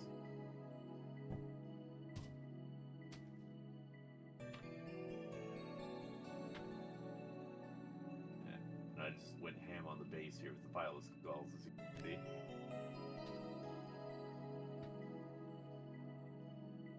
My word, the sight of Old Hammer just brings a tear to your eye. It's perfect. Thank you. Oh man. What does that say? Kyo wa watashi no nihongo gachoto something ted mas? Was that? Yeah, he's saying his Japanese isn't quite all that great today. Oh, I see. But it's doing all right. Oh my god, I can't believe I could actually read that simple. Okay. Yeah. Yeah, you did well. This is the original version of the Lamarte's model here, back with the metal Death Company box.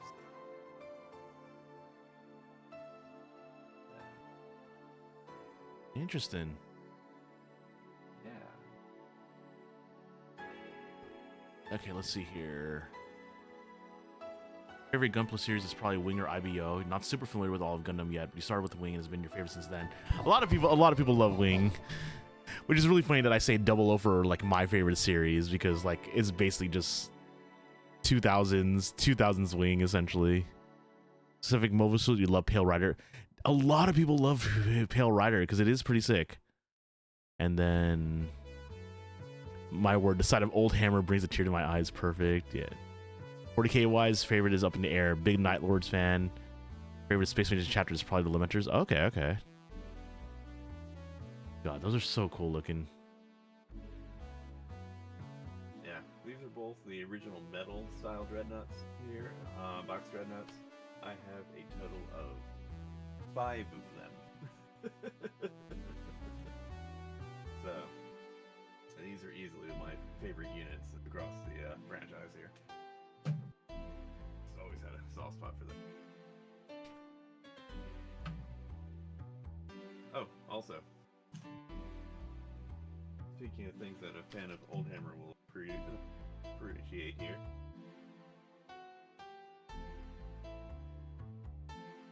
Any chance you can identify these guys? The These box knots are just the best. Yeah. Yes, I agree with you there on the Primaris. Yeah, more detail, less character, if that makes any sense. Yes, that's exactly what they are, Chaos.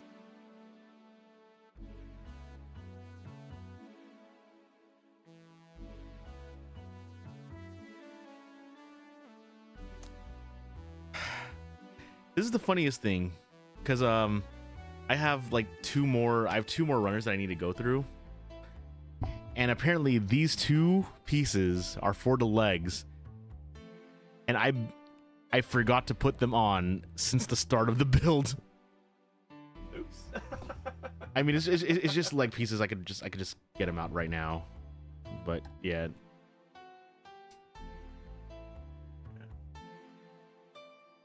But yeah, Pale Rider's pretty cool. I remember seeing that. Man, if only Gundam Evolution was a weird choice. Like, it seemed like it should have made sense, but it didn't in a way. Gotcha. Because like it was a hero shooter for Gundam, and like energy gain in that game was like so low that like you'd only see like one ult a game, unlike most games nowadays. Oh, what are those? These are the dreadnoughts that predate the box nuts there. These are what are known as Rogue Trader Hero Dreadnoughts. I hear the name Rogue Trader every once in a while. What does that mean? Rogue Trader refers to the first edition of Warhammer 40k. It's basically back when the game was essentially, hey, you know what? Let's create rules to throw whatever you want on the table, and we'll just work out a story as we go along. There was no formal lore really at the time until second edition. Oh, interesting. Now that is the old Warhammer. Yes, it is. Yep.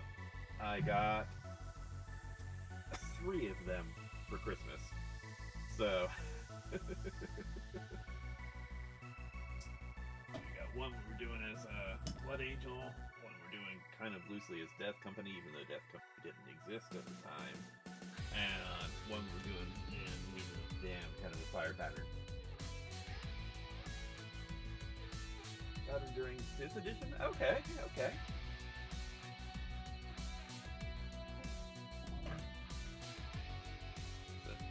Another one you'll appreciate, I'm sure.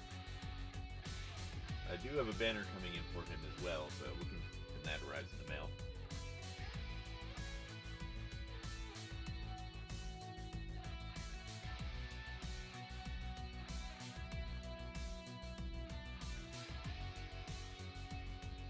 Exactly. Yark, my boy.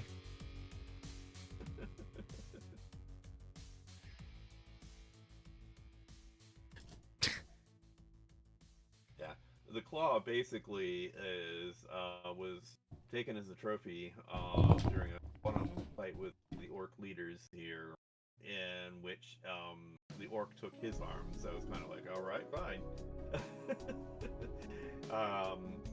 And he's kind of risen to legendary status ever since. Oh. Guys, yeah, I can see that.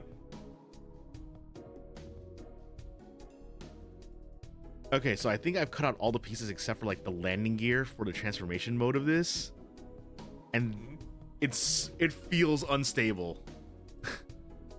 So yeah, I've technically finished Zeta, but let's do the horrendous thing, the transformation system. This is actually the thing I've been dreading this entire time. So let's see how this goes. Okay, so I need to remove these pieces, which are the shield and the rifle. I have to turn these from the side to forward, right? Alright, well, I have mine on an arm. I'm gonna tail camera and I'll show you real quick.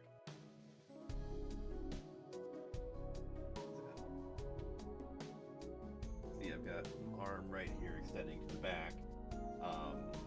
Elgato made the one I'm using here. Like what? My detail camera is a document camera, basically. Yeah. My setup. Give me a second here, because this is the funniest thing that I have going on right now. My setup. Let me save this image real quick.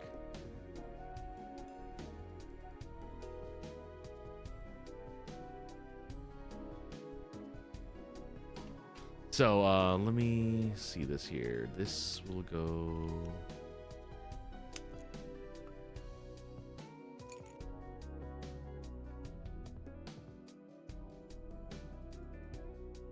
Here. Okay, so this is a picture I took of when we were doing the setup. When does not seem right.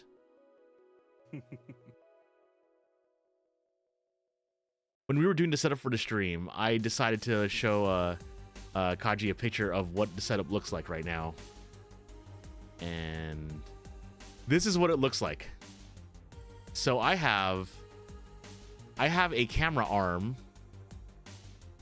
and as you can tell, I have 2 cameras. So if you're on Kaji stream, if you notice there are essentially, if my hand's over here, like it's in the center on Kaji stream, it's in the center on this stream because I have a camera.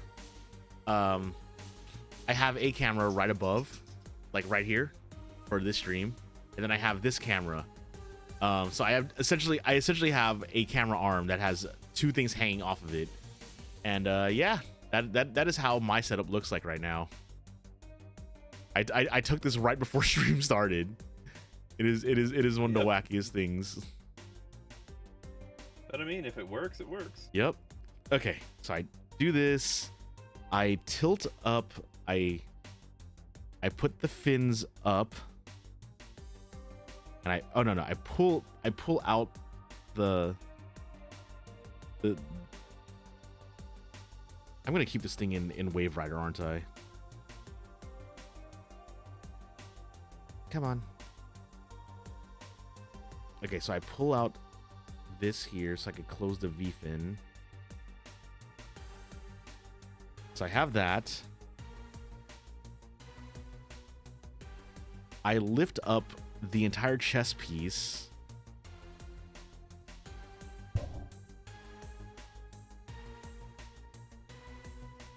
I move up this inside little holder piece.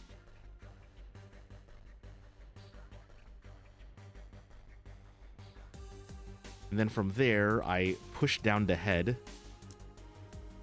into the... Oh my god. The side skirts are falling off already. Yep. This is what the... Why is this off? What the heck? Okay.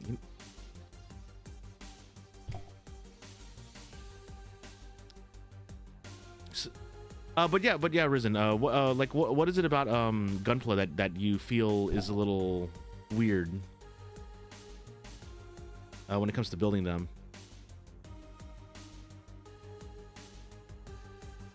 Okay, so there we go. I push the head into the body. Actually, you know, before I do all this, I'm going to take a picture of it standing. Maybe I should take a picture of the standing before I like absolutely. It might not be a bad idea. Yeah, before this thing gets like, I wouldn't say mangled, but like modified. Before anything goes sideways. Yeah. Pictures, moments taken before disaster. Yep. Okay, so let me just move these here.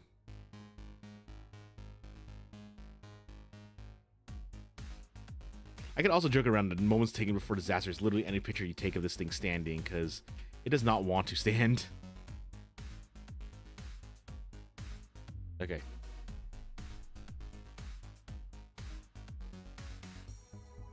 Oh god, it feels so unstable. Okay, let me take a picture of this thing.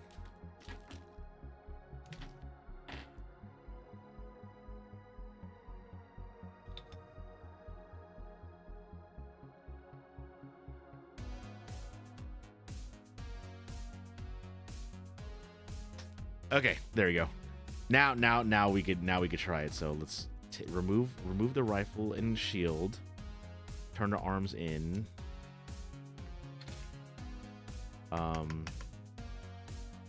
Put the fin up.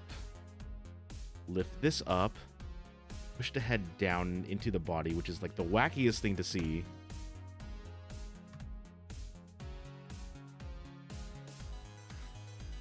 Okay.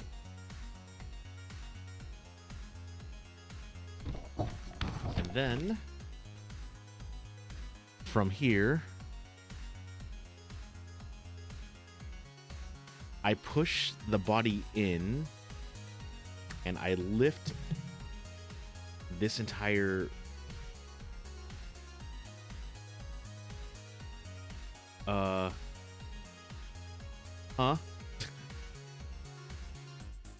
it's like the back separated from the body. Oh boy.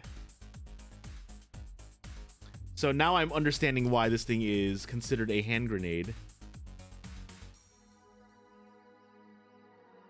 Hey, come on.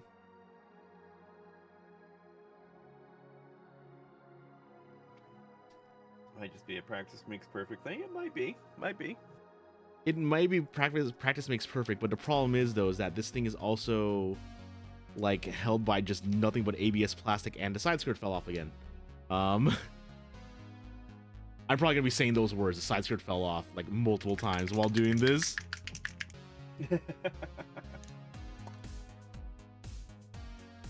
Lots of patent tied boxes combined to the tiny. Which like grade are you building? Like high grade, master grade, real grade? Because real grades are just tiny master grades, which is funny.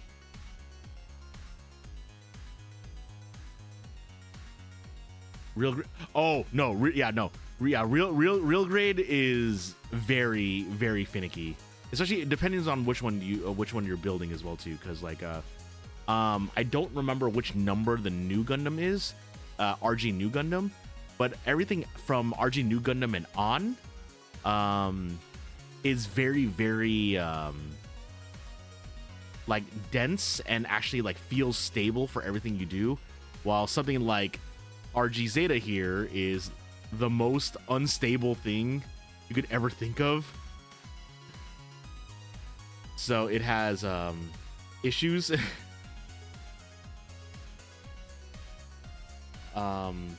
Okay, you know, okay, so we have it above the head. We've pushed in the body. The skirt slides up, apparently. Okay, the back, okay.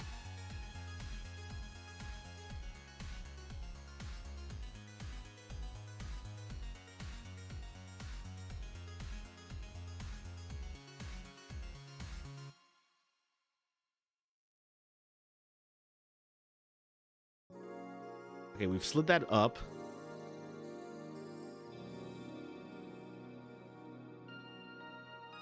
By the way, you were asking about contrast paint here. I'm going to pull up the detail camera here, but this is brown contrast paint here for doing skeleton type tones and things like that over bone white. You can see where it's pulling out a lot of the lines and things like that to very quickly give you the textures and things like that.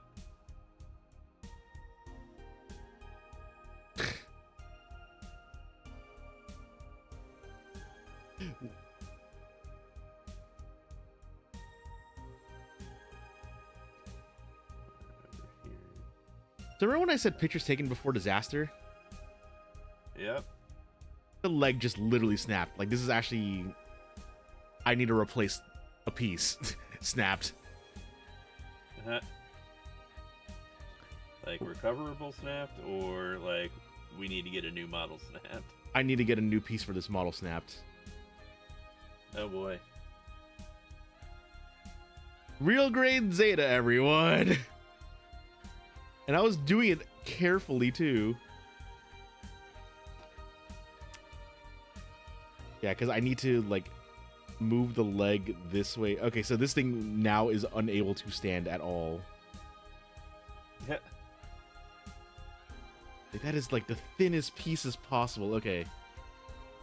Well, I tried transforming it, and the RG Zeta's leg snapped off.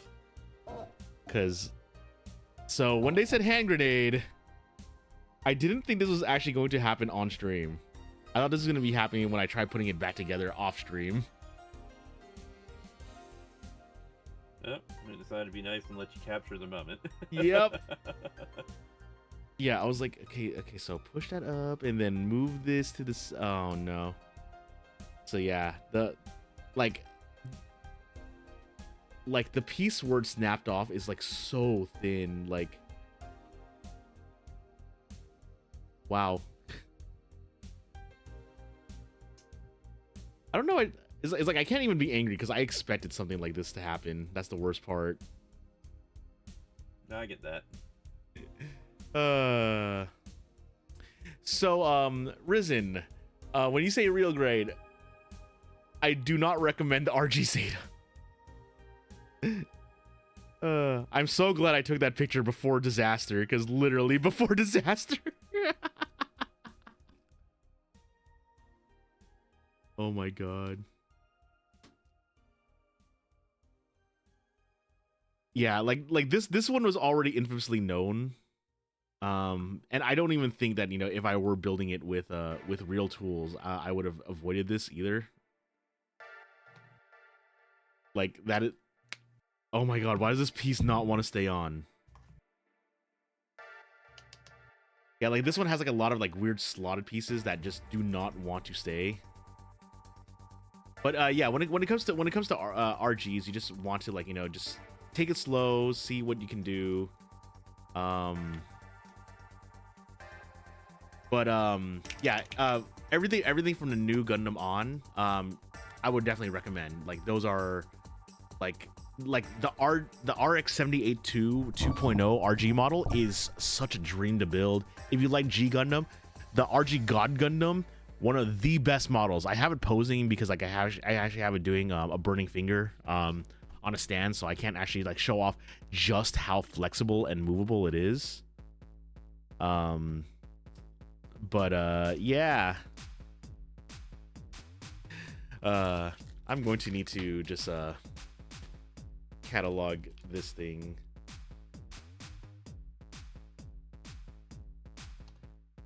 Yeah, it's 4 a.m. out here too, so you have a good one, Chaos, and hope to see you again soon. Oh yeah, sure thing. That's it. It's almost 3. Yeah, sure thing. But yeah, nice meeting you. Exactly. Yeah.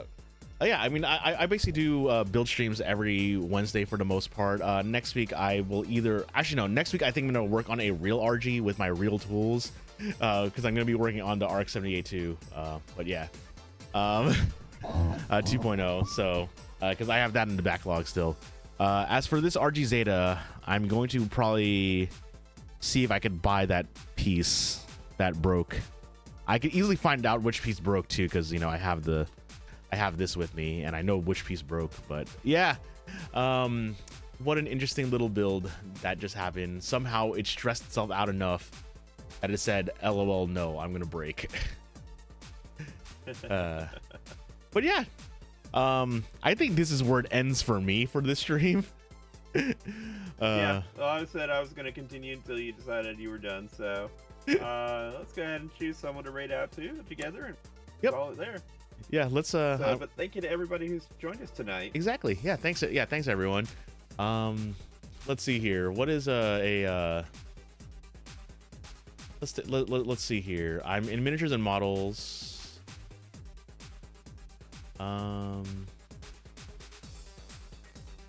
Is there anyone that you consider in miniatures and models that you see, or like anyone that you just want to rate in general? Well, let's see here. I don't see any of the people I follow in miniatures and models right now, but I'll tell you what. There is someone I know right now that's doing Xenoblade. Oh, okay. What's knowing it's one of your favorites there. Nice. Yeah, who are they? So we could I could take Kamaniki. How do you spell that? I'll put it in chat for you. Okay, cool.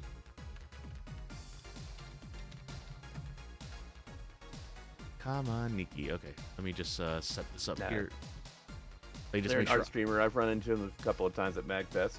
Oh, nice.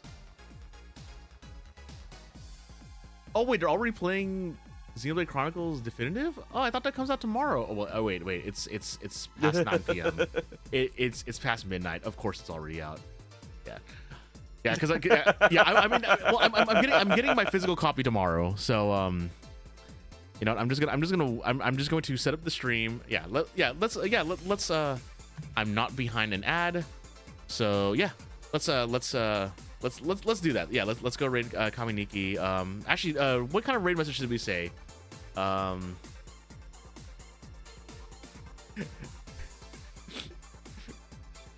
let you go ahead and pick it. Since you know what would be best thematically.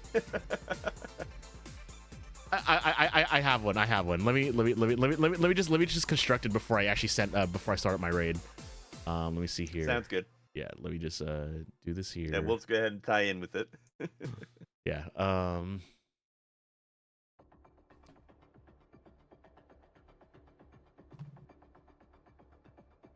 me see here.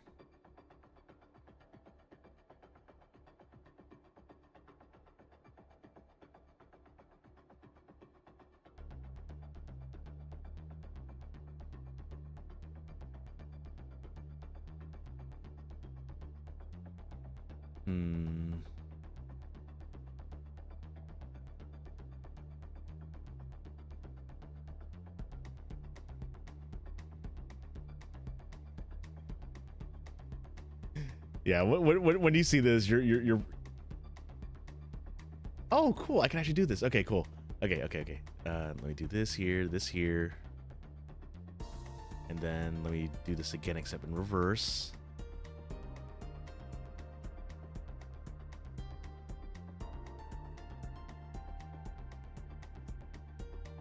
I am so happy.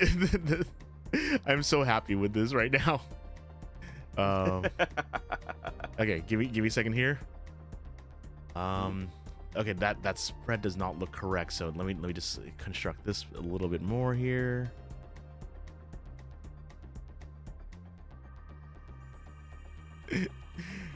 You'll probably get a kick out of this. So yeah,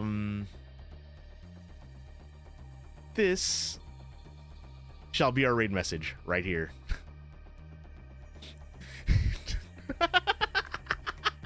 Nice. Because I normally say Hiro Taku raid, so Hiro Taco Yaki raid just works so well. So yeah, that works great. So yeah. All right, so chat, you see it there? Let's go ahead and pick that up. Yep. But yeah. Thanks for coming up with the idea to do this co-working stream. This was a lot of fun, being able to just chat with someone, just like, you know, just while we parallel build, and while my RG Zeta ended the only way it could have with a broken leg.